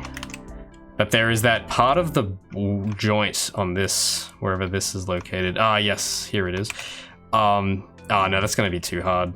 I wanted to add a bit of black there, but it's, yeah. But there's that part of the arm I could do. I'll see if I can find that. Wherever these guys are. Ah, yes. We could, yeah, that could work. So I just need to find, I need to use the texture for that one. Secondary. Yes, so I just need to shrink this. So that way each part of the arm will have like a bit of, okay, that's a little, that's a lot. So maybe we move this whole UV. There we go. Except I don't know if that's going to affect anywhere else. I guess not, that seems okay. Yeah, there we go. So now the line, yeah, now we got a line there too. And I think line work wise, that's, then there's, yeah, we got to do that little accent here, I think, but I don't actually, oh, no, never mind. I overlapped them. I shouldn't have done that. Because that's, yeah. Unless, I guess it'll, having that symmetrical wouldn't be so bad. Yeah, we'll do that. So, but before I continue, I need to do something. Because, well, let me think. Now, I'll draw it first. I'll explain what I'm going to do next in a bit. But I need, what do I need? Pen tool, that's it. Oh, actually, no. I actually can just use a square for this. I can be super lazy, not even use a pen tool. I can just use a square with an outline of about, let's say, 10? Maybe 8 or 7. How to add the black lines? I'll go over that in just a moment. Because we're going to export these in a specific way, and I'll answer your question then in a minute. Let me, oh. So yeah, to get that little, that part, because it's going to show on the top and bottom because of how I've UV'd it, but that's fine. I'm just going to like, take this and just add like perspective to it like that. Now, this will not look as sharp as the others, but this is more of a decal, so I guess it's okay. Oh, wait, yeah, no, hold on, because it's, yeah, yeah, it's on the wrong side, and it's very symmetrical, I keep forgetting. So yeah, I can move that here, have it like that. Now, I know it's gonna overlap, but don't worry, I'll fix it. Oh, that's how oh, why is it? Control S, there we go. Oh, okay, it's gotta be on the other side. There we go. Okay, that's tiny. It's gonna be way bigger. Like that. I don't know how that's actually gonna look. Yeah, except the line needs to be thicker, and I need to mask it. So I'll do that. Just so it's not overlapping this other stuff. And yeah, I'll make the thickness something like maybe 12. And then, oh, come on. It's having save problems again. File save as. You know what? Because, so the hard drive, I bought a new hard drive like 6 months ago for the project. I really should have not bought a physical hard. I should have bought like an SSD, because that's why everything's taking so long to save and load. And it looks like I need to move this down a wee bit as well. But yeah, the reason why it's taking so long is because it's saving to an actual HDD. There we go, but it needs to be wider, so let me fix that. And let me adjust the mask. But with the line work, answering Costax's question. So the way that the line art's done, it's strange. It's unconventional, but it works. It's basically like the equivalent of doing vectorized line art, but in 3D. But to do that, you need to do this where the UV map is like this. It makes no sense without context, but basically how this works is, take this face. I forgot where this is. Oh yeah, like down here, right? If I take these two faces and move those over the white, well, I guess it doesn't really. Hold on, I gotta select them by the face. So I'll scale them inwards like that. No lines. Well, except for that bit of aliasing, but don't worry about that.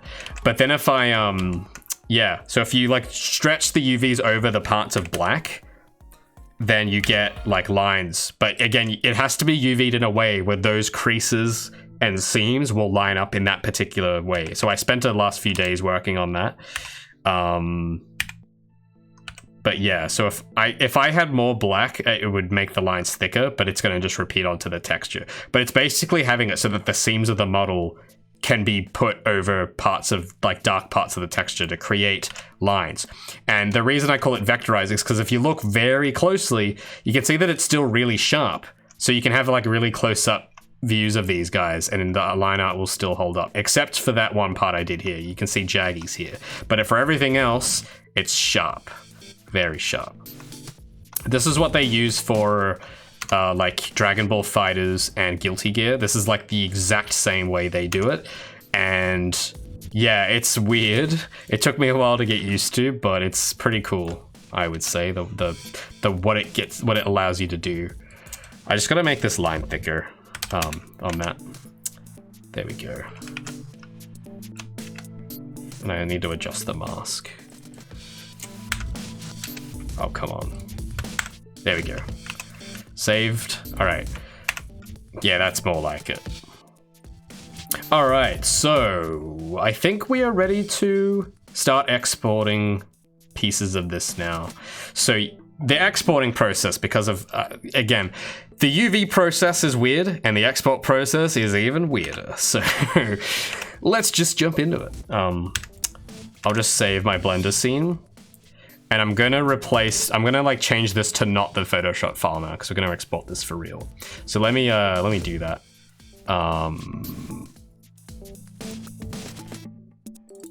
So I need to, yeah, just like make sure that the base map is using the right file. So I gotta, yeah, so it's using the Photoshop file. So I'm just like this, the source file. So I'm just gonna change it. Oh, that's not the change button.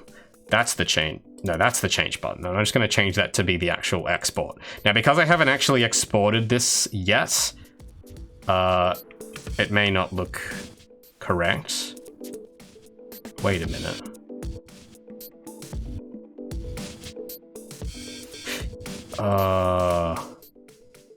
Did I export this? Oh, no, yeah, that's right. So, okay, yeah, no, I just got a bit confused there. But, so, okay, the way this is going to work now, if you guys recall, oh, I just realized something. Because I've changed the UVs, yeah, I've just done something, I've done something stupid now.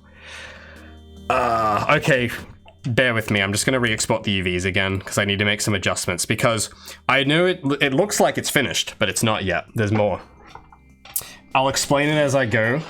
But let me just export this UV layout again, because the line art itself is actually not stored on the base texture, which I was doing it that way just to test so I could see it. But when you actually export it, the line art is stored on a different texture entirely than the base texture. And there's a reason why that is. Give me a moment. Actually, wait, I need to, yeah. Let me do this again. Drone UV, export. All right. So let me put this back in the documents where it should go. And I'll explain. So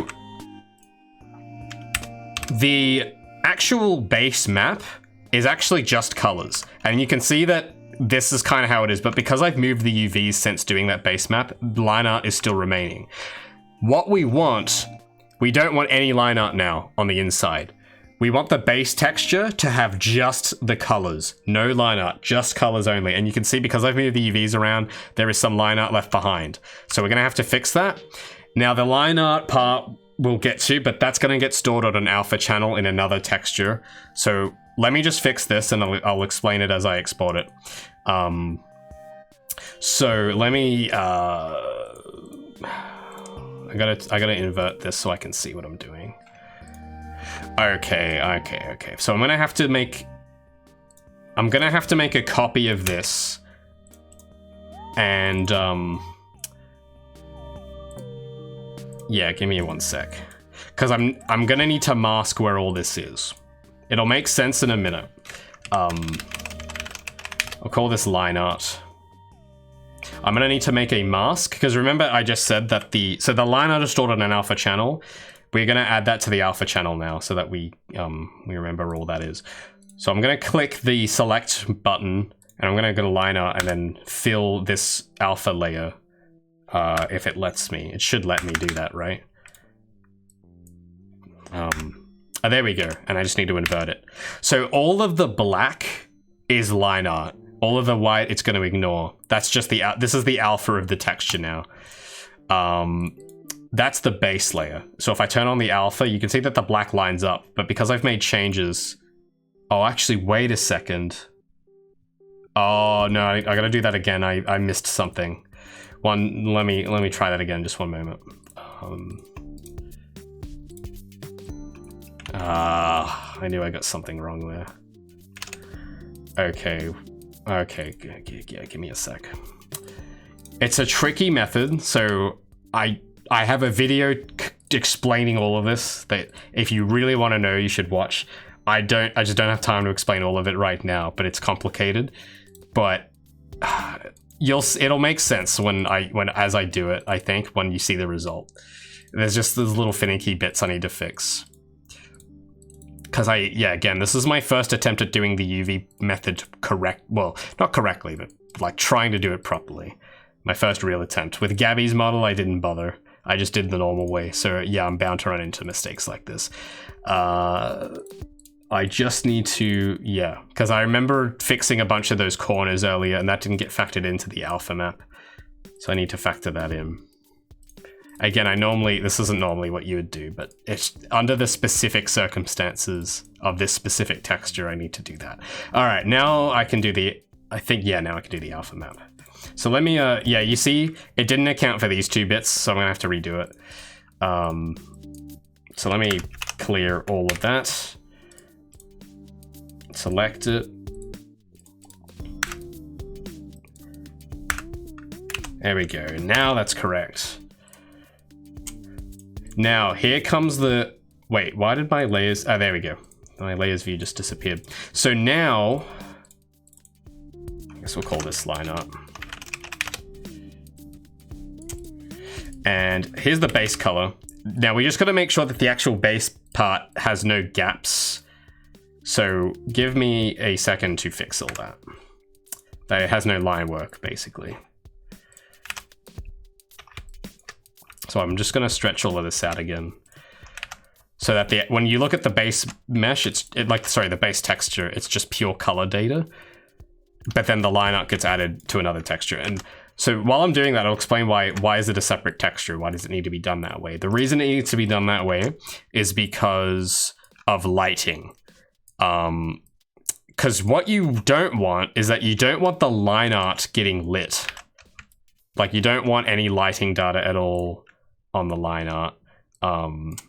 So you have to store it on a different channel and it gets multiplied after the base. So basically what will happen is on the shader, it'll do the base texture, it'll do the lighting, it'll do all the shadows and do that. And then at the end, it then multiplies the alpha channel of the ILM map texture on top of the output, which means that the line work will go on top of everything. And that's very important. So it may seem like, wouldn't it do that already? You might be wondering, and no, not quite. So that's why you kind of have to like store it as a separate channel on a different texture so that the line art doesn't get influenced by the shadows. Because if you, it may not seem like a big deal, but it'll look weird if you try and do it without doing this step. So that's, yeah. I know it's hard because you just have to use your imagination. I don't have any examples on hand, but trust me, that's how it is. Oh wait, what's the something? Yeah, I just need to move this.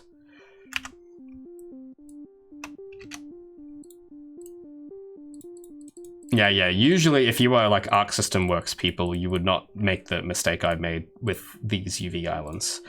Actually, I don't know how they do it.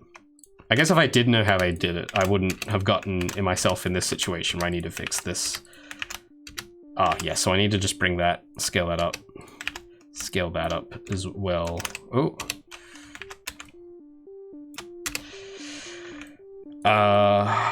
What else? Stuff on the primary map. Yeah, so this, I need to make sure that it's every UV island doesn't have any black in it for the base map. Very important. So I'm just kind of being a little sloppy, but that's okay. Yeah, a lot of gaps. But because it's on the masked, it's on the alpha channel now, it's okay. The line art's still there.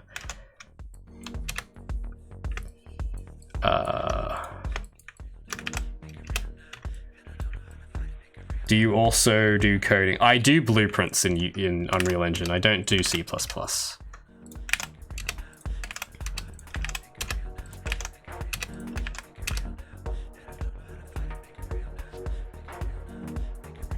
Well, I mean, yeah, you don't need it. So yeah.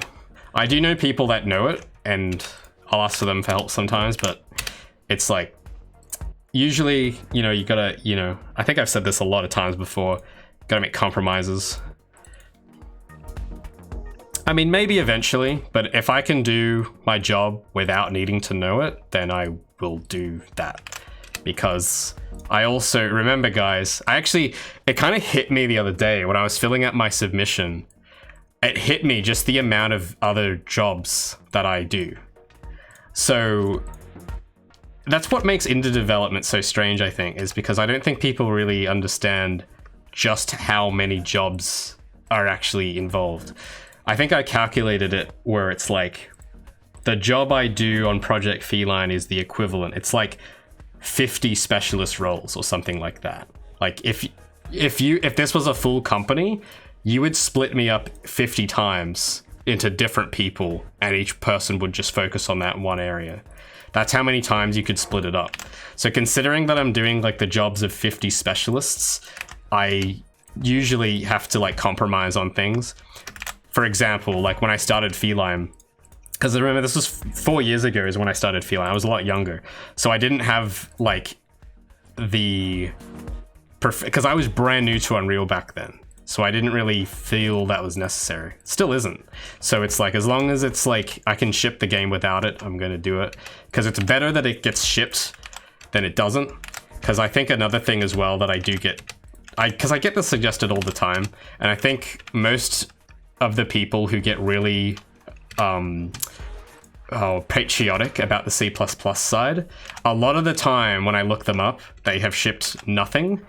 So it's like, oh, okay, because it's a very different world if you're doing hobbyist work than if you're doing production work. Because if the goal is to actually ship the game, your priorities completely change. Whereas if you're working on like a mod or a like a hobbyist project or a personal project, you can do whatever you want. Like, it doesn't matter. Like, you can spend as much time as on anything.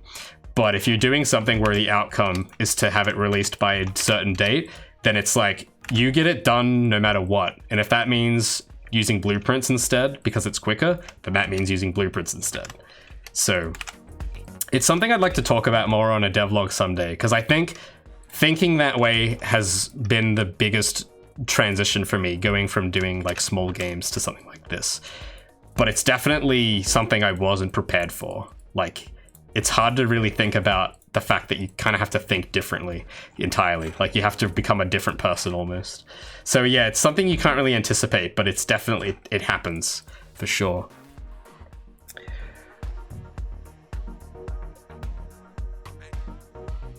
That's interesting though. You can't do blueprints. I guess, yeah, because I'm from an artist background, so I think I could do C++.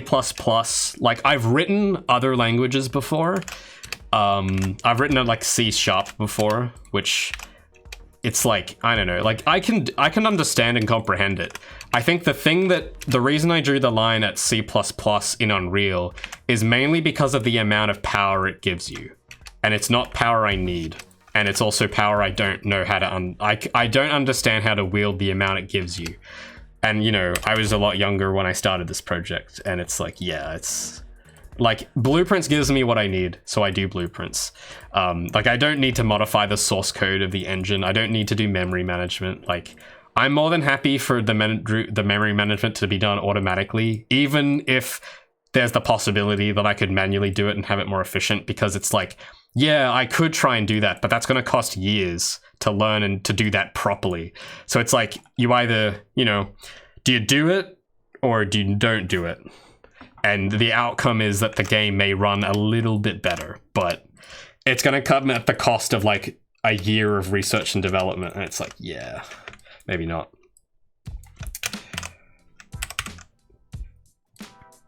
But if I ever do need, for whatever reason, if there ever comes a point where I actually need C++, I know just the guy to delegate that to, and I would do that. Because he's this other guy I know, he spent more time actually learning it, and I trust him. And it's like, yeah, if I need you to do it, I'll get him to do, like that guy to do it. But I haven't had the need for that yet, so yeah.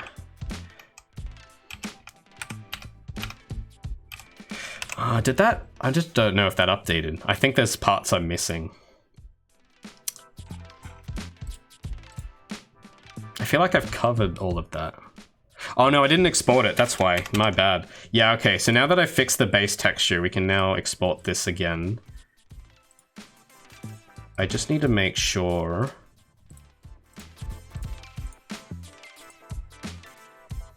Of something.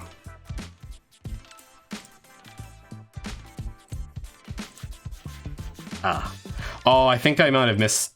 Yeah, I missed that one line in the. Yeah, I gotta redo the alpha map again real quick. I missed that one line that I drew in by custom. See, let me do that one more time.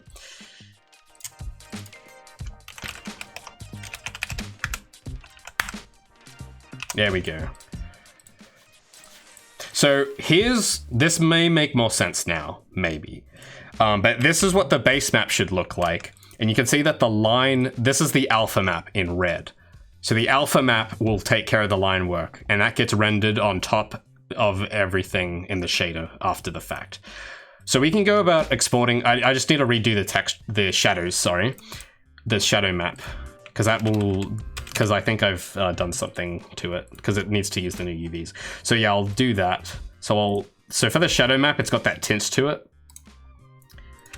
So I'll merge, group, put that over the top, give it a color, make it 50%. Okay, there we go. So now that's good. So yeah, now we just save it. I think the texture is done.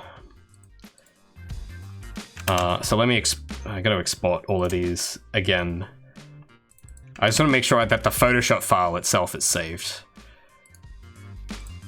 Cool. Okay, I think it is. So now we'll export this one at a time. Firstly, yeah, we're gonna merge. We're gonna flatten the image. Control-Shift-S, Targa format. Oh yeah, sorry, I forgot to resize it because I want to make this a bit smaller, like 512. And then we Control-Shift-S, Targa, drone base, replace. Okay. Now, open the Photoshop file again. We'll do the shadow map.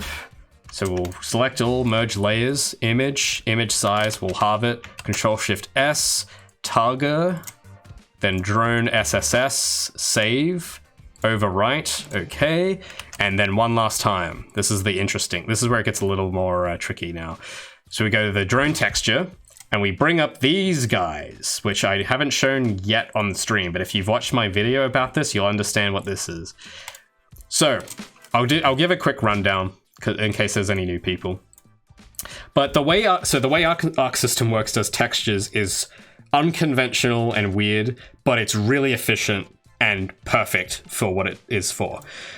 The way this works, you know what? I should really just open my video and show you guys, because I edited it in a way that looks more obvious. So let me dig for it. I think it was part 15, devlog 15. So I have a little part here. Yeah, here it is. Here's the part we're up to now. The ILM map. This is what we're doing. And it's like, Ray, that looks like the most atrocious texture ever. Why does it look like that? There's a reason why it looks like that. I'll wait for the video to show the different channels. Because this texture map is using... Because you know how textures are made of red, green, and blue values? We're basically using that as information rather than color. So this is the red channel of that texture. So if you turn all the channels on, red, green, and blue, it'll look like the Grinch. But if you isolate each channel, you'll get a grayscale value. And those values correspond to like specular data and occlusion data.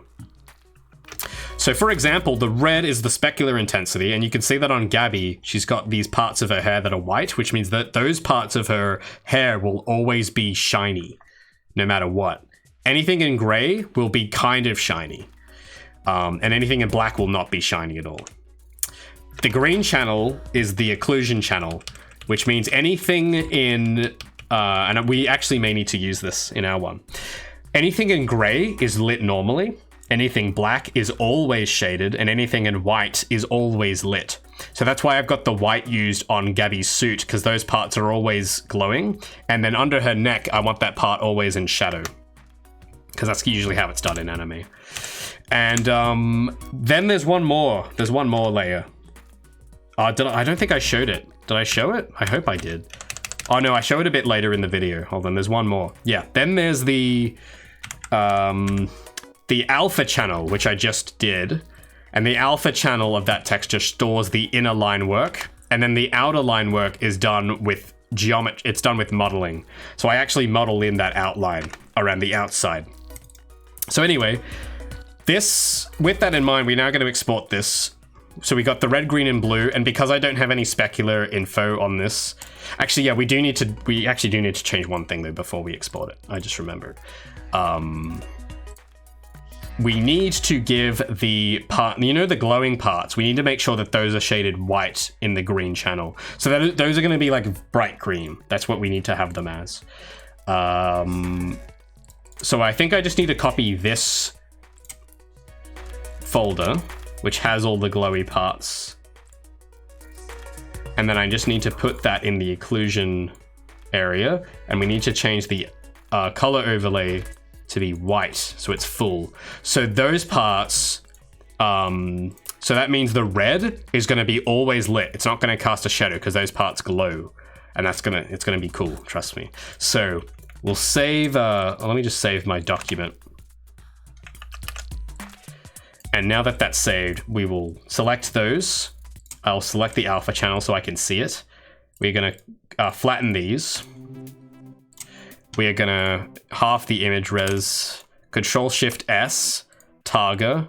We're gonna overwrite the ILM map, and we're gonna set it to 32-bit per pixel, because it only works with that setting for some reason.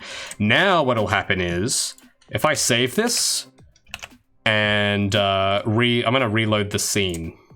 It'll make sense. If I save this and reload, there we go. So you see now, you see the red parts kind of look like they're glowing now because they don't get shadows. That's what I'm talking about. And now the line work is all back. Now there's only one problem, and that's this weird clipping that you see, but I'm very certain that it's like a compression thing. I'm probably gonna fix that later because it's like almost 4 AM, so I'll do that some other time. I've had that in some of the other models, and I'm pretty sure it's just like some mirror tiling problem. So it should be okay. It should be an easy fix. But we can export this now.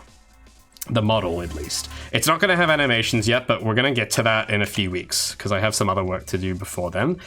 So let's do the export. So file, export, and we can get it in Unreal and see how it looks.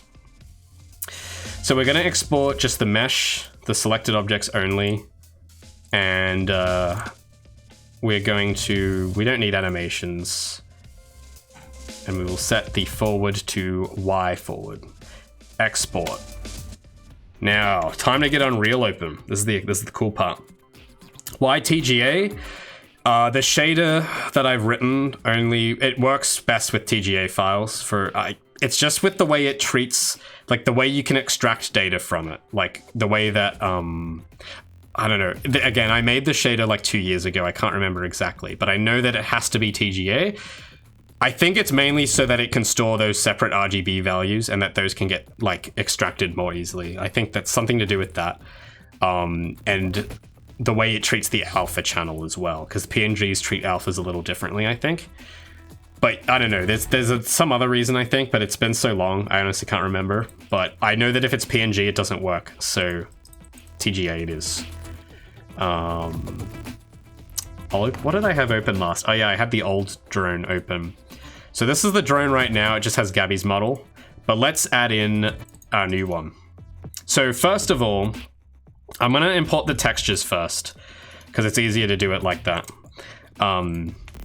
So I'm gonna import drone base, drone ILM, and drone SSS.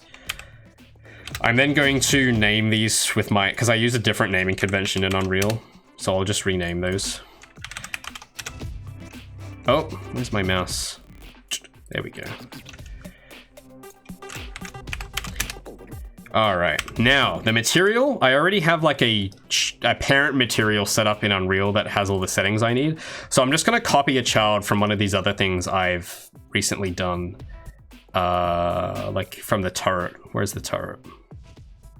So I'm just gonna copy because it's a material instance, and I'm just gonna rename this as mi_drone. And then we're just gonna replace each texture with the corresponding map. Now this is gonna look really weird.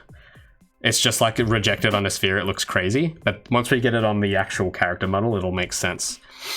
I'm gonna also need to make a copy of this as well so I'll rename this 01 and make a copy called 02, and we'll make this version brighter.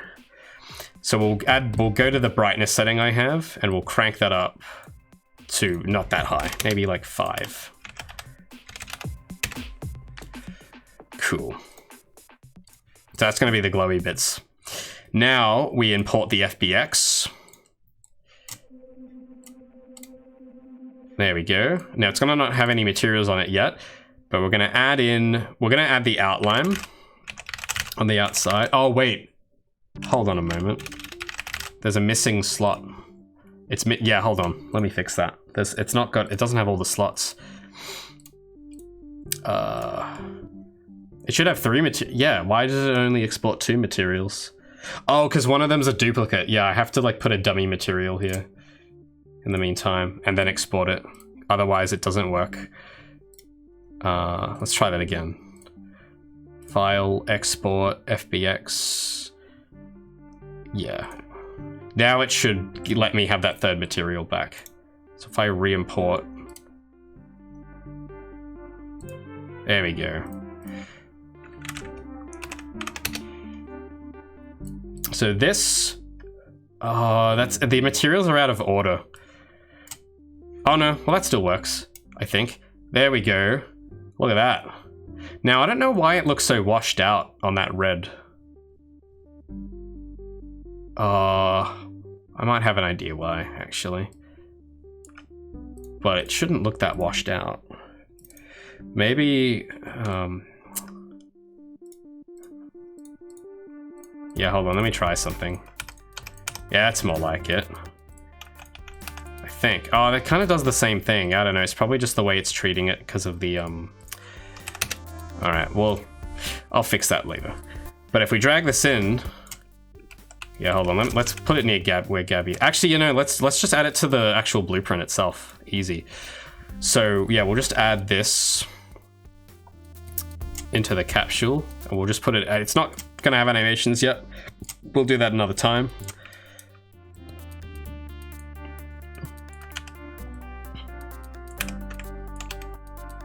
But I reckon they look pretty threatening, and we're just gonna hide this for the moment.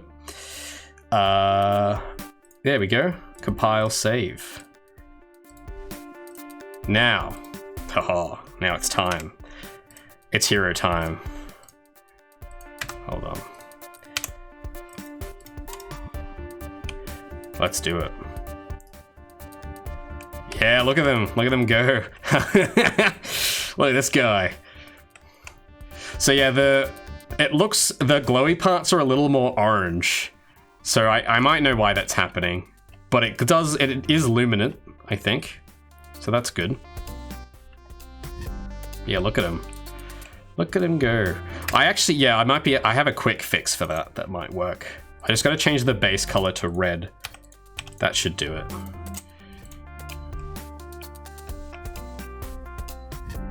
So now, yeah, that's yeah. Look at him. He's so threatening. So he's asserting dominance. He's asserting more dominance than me with a T-pose. I don't think I didn't model Gabby in a T-pose actually. So Gabby loses this battle.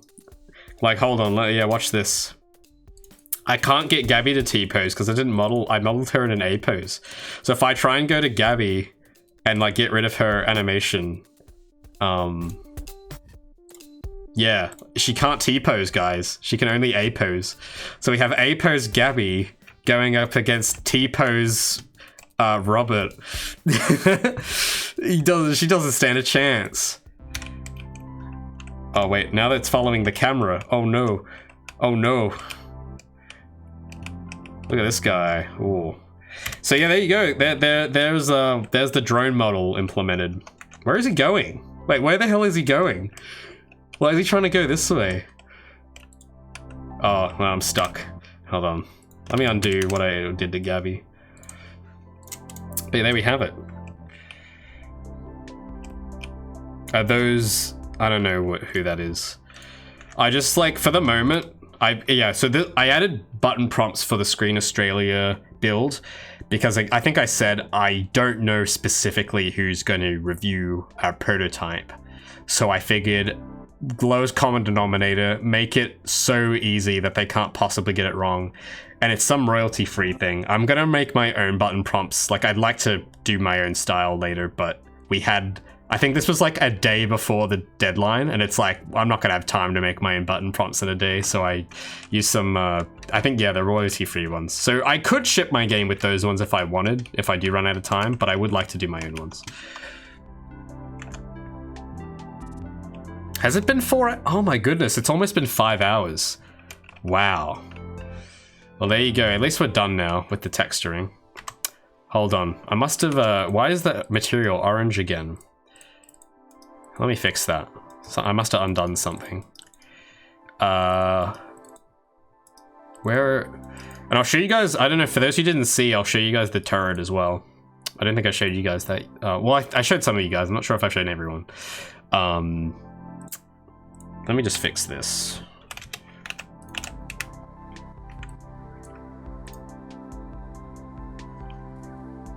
For now, it should be more red. Yeah. No, okay. I just want to like show this, and I want you guys to remember what I said at the beginning of this stream. I said that the wait, I can't get my mouse. I said that these... Oh, I keep zooming. Okay. I said that the enemies would look just like the concept art, and let's compare. Let's see how like it they look. Oh, wait. Let me get my... Where's my game view? Sorry. Wait, because it's gonna show the window on top. I'm gonna figure out, hold on, I'll figure this out. Yeah, let me just minimize the main window and show you this, and then we'll compare. There we go. All right. So there's the concept art, and this is the actual model. How similar does that look? It's like the exact same. Ignore the... I'm gonna fix those seaming problems later, but that's pretty close. It's almost... Oh, it's following me. Uh-oh. Oh, there you go. There it is. It seems to be stuck. I don't know what it's doing. Oh, it's... Okay, when I use the debug cam, it keeps chasing the debug cam. I don't know why. But yeah, there we go. I'll show you guys what the turret looks like. Oh yeah, I'll get the concept art of the turret open, and we'll compare that too. We did that the other week. Oh yeah, let me... I should save this too. So I'll close that. We'll get the turret concept open. Oh no, I don't want the FBX. I just want the concept. There we go. So yeah, now we'll compare the turret, because we did this the other week. So for those who missed it, over here, check this out.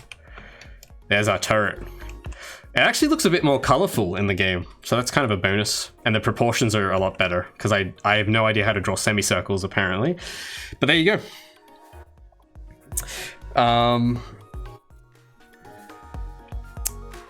Yeah, I can't believe it's been 5 hours. I guess because I do work a little bit slow. I work more slowly when it's on stream because I'm trying to talk at the same time. But we got it done, so that's cool. Beautifully and cutely in post. That's thanks. Yeah, look, there's more of them. Look at them. Actually, yeah, there is a level where I do have these. Hold on. Let's play. Let's play. Let me just let me close like Photoshop. I'm not gonna need this open now, and I don't need my video open. I can close that. So yeah, and I can close this material now. So yeah, there's a specific map that has like a few more enemies on it that we can see. Let me just go back to block 4, I believe, or I think Interchange has some, but I don't think the pathfinding works in this level anymore. I have to fix it at some point. But yeah, if we run over this corner, you'll see them. They'll just... Oh, actually, maybe the AI fixed itself. Okay. They're patrolling again. How did the AI fix itself? What the hell? Okay, well, I was really freaked out because I remember I made all these changes to the mission system and it broke the AI, but now the AI is working. But it only broke the AI on this map, so I don't know what happened, but it's working now. But yeah, look at him T-posing. So that's how they kind of look in an unfinished environment. I don't have these in a in the big level yet. We have different enemies there. Oh wait, oh yeah, I can kick them, I forgot. They go flying now. Let's see how that looks. Yeah, hold on, let me kick one of these. Wee! Look at that. Yeah! Oh, that was funny. There's more. I'm gonna kick them all. Yeah. They don't attack me for some reason, but watch this. Wee! It's so funny. No, yeah, no, they are in Skyport. Yeah, they are. I keep forgetting. We'll check them out there.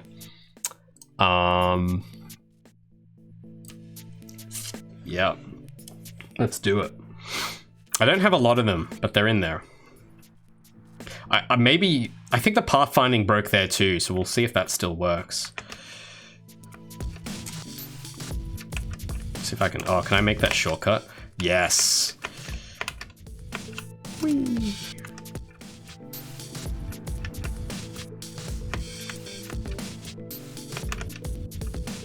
Well, actually, wait, let me go back up. That actually looked really cool with the red glowing, like, oh, look at that. I know it's a bit hard to see in the fog, but when you look down, you see all these red glowing bulbs. That's actually really cool. I didn't think about how it would look in fog, but that's actually so cool. You see all these red bulbs glow up, and yeah, the pathfinding's broken on this map. But that's how they look in with some models. They still can wee. They still go flying. But yeah, they won't respawn, sadly. But yeah, there we go. Oh, okay, it's almost 4 a.m. I promised I wasn't gonna do this. I wasn't gonna stay up to 4 a.m., but here we are.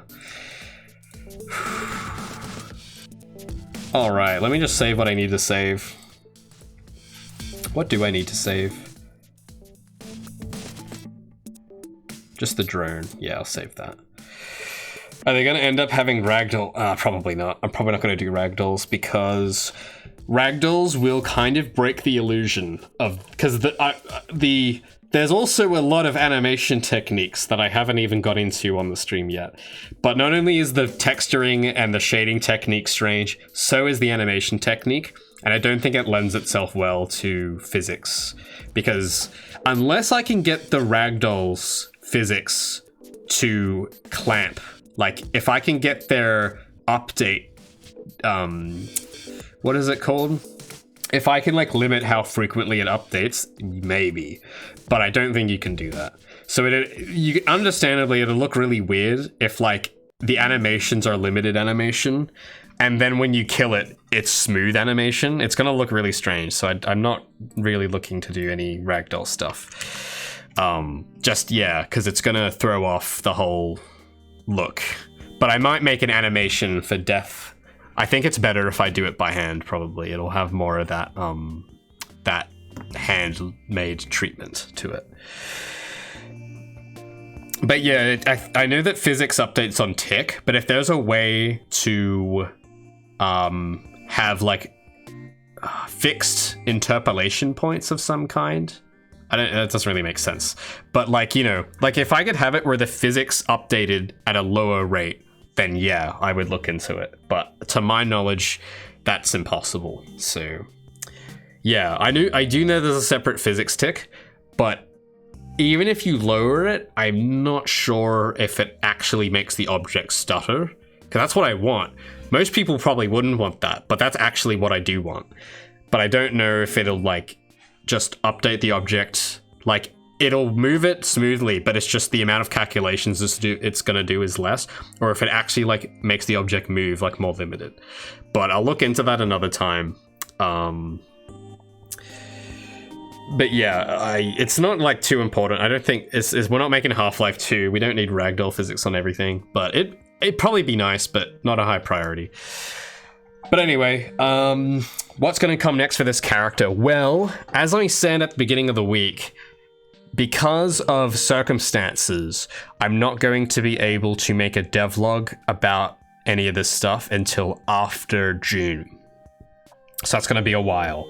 So not only that's when I can start making a video, and by the time the video is actually done, it might be July, maybe.